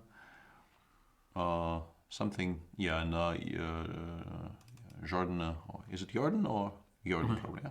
Jordan beat Irvin Lemmy in some kind of a caro. Looks like maybe a heavily theoretical caro of some sort. Although it's been a while. They still go here. I thought this was no longer discussed, which is maybe why Jordan is discussing it. C8. In my days, we played Queen B6 here. If we didn't feel like castling. I spent some time in my life analyzing this with Evgeny Bareyev when this was still a topic of discussion. Something's gone wrong already. Like it doesn't feel like if you get D5 and C3, you're just better with one. Yeah, I don't think Erwin played this particularly well, and he did end up getting severely punished for it. This didn't go well. Yeah, so anyway, that's the challenges. Yeah, lots of bloodshed in the challenges. There will be some draws, but there's already a lot of games that ended in a victory for one of the players, and Eric is pushing for a win, and might be a lot of blood in the first round. So. Yeah, Richard's... I wanted to say stabilized, but actually rook d5, rook a5 collects another pawn. His position is just crumbling. Well, this is just resigns, right? You still have 0 play. And I think by move 40, you really... I mean, you make move 40, but you kind of resign here because, I mean, the rook goes to b5, the knight goes to f4, and white start pushing. And it's very hard to imagine any trick like you need f4, but after ef, you might have one check, but it's hard to have more. Yeah, no, I think he was okay in not okay. I mean, he was completely correct in playing up to move 40. For sure. But now that he has no queenside left, there really is no reason. And yeah, he heard you. He just resigned after rook d5. Pavel Elyanov continues his dominance against Richard Rapport. Yeah. 4 wins, 1 draw. That's just not a good opponent for Richard, seemingly. And today he had a good position though. I like your a6 queen c7, also bishop b7, like we mentioned. It was a very playable position. Maybe we overstated how good it was because we are currently staring at the machine evaluation. It's not a very deep machine evaluation, but machine seems to think it's perfectly balanced and black is not better. We were making out as if black. We were making out for like black was better here, which is probably incorrect. But it's definitely a very original position, which is perfectly playable for black. But then he started going wrong. These things do happen. And I think... Then we have Andreikin, Wei Yi, where Andreikin is still trying his luck, but it's... No, it's going to be very, grinding water out of a stone. It's not going to be easy to create even half a chance here, because black is now extremely solid, and you could maybe make an argument for h6 being slightly weak, but you don't have really pieces to exploit it. I'm still confused by this, I have to say, with an exciting talent like Wei Yi, because I remember something similar happened last year in Vike. He made a lot of draws and got a respectable 50% or -1 score. But is that how he should play? Like, I'm confused that this seems to be a stylistic decision to play the Petrov and hold these games. Anyway, he's drawing a very strong player with black, which is never a bad result. Sure. Are we going on a break? I think we might choose this moment to go on a break, because I think we now actually reach time control in every single game, and we will do that. Thank you guys so much for watching, for hanging out with us in the chat, and we'll be back. Before we go on break, I should probably give you the solution to the quiz I showed you in the last break, and then come up with a new one, which I will not do effortlessly. Here we are. So this is from, I believe, a rapid game, Wesley. So against Magnus Carlsen in either Leuven or Paris. I believe Leuven. Leuven, I think I was there. That wasn't in Paris. The solution is bishop takes, rook e1 check, king to g2, and bishop to f1 check. The point being, if the king goes here, this is checkmate. Well, if it goes here, knight e5 check, picks up the whole queen without giving up any material. Therefore, Wesley so resigns. That is not from today's game. Today's game ended in a draw. Shall we give you... Maybe I'll give you another one. this is from another game that ended peacefully today, a previous game between these two players. How did Sergei Kayakin win this game in Norway chess? I recall that one lasted around 10 hours against Anish Giri. Very heartbreaking game for Anish Giri because I was about to use the exact same adjective because he was pushing for a win with great justification for the entire game, and then finally broke through, and it sort of backfired. very much so. We'll be back with you guys after the time control. See you then. No, after the break. It is after the time control. Whatever, you get what I'm saying. We need a break. We'll see you there.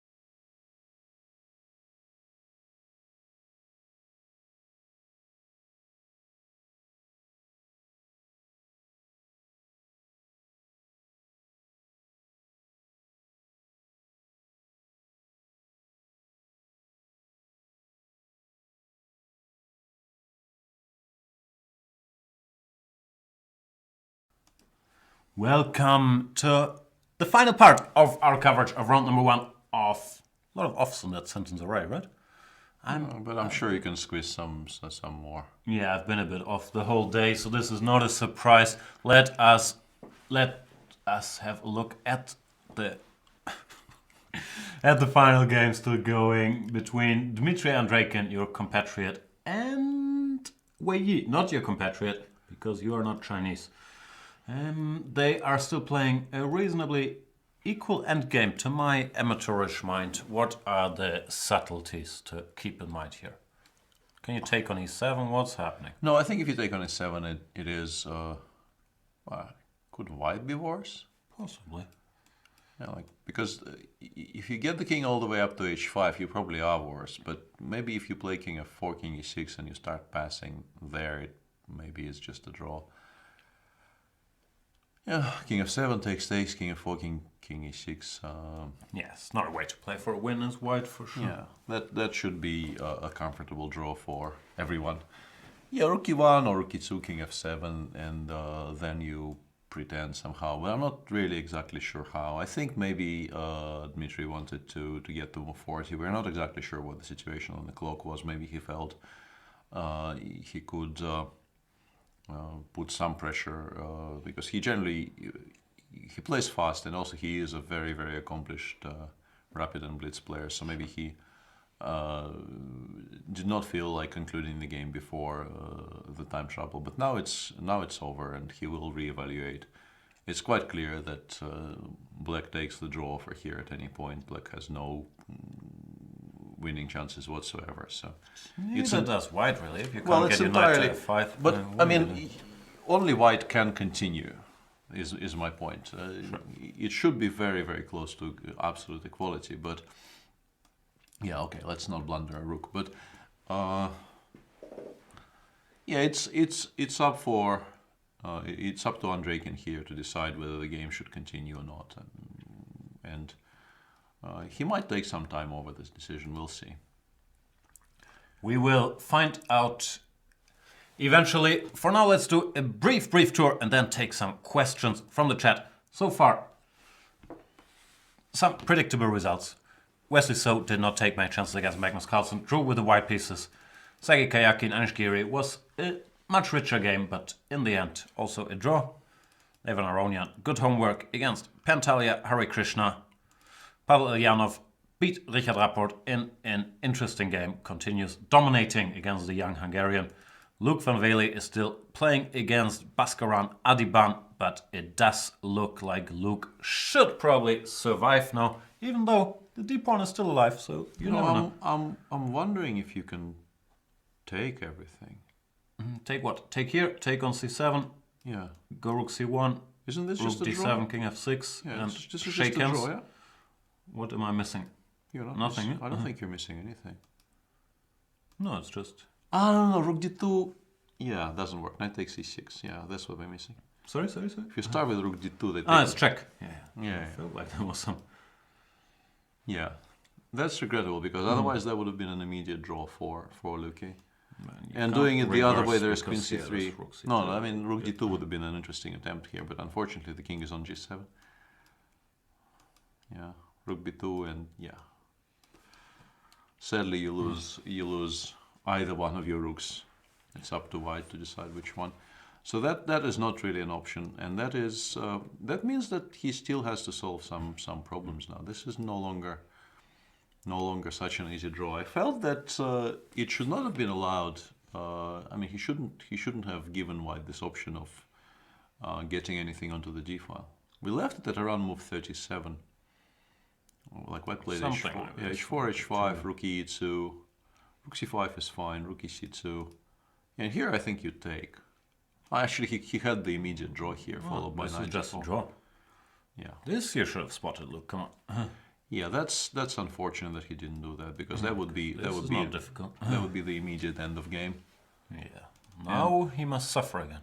And instead of that, he played rook e5, and now after knight c7, yeah, you no longer have the clear-cut draw here because of this tactic with knight e8. But still, something like king h6 here was probably stronger than the option he went for. Because once again, I have a feeling he felt he can take on d2 here. You think he missed the Yeah. Zwischenschach? He probably was running very short on time because once again, when we left it around move 36, he had maybe 3 minutes left. And even in a position which is, it looks very simple, but even here, once you start having to solve tactical problems, time starts running very fast. So yeah, a series of inaccuracies between moves 37 and 40 means that now Adiban has substantial, I think, winning chances once again. Series of unfortunate events. Yep. I've heard that if Luke loses this game, he's gonna ask the organizers for an Adi ban, but if he's gonna get away with that, like, who knows? We are not at that point.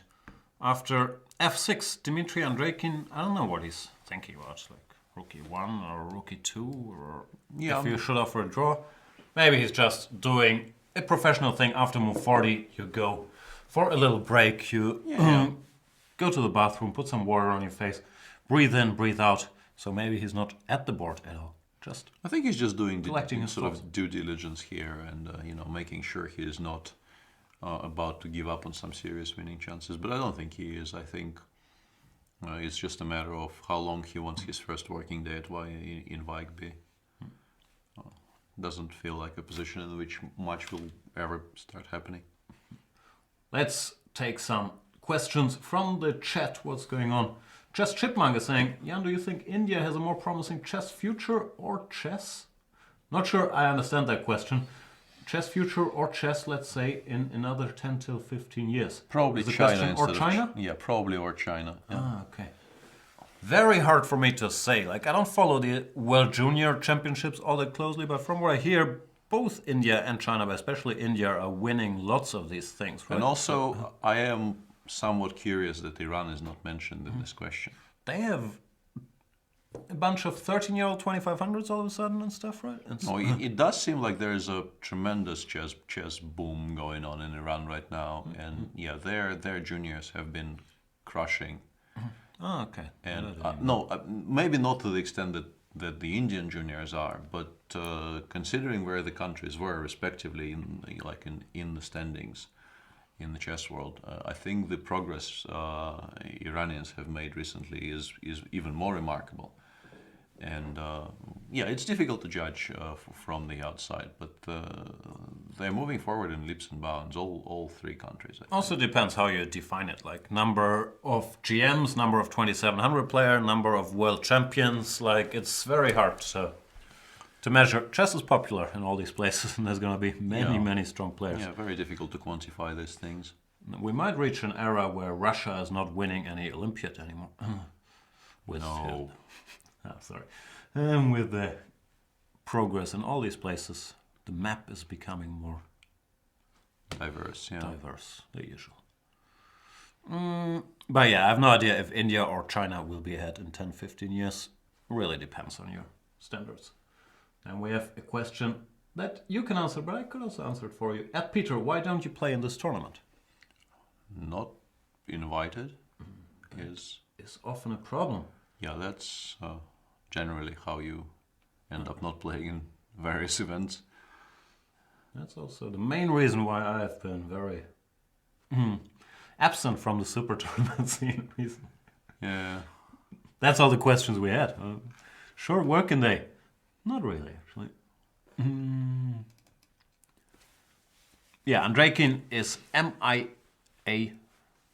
It would appear so, because really the decision to choose between rookie 1 and rookie 2 should not have been such a difficult one. And Luki is sitting there regretting his rookie 1 decision. Yeah, Luki is sitting there thinking, why am I now in such a lot of trouble suddenly? I wasn't just now, just a moment ago. And sometimes also when time travel is over, you recap things like this in your head, and this is not very difficult to spot, so he might be beating himself up.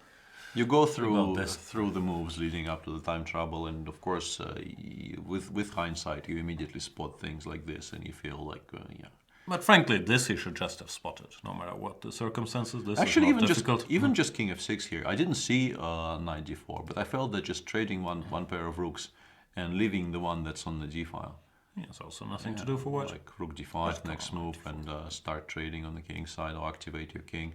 Just the decision not to take on c2 I find very, very questionable.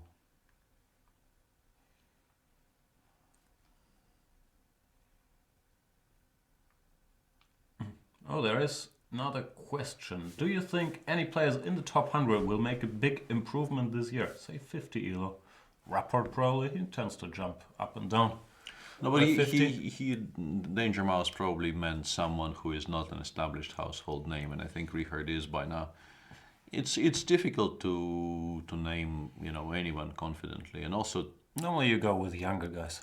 Yeah, and also top 100 is a very high cutoff these days. Like top 100 ends at around 2650 or something. Tell me about it.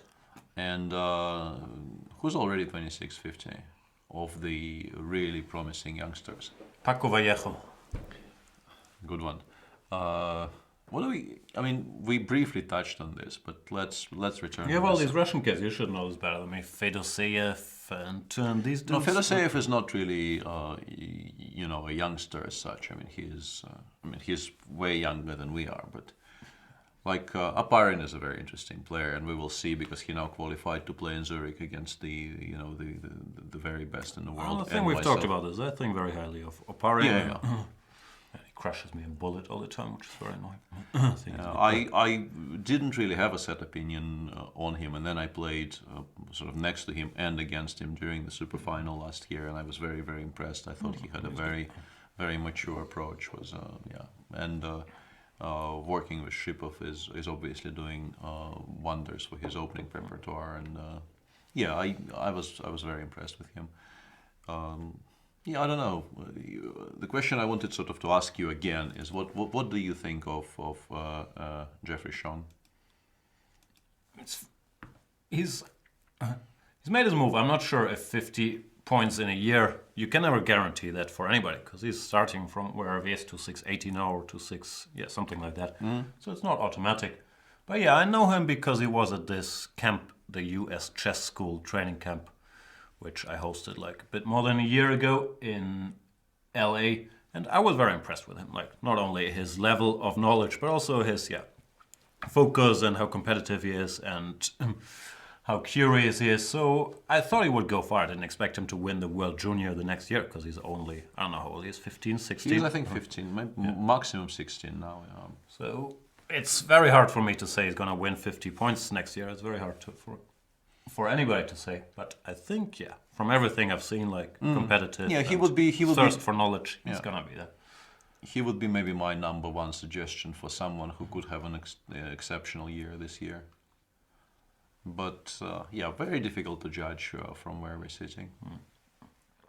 Yeah, because there's no top 100 players except for you in the studio. So from where we're sitting, really hard. What else? Well, still waiting. I was going to bring up the top 100 to study the list.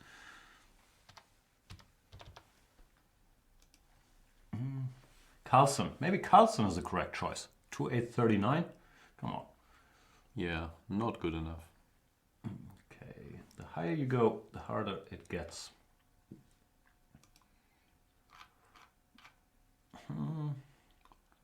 Cordoba is in the top 100. Yeah. This is the thing. I really am like, and I don't mean this in any kind of a disparaging way because I think it's a criticism of myself. I honestly don't know who that is, and he is a very, very strong chess player. I've come across the name, but I also don't have a face. And once again, this is says more about us than about him. But he's at number 100. Exactly. There's plenty of these I assume kids who are coming up the ranks who I've never encountered, and I must have seen some games in the database. But it really doesn't ring a bell. No, but I think going through the list that your choice of Zhong is a sensible choice because he's the youngest, or at least from the names I can see here. Normally that means biggest potential for growth, and also knowing him. I think that's a good bet. All right, so it's settled. No pressure, Geoffrey. What other questions are there? Peter, do you know the cereal Kuksnia? Well, that's not how it's pronounced. And this question also popped up about 5 times during my yesterday's banter session. I really don't know why people want to know about this. Russian TV is not something you should be particularly, engaged in watching. Kuchnia is maybe one of the better examples, and it is definitely watchable, but there are so many things out there which are immeasurably better than that is. So you're saying your knowledge of the English language gives you access to stuff that you don't have to watch Kuchnia? Yeah, I have seen. I remember we were once. There was some kind of a training session / photo opportunity to present for the sponsors of our chess club, the club I play for, the St. Petersburg Chess Club. Oh yeah, I was going to compliment you on your chess club's name, because you named it after BoJack Horseman. Is that correct? Pretty much, yes. I was very impressed with that. BoJack Horseman, St. Petersburg. I thought it was more of an LA thing. I was very happy with that name. Yeah, and we had to go to Pskov, I believe. And the way you go there are those minibuses that go from a certain spot in St. Petersburg all the way to Pskov. And the minibus has a TV inside, which only the driver can switch on and off. And the drive is about 4 hours long. And the driver's choice for our entertainment for the entire trip was Kuchnia on a loop. So that's why I know it exists, and that's why I watched a few episodes. And I mean, it's not horrible, but I wouldn't watch it if I wasn't literally captive audience. I'm not sold. I'm being asked, how about Pragmananda? And Pragmananda is a very strong player for his age, but he's not in the top 100 yet. So if you're asking me, is he going to win 50 points next year? I would say probably yes. This year he's probably a favorite to do that, but it's not the discussion we were having. Also Daniil Dubov, I mean, he is a very promising player, and he seems He's too established to win 50, right? Or yeah, but I think it will be difficult for him because he no longer has the... Jeffrey maybe even still has the K bonuses, right? Yeah. The cable? The K bonuses, the K I don't know coefficient. how these things work. I think he might be young enough to still have the coefficient bonuses, which makes it a lot easier for him to do these things. And it's definitely not true anymore about Daniil Dubov. And no, I mean I rate Daniil quite highly. I've had occasion to look at chess with him because we were on this Russia-China match together on the Russian team, and we discuss things there. I mean, he's a very promising player, but yeah, it's difficult to confidently predict a huge leap for anyone. Andrei Kimweyi, I am confident to predict a draw because it's now a drawn pawn endgame. Yeah. This will not proceed much further, which leaves us with Mr. Luke Van Vele, who's probably here, done beating himself up mentally, but had to play knight d8, which is or at least not failed very to sad. play knight d8. Yeah, or decided to play knight d8. Yeah, this is no longer any fun at all for black. All kinds of tricks. I can't win yet by doing this. So knight c6. No, the knight kind of escapes, but yeah, this is now. You probably kind of improved black's position by allowing all this. Even takes rook b6 maybe was slightly better. Yeah, no, it's just. And also just not taking on g1 is probably a better choice. Keeping the pieces on the board for the time being, and hoping to maybe even be the one who is left with the rook on the g file in the end. Then Ambitious Pawn, who normally has good opinions on TV, is saying Taboo is freaking amazing. Seriously, great show. Highest recommendation so far.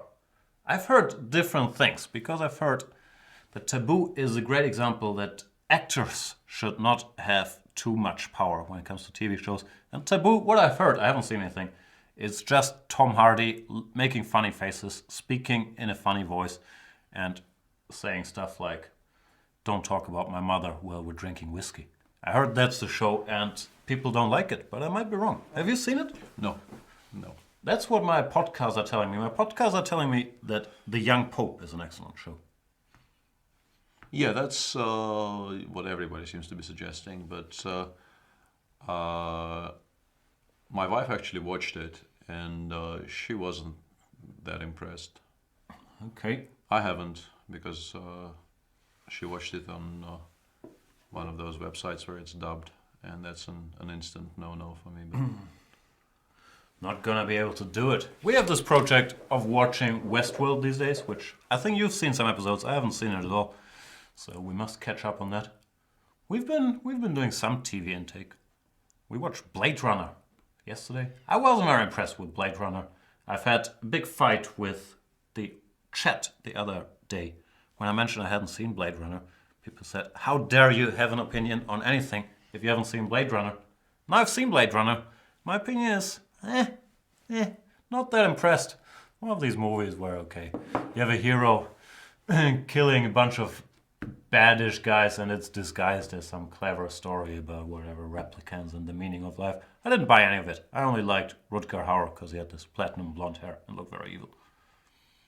I'm not sure that's the popular opinion on Blade Runner, but those are my first impressions.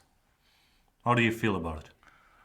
I watched it for the first time ages ago, and yeah, we rewatched it yesterday, and I think we have to relearn how to watch slow movies, because it is. We were also talking about it yesterday. The pace is a lot slower than. So boring. No, sorry. Yeah, but I still enjoyed it a great deal, I think. But I mean, I'm very, very biased. I will watch, and probably I will enjoy everything connected with Philip K. Dick. I'm sort of conditioned to do that. So I was actually expecting to like it, so I'm surprised by my reaction. But it's also hard because I think it's supposed to play in like 2019, which is not very far from where we are, and it was filmed in 1982. It's very hard for me to look past all this. No, it's actually not. We're not in flying cars between skyscrapers, but have giant screens everywhere. We actually have small screens that can do a lot of stuff. So it's hard to look past the stuff they got wrong when it comes to the science fiction, which I understand is different at the time of making and shouldn't be judged. But no, I wasn't a fan. Sorry. yeah. I did. Now, I shouldn't spoil it because it's done in 82. A lot of people might not have seen it yet. They've only had 35 years. I have seen you people. I have seen things, you people. Yeah, that's what have you seen? That's the start of the Tears and Rain monologue. Ambitious Pawn says, Blade Runner 30 years later, you cannot judge. What's the point of life if we can't judge? Yeah. It's all about judging. Blade Runner, And also, Blade Runner was judged harshly when it came out. I did read up on that. And now it's considered a classic for, I don't know for what reason. Anyway, we shall watch Westworld, and there's plenty of TV to watch. Peter Sherlock, what's your opinion? Probably I've had episode 2 on my hard drive for a while, and things kept interrupting. So now I think I will wait until the entire season runs, and I will watch 2 and 3. 1 I kind of liked, but What? kind. I mean, What? I always end up liking it for whatever reason. But yeah, I sort of also understand your reaction as well. I wish they stopped at some point, to be honest. I think it's one of those things where it's such a huge cash cow for them that they will probably keep it running long past the shark. We can argue whether the shark has been jumped already or not, but I think it's very likely that they will just continue. For those of you who are very confused, we're talking about Sherlock Season 4. There's 2 new episodes out. I've seen them both. I've talked about it in detail on my Banter Blitz shows. Hated 1. Thought 2 was much better, even though I disliked the final twist. But I dislike lots of final twists. We talk about that a lot. But I recommend watching 2. It's a good episode. 1 I strongly disliked. Turning the thing into James Bond and this Mary character. She's such a super agent. Why is she such an idiot in that episode? Nothing she does makes any sense. Yeah, the USB stick business, what happens to her in the end, nothing makes any sense for a super agent. That ending was just completely nonsensical. But complete nonsense. But I like the We all like the characters. I'm judging it in the context of being a Sherlock episode. Sure, wasn't anywhere near the best. Yeah, Horrible. We'll definitely agree with that. All right, back to chess. Oh no. What else am I missing? Jim Jarmusch movies might teach watching slow stuff or Eraserhead. I think I have a Jim Jarmusch movie on my stuff to do list. This jail movie, what's it called? No, you should watch Dead Man. I've seen that, man. Then you It's very should. boring. Oh, come on. No. Oh no, I need explosions. No. Can't wait for Better Call Saul. I get bored of that too. I get bored of stuff so easily. I'm a millennial. I need constant entertainment every 30 seconds. That's why I like chess so much. Like watching this Adiban van Veli position is really getting my juices flowing. Yeah, spoken like a true juicer. I'm into juicing these days. Any other things you want to tell the audience? Can be about anything. I'll even let you speak about cricket for 2 minutes. Tell us. Full 2 minutes. That's Like 1 minute. yeah. No, there was a question in chat whether I will be watching the England-India series, but I think with the 1:30 starting time of Vike, it might be difficult, which is could be a blessing or a curse depending on how England does. So, short answer is I will probably have the score open on my phone. As for the actual watching, I think it will not be allowed. I could also have the video open on my phone, but that I think will be frowned upon by powers that be. Powers that be are trying their very best to contain any cricket-related information. Yeah. Not always successful. Also prevent cricket contagion as well. That too, yeah. I'm not really going to study that word family. That's not a... Those two words are not related. I'm going to study all words starting with con. I'm going to continue. I'll look up conman, conair, You will... contagion. That's all the words with con I know. Yeah, have you watched Men in the High Castle? No. I kind of got stuck midway through the first season because, once again, it felt to me like I enjoyed the book a lot more. Even though, I mean, I like the actors and seeing, I will now mispronounce his name horribly, but you will know who I'm talking about. The person who asked the question, the main Japanese dude in the movie. That sounds... Was in all of my favorite kung fu movies when I was growing up. So, you know, it brings up very, very warm memories of my misspent youth. But yeah, I think you're better off reading the book. Much better off reading the book with that one. Constipation is another con word for me to study. Containment, did I mention that? Conflagrate, contempt. People are... You guys know a lot of words starting with con. Yeah, I think... I'm not sure this is constructive anymore. But let's concentrate on the chess for a while. I do get amazed occasionally at how good you are at this.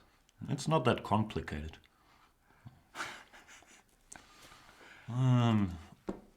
Yeah, not a lot going on here.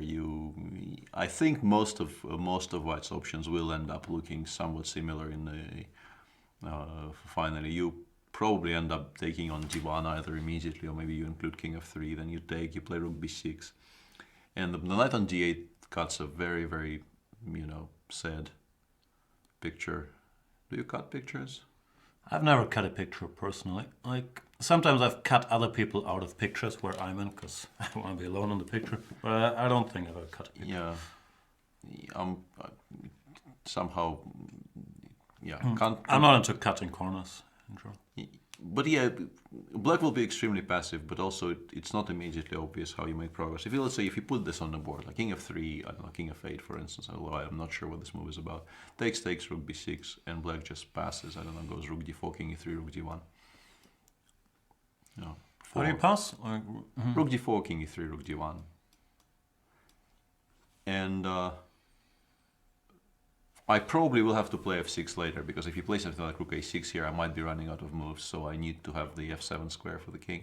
It looks horrible, but it also looks as if there isn't any way for white to make immediate progress. Fine. Bring my knight, but you I can think put I it go. on I e6. think I go 96 if you let me, and I feel a lot happier about my. Yeah, no, this is not progress. Although you probably can force me to put it back on d8, but yeah. Yeah, still work to do, right? Sure. Although, much progress has been made in the run-up to the time control. The game should have been drawn by now if Luke did not miss his cues there a little bit. It's all good, Luke. It's not like we have stuff to do, lives to live, highlight videos to record, Westworld episodes to watch. We're very happy spending another 2-3 hours with you on this. Not sure we are, but I don't feel the position is clear-cut enough to wrap up the show. With No, not clear yet. conscience. I think we need to wait a little bit. There's another question which I don't know anything about, but I've read something. Do you get one signed mug by Peter for buying a yearly premium membership? I believe the answer is yes to that. Is that? I don't know. I'm sure it's mentioned somewhere. I'm never fully informed on the mug situation. Normally what we do is we promise a lot of Peter Svidler mugs, then he leaves to do whatever he does, play Gibraltar. Then people say, okay, Jan, no one wants a mug of yours, but we feel bad sending them out unsigned. So please spend your next 3 days signing these 8,000 mugs that we promise people with Peter Svidler. And no, it's not that many. We wish. What else is going on? Jan Peter, will Chess24 cover the Women World Championship? I have zero idea. Didn't we just have a Women World Championship? Which one is that? I'm slightly confused about the. Isn't it the European Championship? I'm not quite sure what that is. But normally we will. Like you can see how out of touch I am with anything. Guess so. No, there will be some coverage, whether it will be sort of full-blown coverage with like multi-language commentary teams and all that is hard to say, but Je ne sais pas. Yep, that's what we're going with.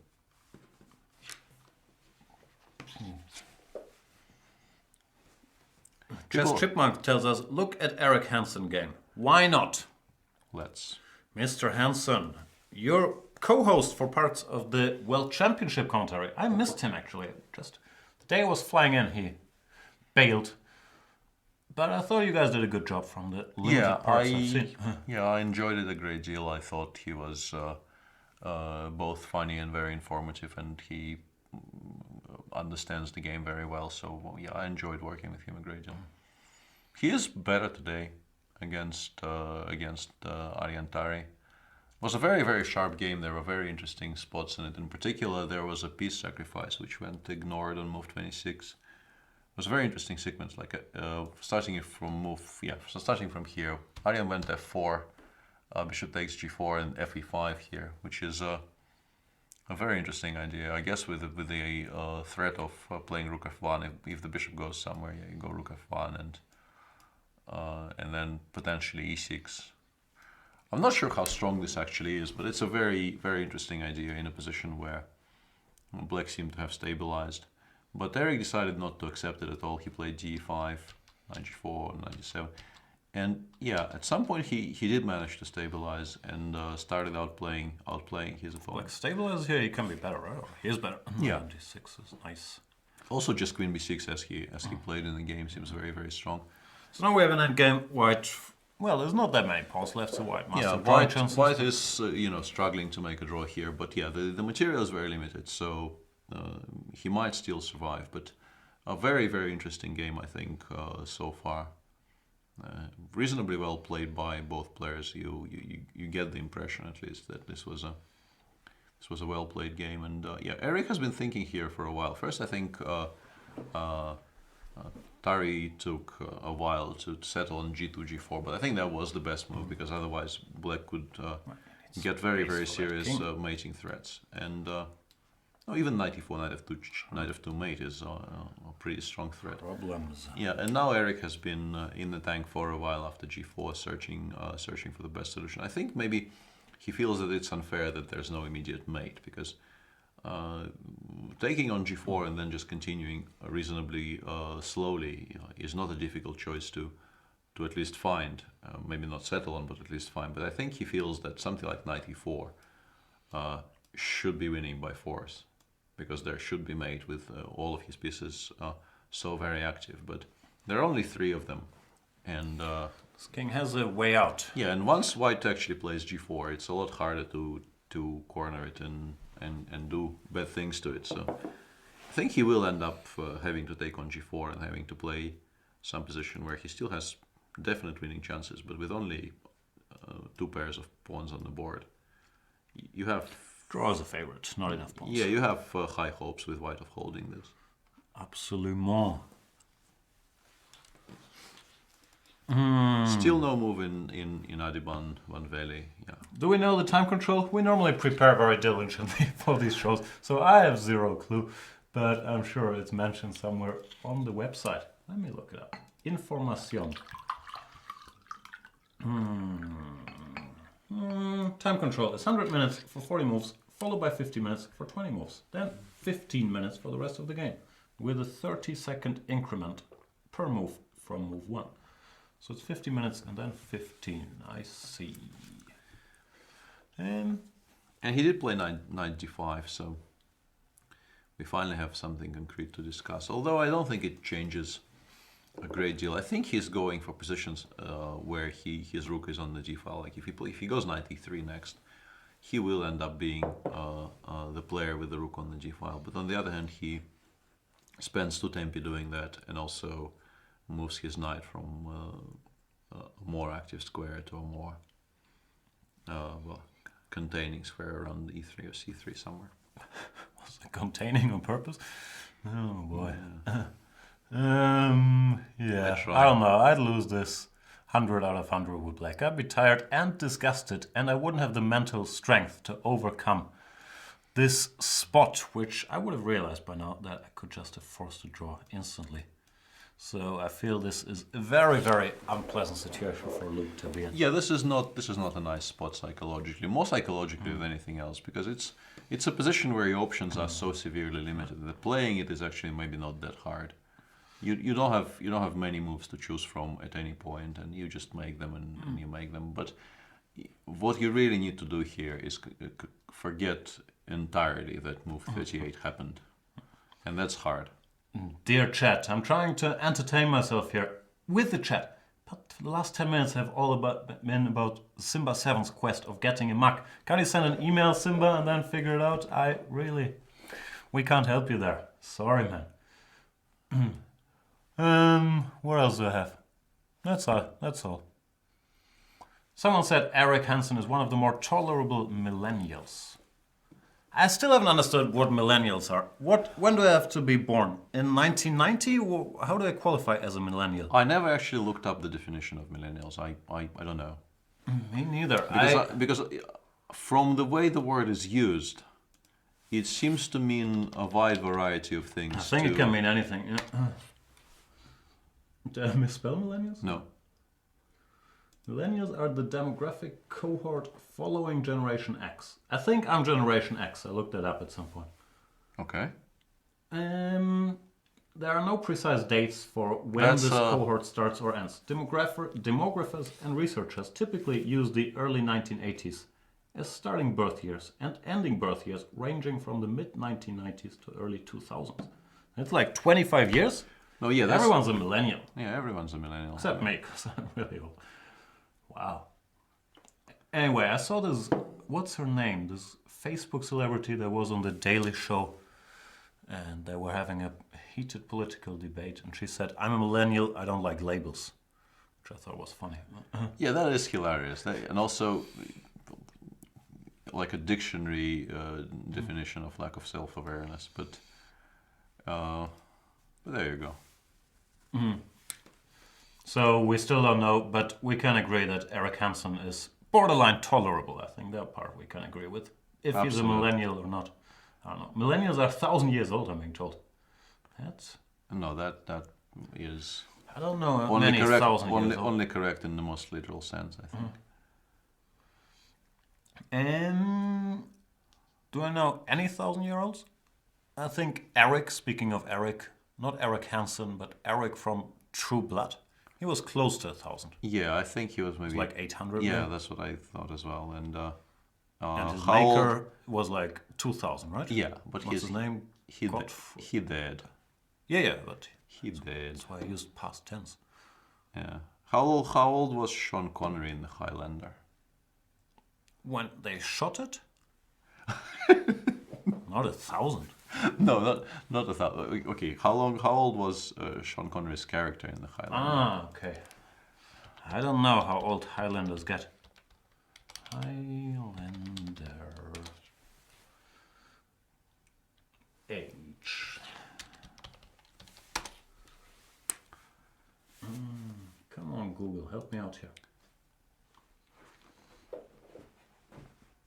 No, He he's was a born in 1518, so Yeah. not even 500 probably. whippersnappers, all of them. Yeah. No, but hang on. Two. That's Christopher Lambert's character. Ah, sorry. So we need to continue our research. Aren't you happy you're watching this show? I think people are very happy they got this premium membership, so they can find out about Sean Connery's age on Highlander. Highlander Sean Connery age. I don't even know his character's name. Highlander Wiki. I think we're getting closer. Yeah, that is a Sir Thomas Sean Connery, KBE, born 25 August 1930. yeah. And still not the info we're looking for. The born years. This is just a biography of Sean Connery. Yeah, that's just wrong. It's a Highlander Wiki. Yeah, why are they? Yeah, that just makes no sense to me. And also, I'm too tired to make the proper. I'm not good enough at Googling. Or maybe Google is not good enough. Maybe I should give this Bing thing a try. But you're gonna have to help us out, like how old Sean Connery's character was in Yeah. Highlander. There's also Master Yoda to consider, as Chad correctly points out. Master Yoda might be a decent bet. Yoda? Yeah, Yoda's pretty old. I don't know. When I first saw this Star Wars, like he died within 5 minutes. You meet the guy and then he crawls up somewhere in some mountain and says, okay, time must I go, or whatever he said.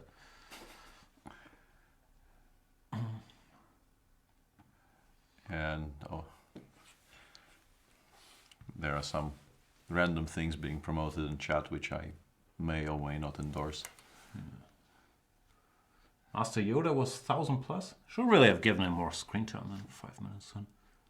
Also, did he have any skills? Like he's supposed to be good in battle, right? But Yeah. did we see him fight in one of the earlier Yeah. / later parts? We did, right? But in the originals, I don't know. Not a fan of the character. So what do we do here? Speaking of Star Wars, we have another of our romantic dates, and we're going to watch Rogue One like tomorrow, right? Yeah, I think it's tomorrow. Wow. Stuff I've been planning to do for a while, but somehow never got around to. And also, another thing that really confuses me, and I really am on occasions I turn into this proper grumpy old man caricature, but like neither of my kids actually likes going to the movies. What's wrong with them? Exactly. That was my next question, or the only question, frankly. I don't understand how this works. I can kind of understand because movies get really crappy. Well, TV shows are really good. So if they showed TV shows in movie theaters, I think people would go. But what good movies do we have? Like, what's worth going? Another Marvel movie, there's 90% on Rotten Tomatoes, and there's the same. And I think, oh, it is not the Godfather Marvel version. It's just another Captain America jumping around movie. Connery's character in Highlander was born in 896 BCE. That's very close to 1,000 then. A bit older than 1,000.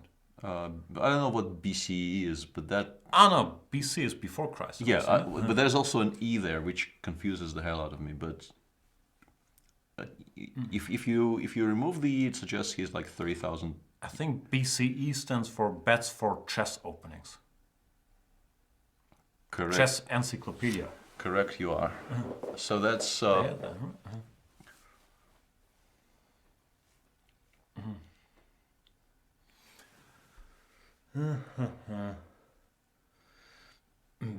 BC As a sweet asking, do you think Grandelius has a good chance of reaching closer to the Super Gems in the coming years? I don't know, I can't read the whole question, but I'm guessing it says something like, or is his development too slow? No, I think he's actually a very gifted, original player. And Sure. he was on Team Magnus, so I got to know him a little better. And I think it also helps him to be on the team, like opening-wise, he gets inside, he gets to work with some stronger players and myself. And I expect him to do great things. Like, I don't know what his plan is, and you can never guarantee for any, whatever his rating is, 650, 660 player, to make the jump. But I think very highly of Niels. And BC apparently is before the Common Era, so he was close to 3,000 years old. Ah, okay. So the only true millennial is Sean Connery, as we've always suspected. There was a bets for chess endings. Yeah, BCE does ring a bell as chess pro. Chess Prium says Jan and Peter would suck at trivia. I don't know,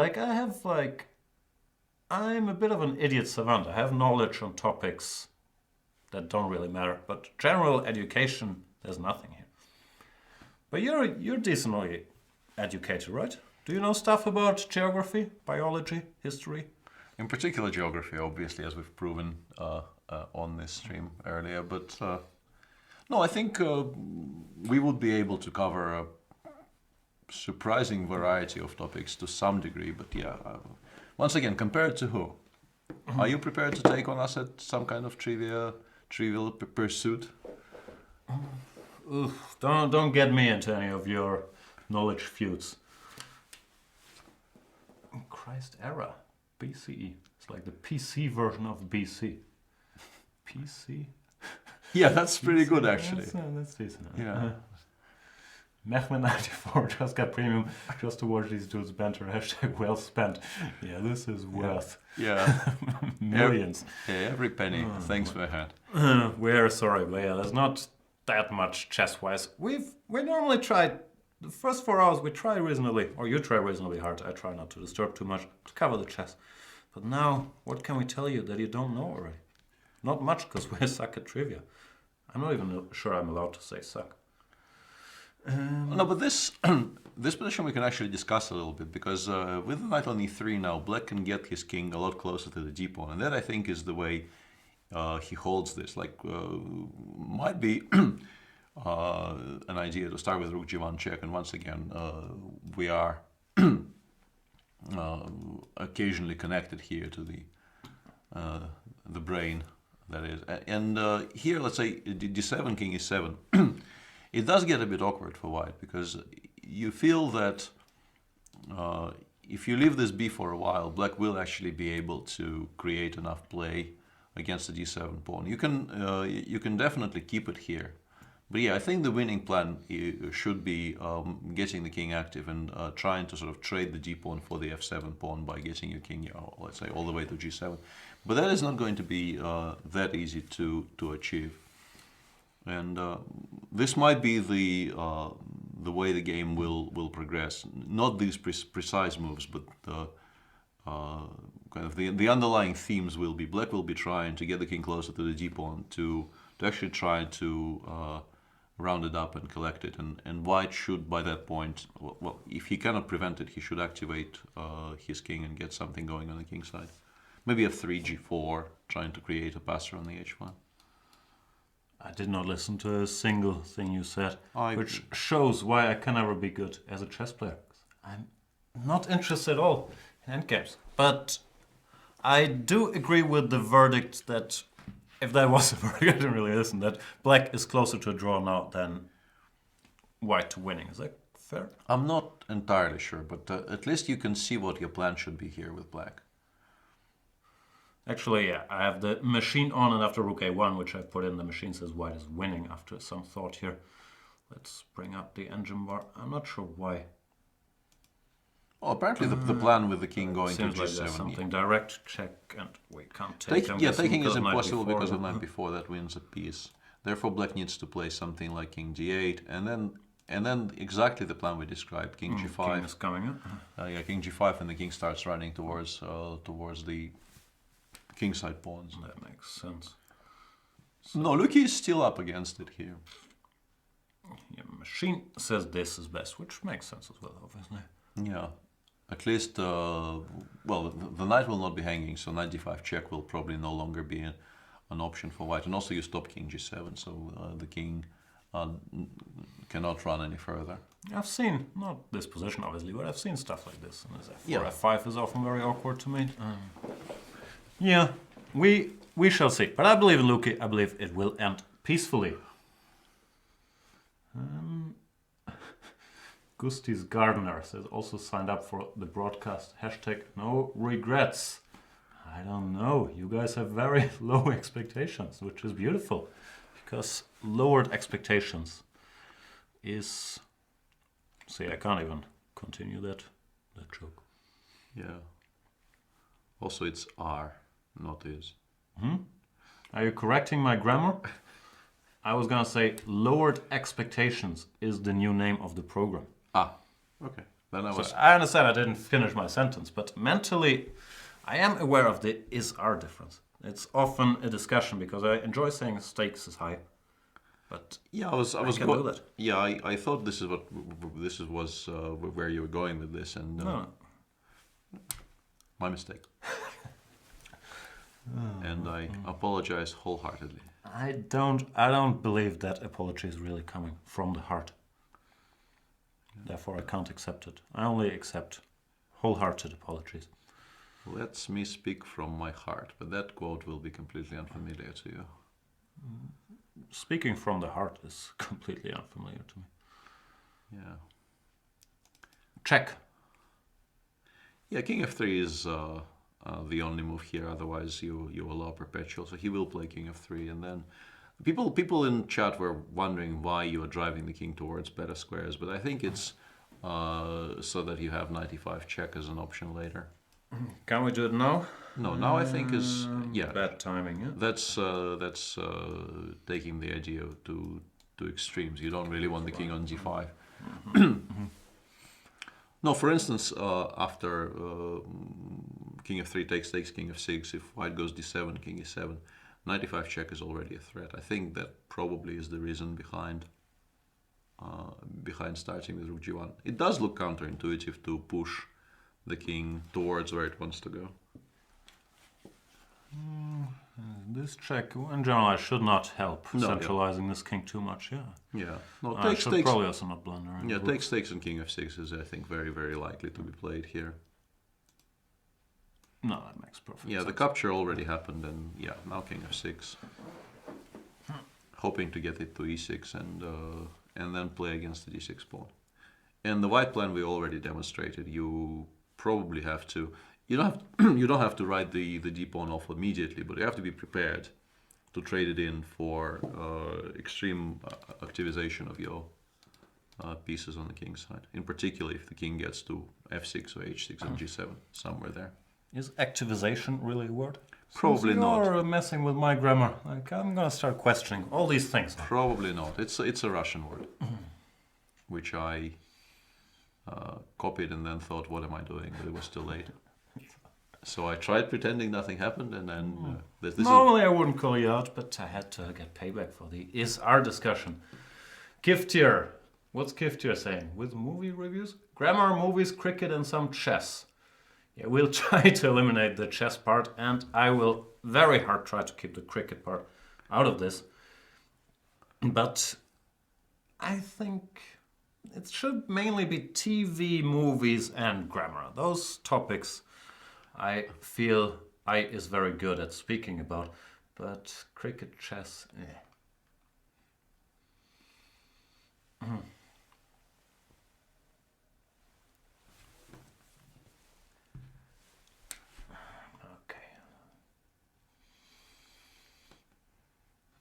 What else we have?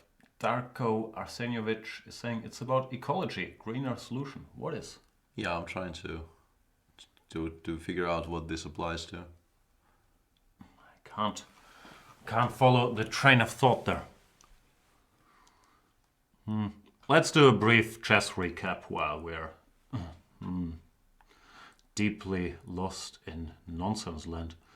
Magnus Carlsen played an interesting opening line against Wesley So, who was probably surprised by the choice and decided to play it very safe, mainly indicated by the move queen c4, which is very much a draw offer at this level. And that's what happened. Sergei Karyakin against Anish Giri was an interesting game.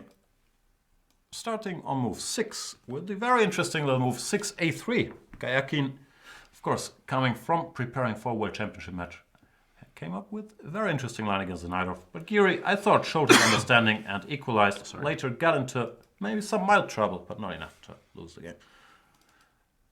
Levon showed some fancy martial preparation. All of this was still blitzed out. Made a draw without particular trouble. Richie Rapport, whom I shouldn't call Richie, played an opening setup he enjoys. Got a position which maybe we overhyped it, but which we quite liked, especially given his taking chances early. But then kind of lost control, and we were told, where was it now? After e5, rook d1, cd, knight d5, in this he missed position, a chance. apparently bishop a6 here is very, very strong. And then, of course, takes this exchange. And you sort of force white to take on a8, and then the position is very unclear and would be right up his street as well. There's all kinds of moves here, queen c8, queen c6, all of these options suddenly become possible. And it does appear that even the machine likes it, despite the fact that black is currently a full exchange down, which is a ringing endorsement. For sure. Yeah, the Wojciech Niepomniachtchi game, despite a very, very dry-looking final position, was an interesting game, which also had definite theoretical importance. That's, I think, was... Don't you worry. Yeah, I'm losing ability to speak here, but that's also fine. That's part of the fun. Yeah, and it did feel like Radek may have had something to begin with, but then I think Jan defended very accurately, and the game ended in a draw somewhere around here. Andrei Kinvei was... they finally drew. I'm not sure we've announced this officially. Game over. Yeah, and this was a very quiet line of the Petrov, although you could also maybe make an argument for this being the central quiet line of the Petrov these days. The one line that is still semi-alive apart from the 5 knight c3, but it did end in a pawn ending where not a lot was really going on. And the one remaining game is between Ajiban and Van Veli, and white is still pressing, but... Luke played king f6. Of course, knight f5 check. King e6, I'm guessing. Doesn't this help black's cause even further? Unless he wants to go d7 here, which I'm not sure. No, 95, 97, I think. No, I think this is... with the king here, it's just very close to a draw, no? Yeah, knight f4, king d7, and the thing is, white has knight d3 here. Okay, that's his point. Which I guess is what he's aiming to do. I see. Okay, that's cute. If takes, once again, the tactics. Once again, the same tactic kind of works. Why? Rook c2, and this is probably good for white, yeah? This probably is winning, I guess. Yeah, the king is just way too far away. This has to be winning. Okay, so the game continues, but Luke, very good defending chances. We shall continue chatting a bit with the chat while we're waiting frankly, for the game to end. But this is also the part of the show. We could maybe have a look at what we have to look forward to tomorrow in terms of pairings. This is... Do we have anything to look forward to? You're asking me to do stuff. Oof, did not see that coming. Games, where is it? Maybe here. Yep. We have Aronian Wei Yi, Niepomniachtchi, Andreikin, Russian battle. Magnus Carlsen with white against Radek Wojciech, who beat him in last year's edition. Was it last year? I think last year. We have Anish Giri against Wesley, so that's another heavyweight battle. Richard will be trying to avenge today's result. He's white against Sergei Karyakin, who probably will also look towards this game with great interest, because this is not your normal black game. Richard will not, He's not going to play d4 theory. Yeah, play mainline theory and just try to convert some 0-15 into something. He will... If this is what he did in round 1, I think in round 2 we are in for more of the same. So I think Sergei will be very, very interested in that game. Luki will be white against Pavel Elyanov, the early leader of the tournament. And there's also an all-Indian battle between Hare Krishna with white against Adiban. Yeah, it's gonna be interesting. Magnus Carlsen with the white pieces against Radek will be looking to score his first win for sure. But Radek, well prepared, tough customer. Yeah, very well prepared, and also, but I think no, I have a feeling that game he lost wasn't in 2016. Maybe it was 2015. I yeah, think so it was that 15, feeling, and yeah. I think last year he won at least one game that I can remember during the Reykjavik European teams. He won a game in some London slash. He likes playing random stuff against Radek because, of course, he's well prepared. Well, aware that Radek is well prepared. I also recall the close Sicilian, I think, at the Olympiad that Magnus won. Yeah, yeah. I think since that loss, he won at least a couple of games against Radek. So he's been doing fine on that front, and he will probably be hoping to continue in the same vein. Yeah, and two derbies, so to speak, Nepomniachtchi and Reikin and Hare Krishna Adiban.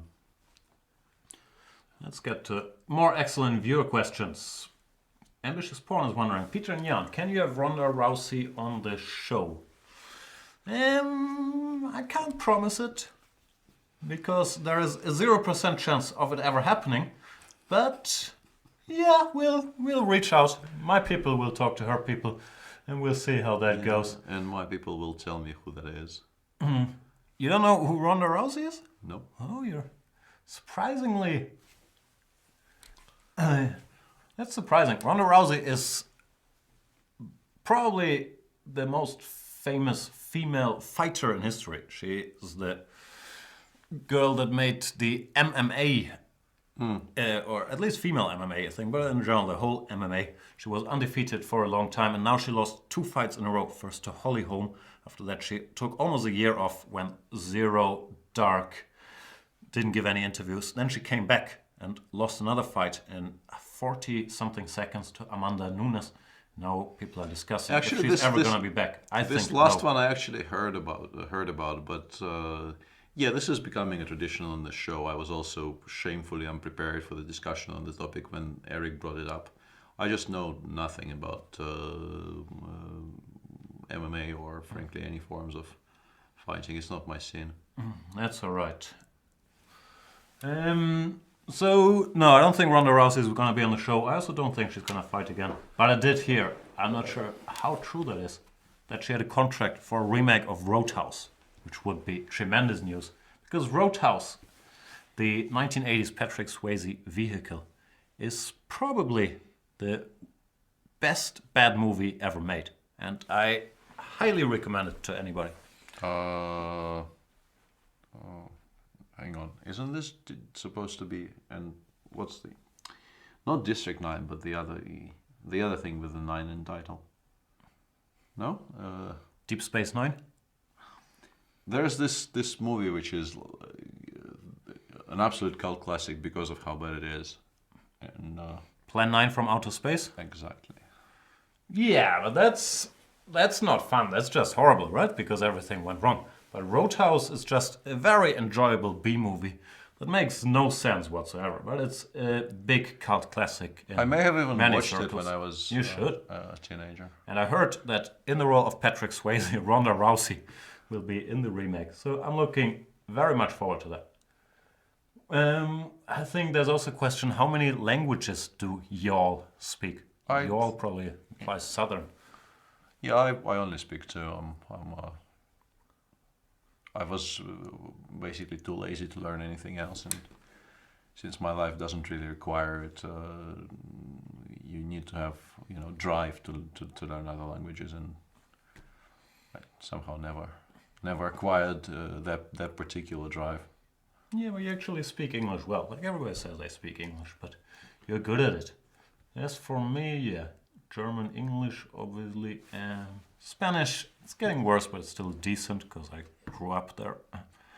That's about it. Then I have some dangerous half knowledge of Dutch and some French. And currently, I'm studying Norwegian because, yeah, my girlfriend and my kid might have that as a secret language, and I can't have that happening. So I'm trying to learn Norwegian, but not a lot of progress on that front.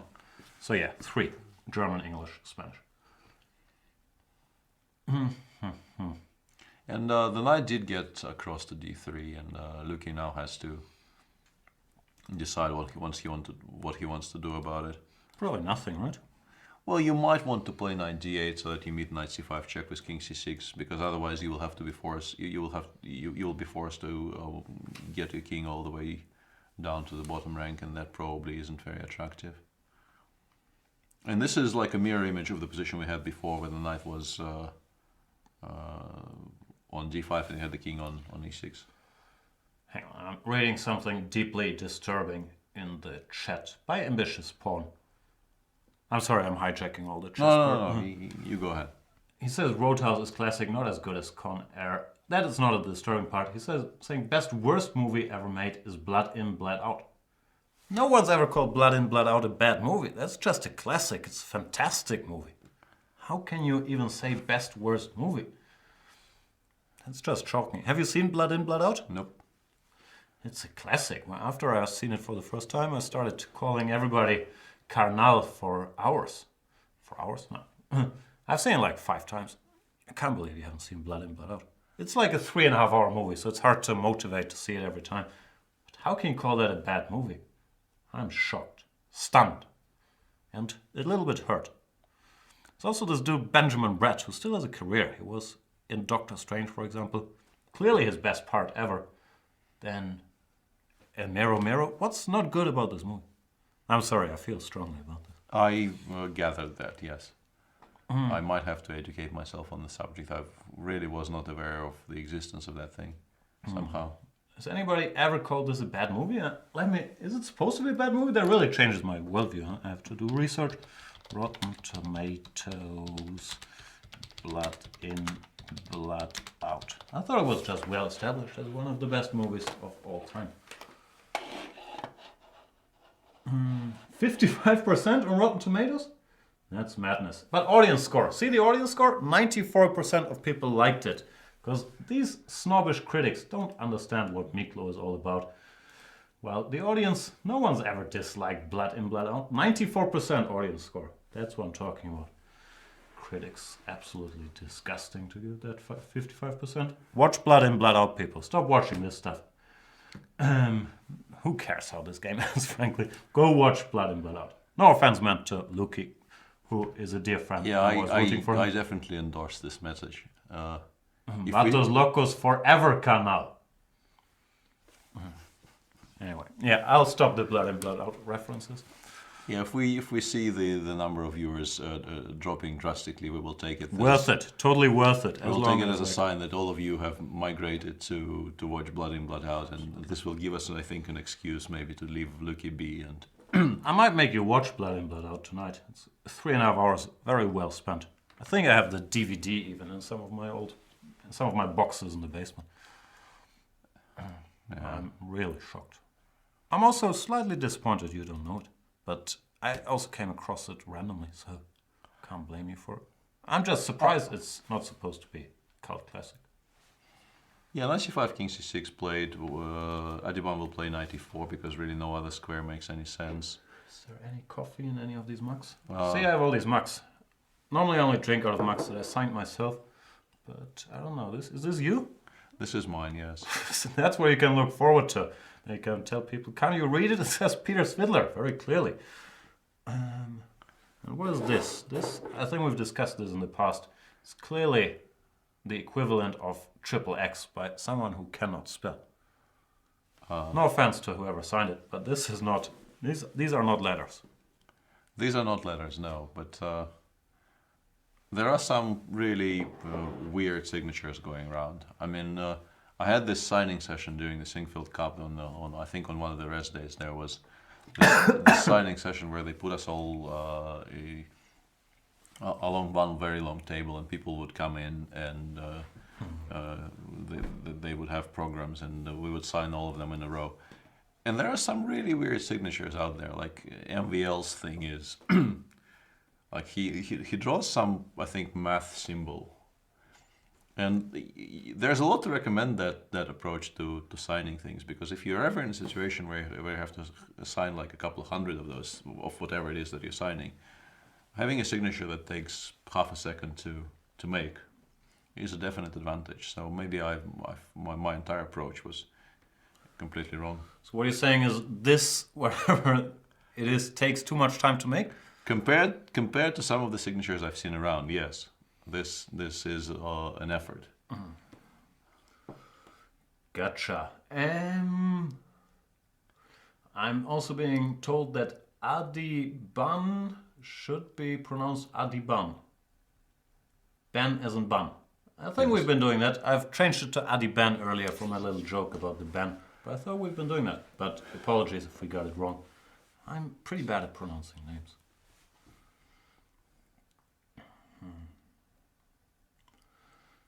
Another question, just curious. Any of you seen The Princess Bride? Do you want to take that? I read the book and I downloaded the movie, and I'm still kind of waiting for the correct moment to watch it. Isn't that some old kids movie? No. You could have stopped typing a long time ago. This is the Google suggestion midway through the word princess. That's weird. If you Google The Princess, the first hit is The Princess Bride? Yeah. Okay. I mean, if you start with this there. No, but I'm right. No, this Princess is Bride is a 1987 American romantic fantasy adventure comedy film. Directed by Rob Reiner. Which I have not seen, and I'm not planning to see. Really? You should. And the book is fantastic. This I can definitely vouch for. The book is very, very good. Okay.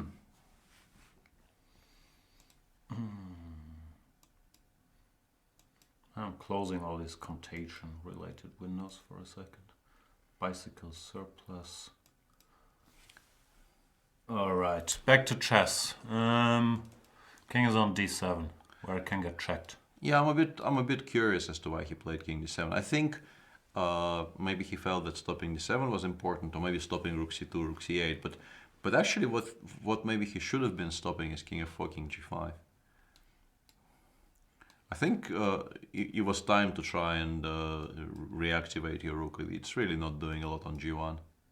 Even f3 maybe. Although here I actually ran into some tactics. Yeah, it's always unfortunate when you run into tactics.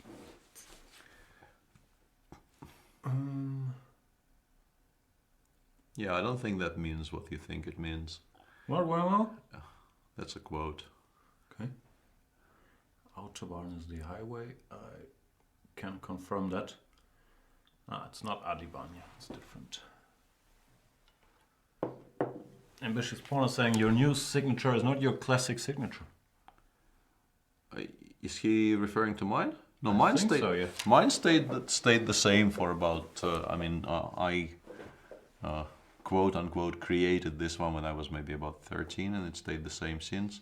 I've also, out of boredom, occasionally signed stuff with the English signature, which is not really a signature, but I've been signing my name on score sheets, on top of the score sheet in the white black field for so long that the way I do it has become so uniform that I can also use that as a signature these days.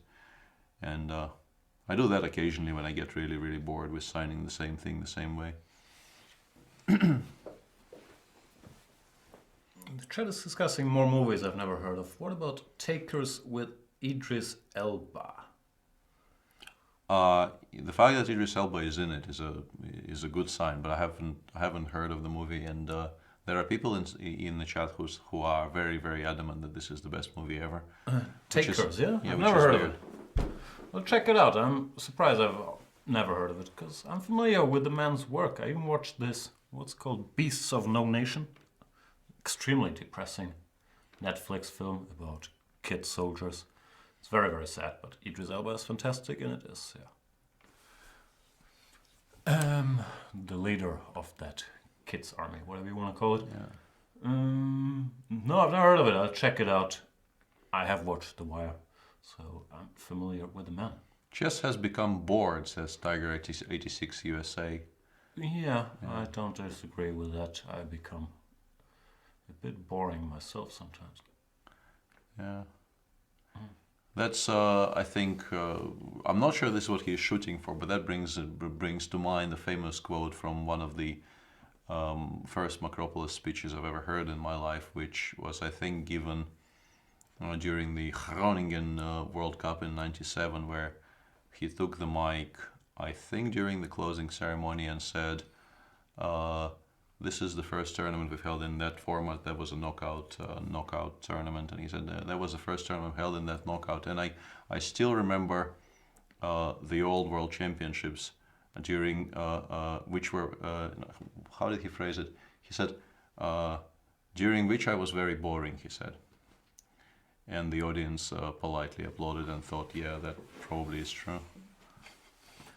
I don't know. I live my life by the motto, only boring people get bored, and I'm bored a lot.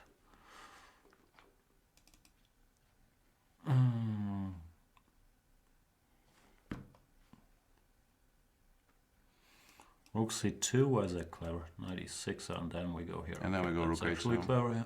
No, I think king d7. Gotcha. King d7, although maybe not a horrible move as such, was an unnecessary waste of a tempo. Gives white additional opportunities.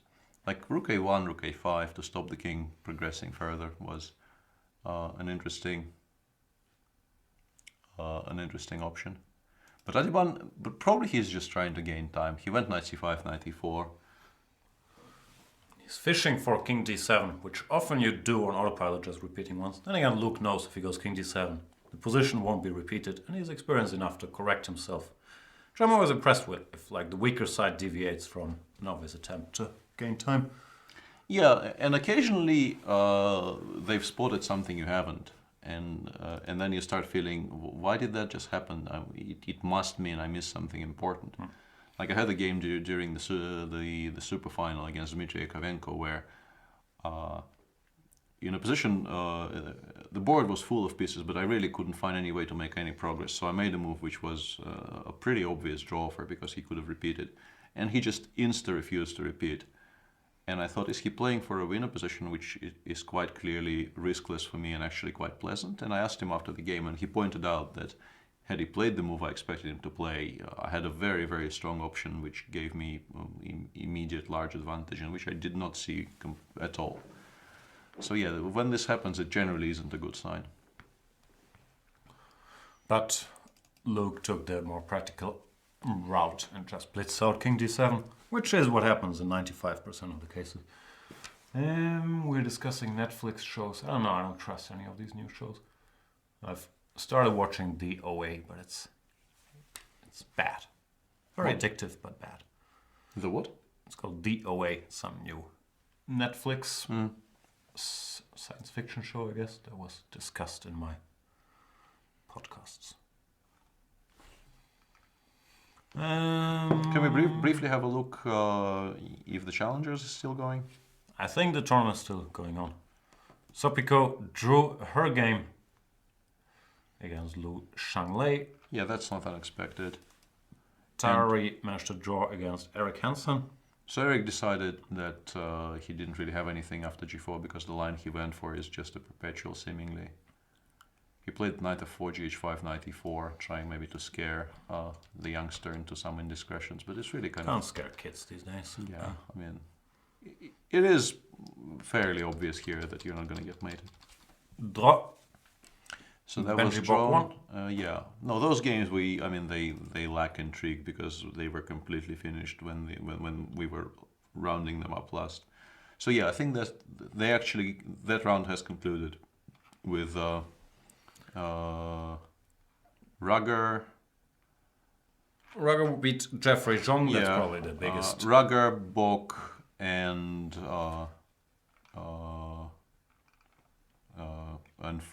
Jordan being the early leaders in the challengers. Yep. And in the Masters, another recap. I think this is the last recap I'm doing. Short draw. Well, not short draw, but short in content between Wesley So and Magnus Carlsen. Theoretical debate after bishop c3, queen 7, queen d5, e6, queen c4. There's not much to talk about anymore. Magnus Carlsen showing his preparation. Wesley So happy with the draw against the world champion there.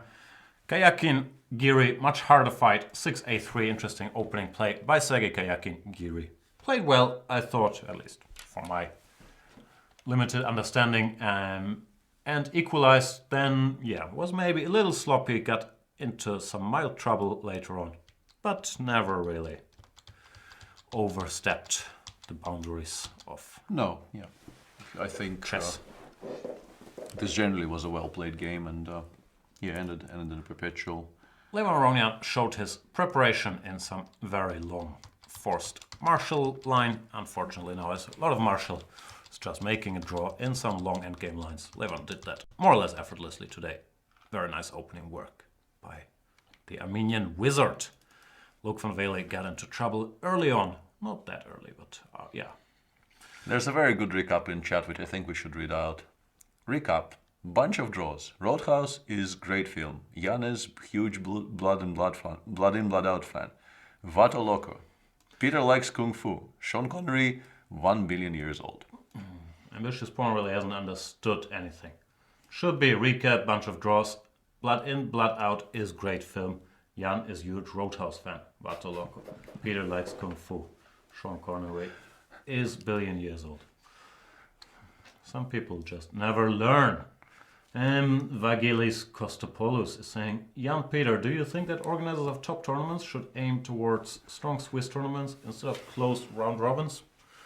I think every form of chess is beautiful and has a right to exist. Short time controls, long time controls, closed tournaments, open tournaments, simultaneous tournaments, and backhouse tournaments. No, on a more serious note, though, and I apologize for that in advance, I think it's very, very unlikely that tournaments with tournaments with which have been established, have an established format like Vike will ever switch from round robins to Swiss. But we do see the shift towards a lot more new Swiss tournaments, sort of springing up all over the place, and also the fact that the new Grand Prix series will be a series of Swiss tournaments instead of a series of round robins is a shift in that direction. So generally, I think the answer is yes, but it's very, very unlikely to happen with organizers of already existing tournaments. I don't think anybody is touching the 14-player round robin format of Vike or similar examples. There is something which has it's part of how the chess world is, and I don't think anybody is going to change that. Although I think Vike did try to make it into a knockout for a while in the early 2000s. They experimented with. Sure, wasn't it Groningen? No, yeah, not Vike. Yeah, sorry, but yeah, this has been a long day. If I suggested Vike was at some point a knockout. Yeah, I don't think it was. It was either Groningen, which was, yeah, then they hosted the FIDE Knockout World Championship match. They might have experimented with others. Maybe Hoogeveen, no. No, we don't know stuff. Apologies to all our Dutch viewers, and apologies for my arm being so long. We kind of prolonged the camera perspective so that I have access to the H1 square, but not the G1 square. So if I try to grab that rook, my arm will disappear. But if the rook ever comes to H1, I can take it. Yeah, and I will play in the Grand Prix series this year, Coco. What do you mean by way? Because I misunderstood earlier, probably out of ignorance. Disinterest is. No. What I mean is the Grand Prix series are Swiss tournaments, so that's open tournaments. Everybody not can play, open. Or no, not 15 open, but players they are Swiss. They are Swiss. Did I once again? No, you said Swiss. I was just No, they are Swiss tournaments. They are. I mean, the entire field. I think it's 24 players in total, and I think that actually is 24 players in every single of those 4 Grand Prix tournaments, but they will be rotated in and out with wildcards nominated for every stage. Is there 24 prizes?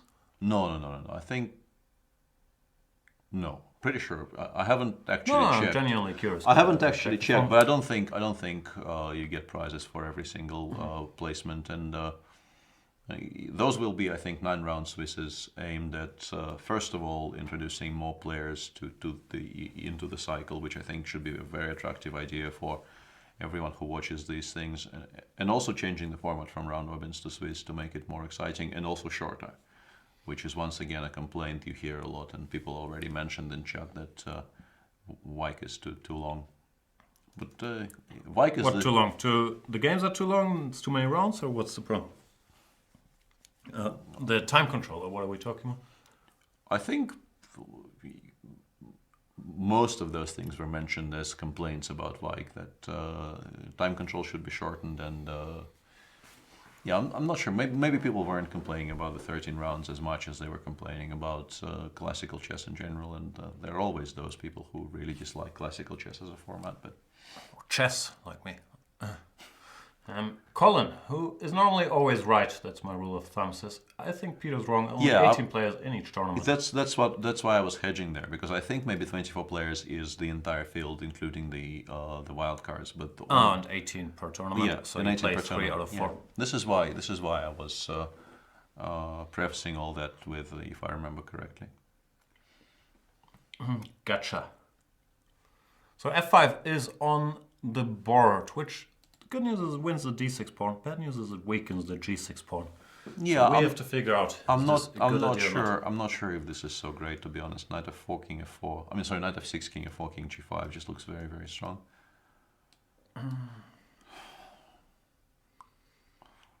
And as mentioned, White doesn't really need the d6 pawn to win this. White does need to create weaknesses and start playing against weaknesses on the king side. And it feels like the king on d6 White might succeed in cutting it off completely and then going after the g6 pawn, and Black will not have enough pieces to protect it. So yeah, this could be very, very risky for Black. Slavo F is asking, can you say something about Indian GM Vidit, who is now Anish second? Do you know him? First time I met Mr. Vidit was in Leuven in the year 2016. He was with Anish, so in my usual tactful style, I asked Mr. Vidit, first of all, if he was a chess player, and then if he was Dutch. Then Anish pointed out that Vidit is higher rated right now than I have ever been, or that his companion was higher rated right now than I've ever been. I got the information that he was Indian, so I could piece it together from these bits of info, because I know the other Indian guys who are high rated. Yeah, you were off to a good start there. So I think we're off to a long and beautiful friendship. Apart from that, no, he's obviously a great player, and I think he's been improving, did well in the World Rapid, World Blitz, all these things. One thing I wanted to mention is that, and I didn't actually, for some reason this information completely escaped me, and I didn't know he was working with Anish. And looking at the list of the challengers this year, his absence was maybe the most notable thing that made me wonder, because I felt that he is such a perfect fit for the tournament in terms of, once again, what it would appear to me the organizers are trying to achieve when inviting players. He is a very promising young player. I think very, very attacking in style as well. So even in that respect, he is. Maybe he didn't want to play. I'm just not gonna acknowledge this. No, I guess he is there as Anish's second, and perhaps Anish didn't want him to play. Is a more interesting suggestion, maybe. But yeah, he would appear to be a perfect fit for the challengers. And I agree. Also, so much material with his name. We did it again. Like, no chance. Anyway, knight g5 check by Adiban. What's going on? Hang on. f5. Rook b7 check. He included rook b7, knight g5 instead of knight f6. Knight f6. But now he doesn't get to this pawn, and his king has no entry. Yeah, I'm wondering why you cannot play king f4 anyway, and then go for the same plan. But I suppose, like, if you go rook a1, why can't I go knight f7, king g5? You probably can.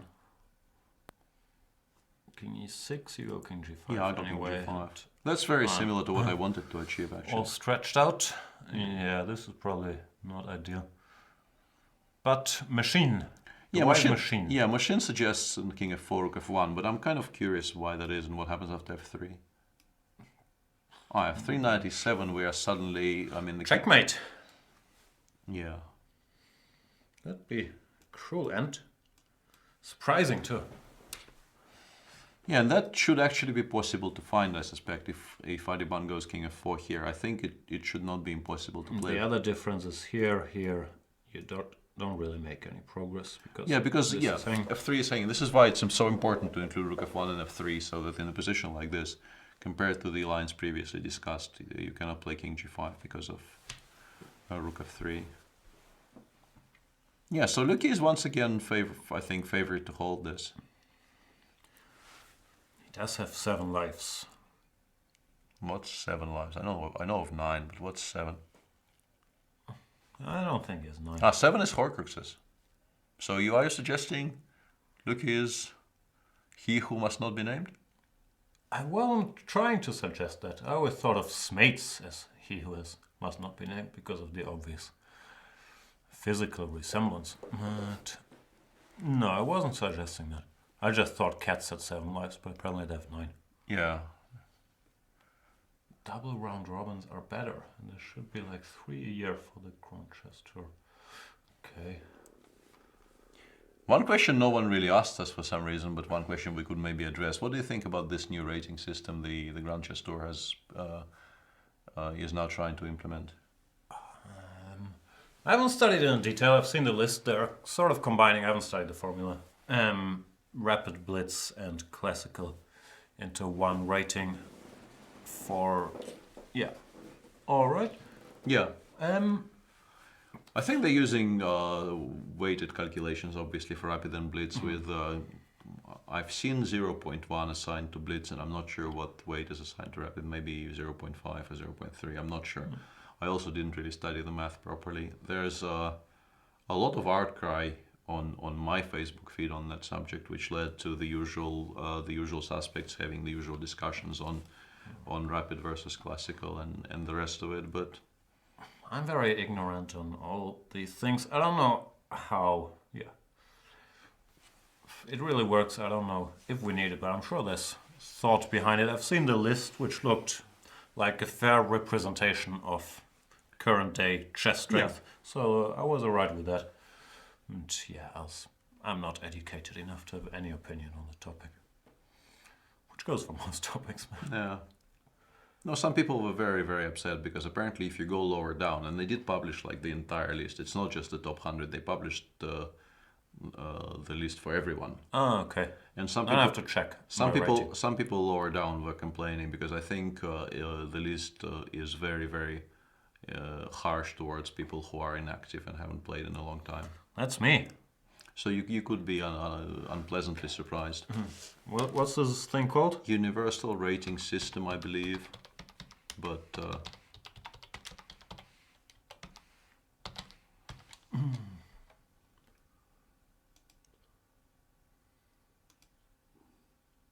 yeah, and I think it should be searchable somehow because people have been able to search for themselves in the rating list. But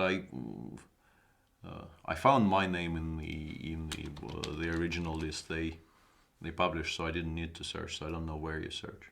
Me neither. Why do I search this if I know that I'm in for a bitter disappointment, misrepresenting my fantastic chess strength? Oh, there it is. Yeah, maybe. Where? Well, the one you almost clicked but didn't. This? Yeah. I doubt it.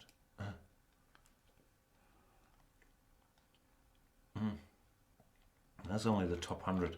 I don't think I made that with me being inactive. We'll never find out. You can yeah. There's a search click there. Well, okay, doesn't really matter. And he did play King f4 if we're still sort of on the subject of Adiban Van Vele, and now Luki needs to find Rook f1. It might be the only move that quite. But the machine said some other move was good too, right? Rook e1. But here I'd be worried. I'd be worried all the time. Oh yeah, that's not good at all. No, I'm not a fan of the universal rating system anymore. Why would they give me that rating? That's just ridiculous. Yeah, I've seen some people being really, really upset about their new ratings. Sorry. Now that I've seen my universal chess rating, I'm not very happy with this system. What is this? Come on. In what discipline am I that weak? No, I think it's just mainly because you don't play enough. I think it really, really is skewed towards people who are playing a ton. That's just... Yeah, okay. Sorry, guys. Not a fan here. However, I can probably be convinced and also by just throwing me an extra 100. Rating points, I mean. Yep. That's exactly what you mean. We know. Rook f1 has been played. Let me... Was it f397?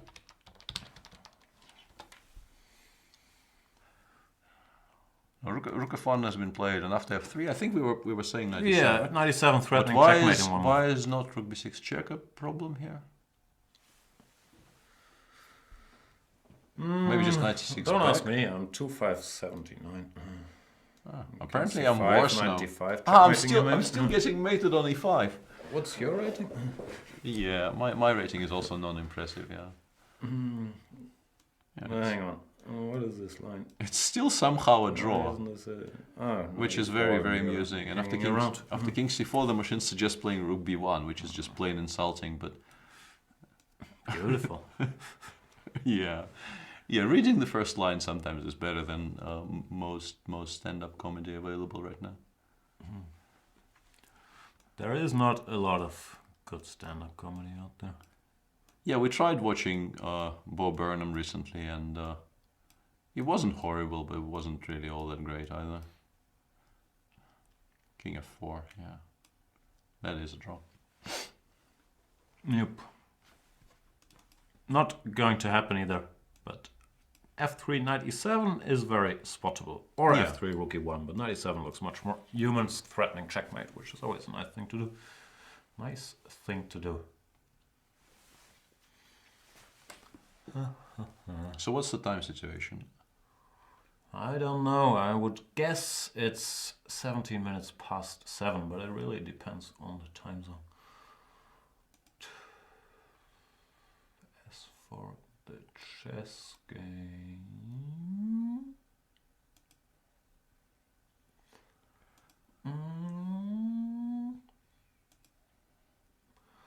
They're both down to 5-ish minutes. For only 2 moves remaining, so not a harsh time trouble situation, and Not at all. no. And actually, if Adiban is patient here, he might still maybe have a little bit of something, at least in practical terms. But it's very, very difficult not to play f3 here. Like, if you have to play rook b2 just to keep the game going, it's not going to be easy. No, not in this position. In this position, it's not a very good choice, but in the current position they have on the board. But rook b2 does not look like a winning attempt. Or maybe it's the best move, but it's so sad. Yeah, it's not the move you want to make, but it might be the move you need to make. That's often a problem if what you need to do is not what you want to do. I normally don't do anything. Yep. That's how I live my life. Sounds familiar. Any other opinions on anything? I probably have some, but I don't really feel like expressing them at that time. Okay.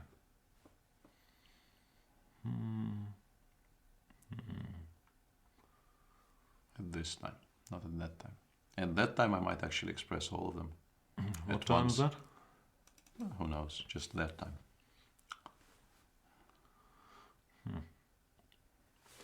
Adiban might think it is that time of the day. Ambitious Pawn says, so Peter, enjoy Blood in, Blood out tonight. I don't think this is the night. This is a long round. Yeah. Thanks to the stylings of Mr. Van Veli, who in this position could not come up with takes and knight d4. How hard can that be, look? Yeah. And then Ambitious Pawn says, I'm going to get some cerveza, and then he also mentions the name of a food additive, which is apparently good for you if you are planning to build your body mass or something. Yeah? What? Whey? I used to, before I became this intimidating physical presence and decided to, go easy on becoming too strong, I used to take a lot of whey protein, but not a lot of cerveza. And Galactic is also upset about his universal rating. Yeah, that's very upsetting. Where is your mic? Jan Peter, can you two go for a team banter blitz like Jan did with Niklas the other day? By the other day, he means like 2 years ago. Nah. Don't you enjoy our solo shows? Like, we're spending all this time sitting next to each other here already. Why would you do a team banter blitz? It's not like I'll help Peter. I have a feeling we won't even be like the rest of the evening. Will probably be spent staring at screens of various sizes. No, I don't think he means tonight. But I'm meaning ever. Yeah, no, Team banter blitz. I'm with you. I don't like the concept.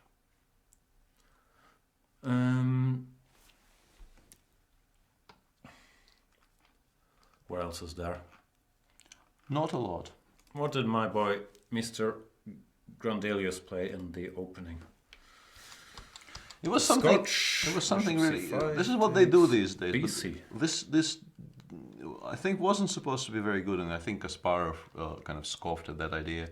But that was when people were connecting it with Queen H4 and Knight F6. And yeah, this I recall is from the old days. And yeah, that doesn't really work. That doesn't really work. But yeah, Knight F6, Knight E7 may be a way to revive it. So you give that bishop? No. Well, sort of, but not exactly, because if you take here, you probably have to give up your light square bishops as well. And yeah, and now it escapes. And got transferred to good squares. And yeah, I'm kind of wondering. Yeah, it was very. I would expect Niels to actually play that in a heartbeat. I'm wondering why he didn't.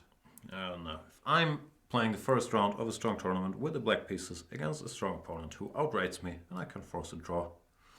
It's a tempting proposition.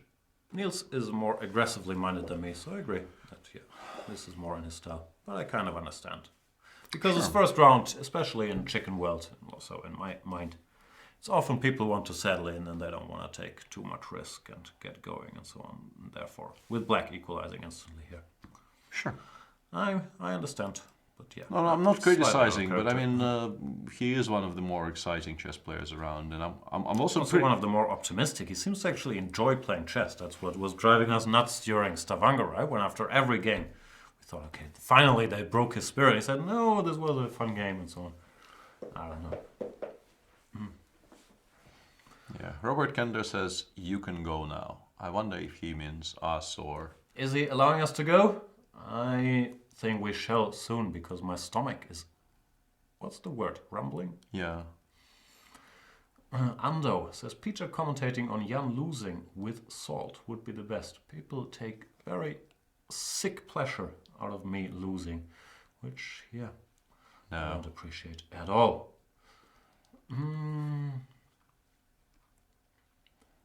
I must be like watching reality TV to people, because I watch reality TV to feel better about myself by seeing other people suffer, but if people do that to me, it upsets me greatly. Yeah, I can relate. You didn't feel like watching Terrace House the other day? I lasted about a minute and a half. You told me you watched 46 episodes of this, right? That's correct, yeah. They're only 20 minutes each. It doesn't make it better. Watch Terrace House, people out there. If you speak Japanese, which I don't, I highly recommend it. It has subtitles, so you can sort of follow what's going on. Which normally is nothing. It's a bunch of people living in a house, being filmed. Well, yeah. That is a well spent, let's do the math. It's not even 15 hours. It's a bit more than 15 hours. Yeah. I wasn't fully focused all the time.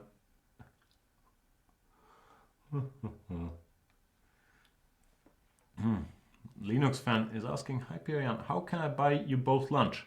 Not tonight, but we might accept pizza bribes, or not even bribes. Pizzas delivered to the office in the upcoming days. I'm a bit confused actually about what's going on in the game, and I understand not much is going on with the game, but didn't he have less than, or sort of around 5 minutes in this position when we last checked, and it was definitely more than 5 minutes ago?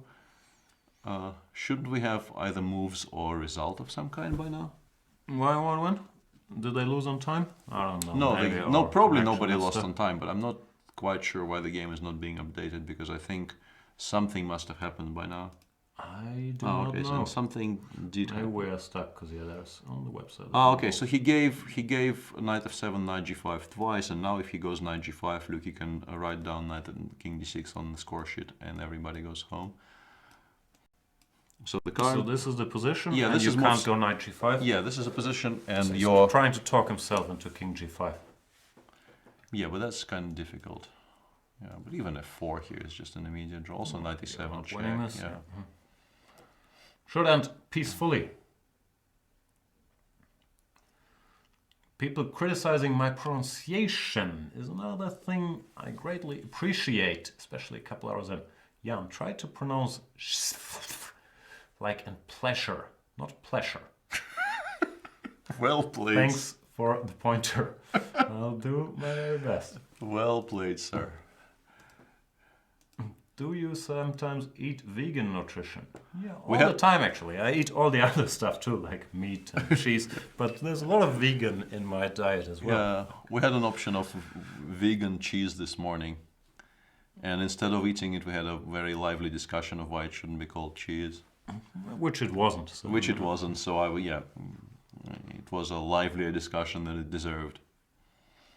And Father Jack is saying, I'm just logging on, Jan. What did I miss today? What were your fave moments? The fact that you're just logging on is really your problem, not mine. But I think the whole show will be available for replay on YouTube. As for my favorite moments, I can't remember a single thing. I only remember the upsetting moments, like when somebody said Blood In, Blood Out is not a fantastic movie.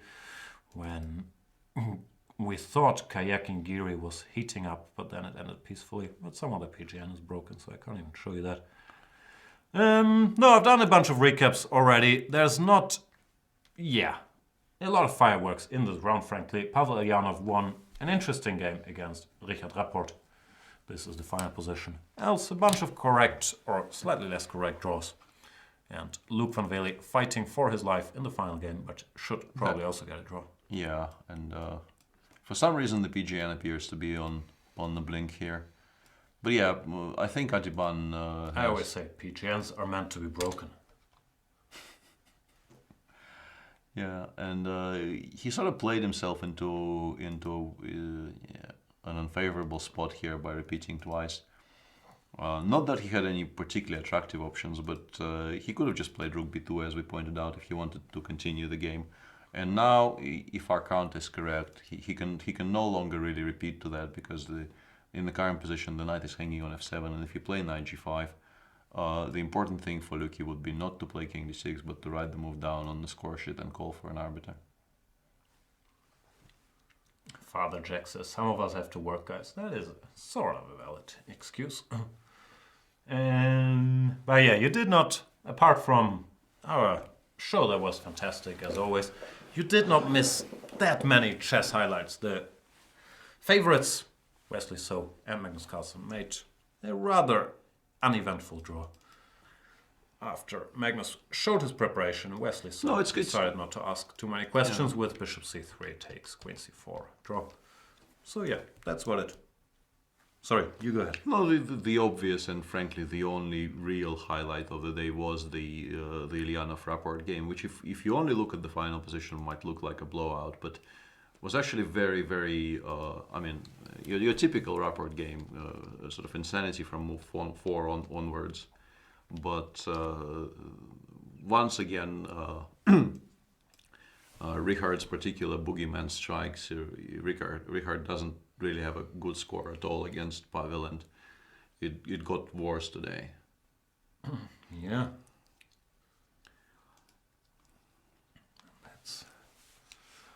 That's his kryptonite. 4.5 out of 5 versus Richard Rapport. Pavel, you're normally just playing very correct chess against him, but today, it wasn't like he got crushed out of the opening, which can happen to him with his. Yeah, this is a position they had after move 13, and this is where that's not exactly right, because e5 is a very playable move actually, but up to here Richard was playing exactly his brand of chess, very offbeat, but also healthy underlying understanding of structures, I think. But he misplayed, when it got sharper, he misplayed a position in which, frankly, he should have continued trying to sacrifice material instead of. Although this was D3 the machine this is was strongly also disapproving yeah, of, like this saying E4 or bishop A6 is the way to go. yeah. This was also a pawn sacrifice, and maybe he automatically assumed that Pavel will take on d6, which also may have been a decent move. But after queen c2, Pavel just showed a superior understanding of what to aim for here. Yeah, bishop b2, knight e2, and Even here, but yeah, this is already grim. yeah, this was just bad. yeah, the bishop on a6 is horrible, and also you are not getting the counterplay on the king side. You are sort of basing your entire game plan on. And then he missed this queen c2 move, and the game was just over. This position, or in general, this might confuse some people, me included, but even though white only has a knight and a pawn for a rook, it's white who's pushing it. The rooks don't have any useful work, the black king is much weaker, and white gets to have all the potential breaks and targets. Therefore, no matter what happens, white is playing for a win here. And after missing this... Yeah, this is now... became really bad. Yeah, and actually black needs to swallow his pride here and actually play queen e4 and give up this pawn. Although objectively has to be close to loss there. Instead, Richard continued throwing material into the fire. I do believe that the game is over. Knight g5 check has been played for the third time, which is one too many if you want to win the game. Therefore, Adiban. Van Veli ended peacefully. I'll wait for a second for confirmation. Well, since king d6 is not on the board, we have to assume that Luke knows the correct procedure, him being the tournament director and all that. Well, the correct procedure I learned in such situations is you write down your move on the score sheet, stop the clock, call the arbiter, say, if I execute this move, then the position will be repeated for the third time. And that normally takes a second, because then the arbiter has to, or in the old days, I don't know if they still do They that, used to verify has to reconstruct. Yeah, these days they just ask both players if they agree, and if both players agree, the game is just finished. So yeah, people think we are free when in fact we probably have to stick around to record a recap. I mean, not the recap, but the highlight video, which is a thought that is filling me with great joy right now. It's a hard knock life for you. So what do we choose for the highlights? This is the only game that found a winner. Might have to stick with Mr. Elyanov versus Mr. Rapport, right? Yeah, I think this is a very obvious choice for today. So do we have a draw confirmed? I don't know these things. Yes, you are allowed to stop the clock in that situation, Robert Kender, and this is exactly how you should approach the situations. Because if you play king d6, white can actually continue. Write down move, stop clock, call arbiter, claim draw. That's how it's done. Trust me, I don't know much about chess, but ways to secure a draw, I've studied plenty. They keep changing the rules with all this digital stuff. Now you can do it in blitz and rapid and so on, right? And I'm not even sure you're still obliged to write down the move, but that's what I was taught 25 years ago. And I'll stick with it. Might be more than 25 years. And people are pointing out that in accordance with modern rules, you cannot actually write down the move before making it. But this is a very specific case where you can and should, as people also explained in chat. Yeah, chess rules are arcane and weird in some spots. Yeah. Ambitious Pawn is trying his hand at a new highlights recap. Let's see if he did better this time. Highlights: blood in, blood out talk. Ronda Rousey coming in as a guest host. I do think I told you there's a 0% chance of that happening, and I wouldn't call it blood in, blood out talk. It was just a very touching blood in, blood out endorsement as one of the best movies ever made, up there with Citizen Kane, which I've never seen. Somehow in 2017 people are still surprised when the king appears on d5 in this position. This is just arbiters putting the kings in the center for the draw, guys. Game over. This game has been over for a while, and this one has as well ended peacefully after Adiban repeated one too many a time, but his winning chances had mainly vanished at this. That means the only winner of the round is Pavel Iloyanov, cashing in another 4.5 points there today. Every other game ended in a draw. A quiet beginning to the first round of Vikensay 2017. Thank you so much for watching the show, for keeping us company. Thank you so much for Peter Svidler for adding, I don't know, a bit of chess content and a bit of humor and a bit of all that stuff. We'll be back tomorrow with more of the same, because we're not planning to make any extra effort to make this show more watchable. What he said. Thanks for watching. See you soon.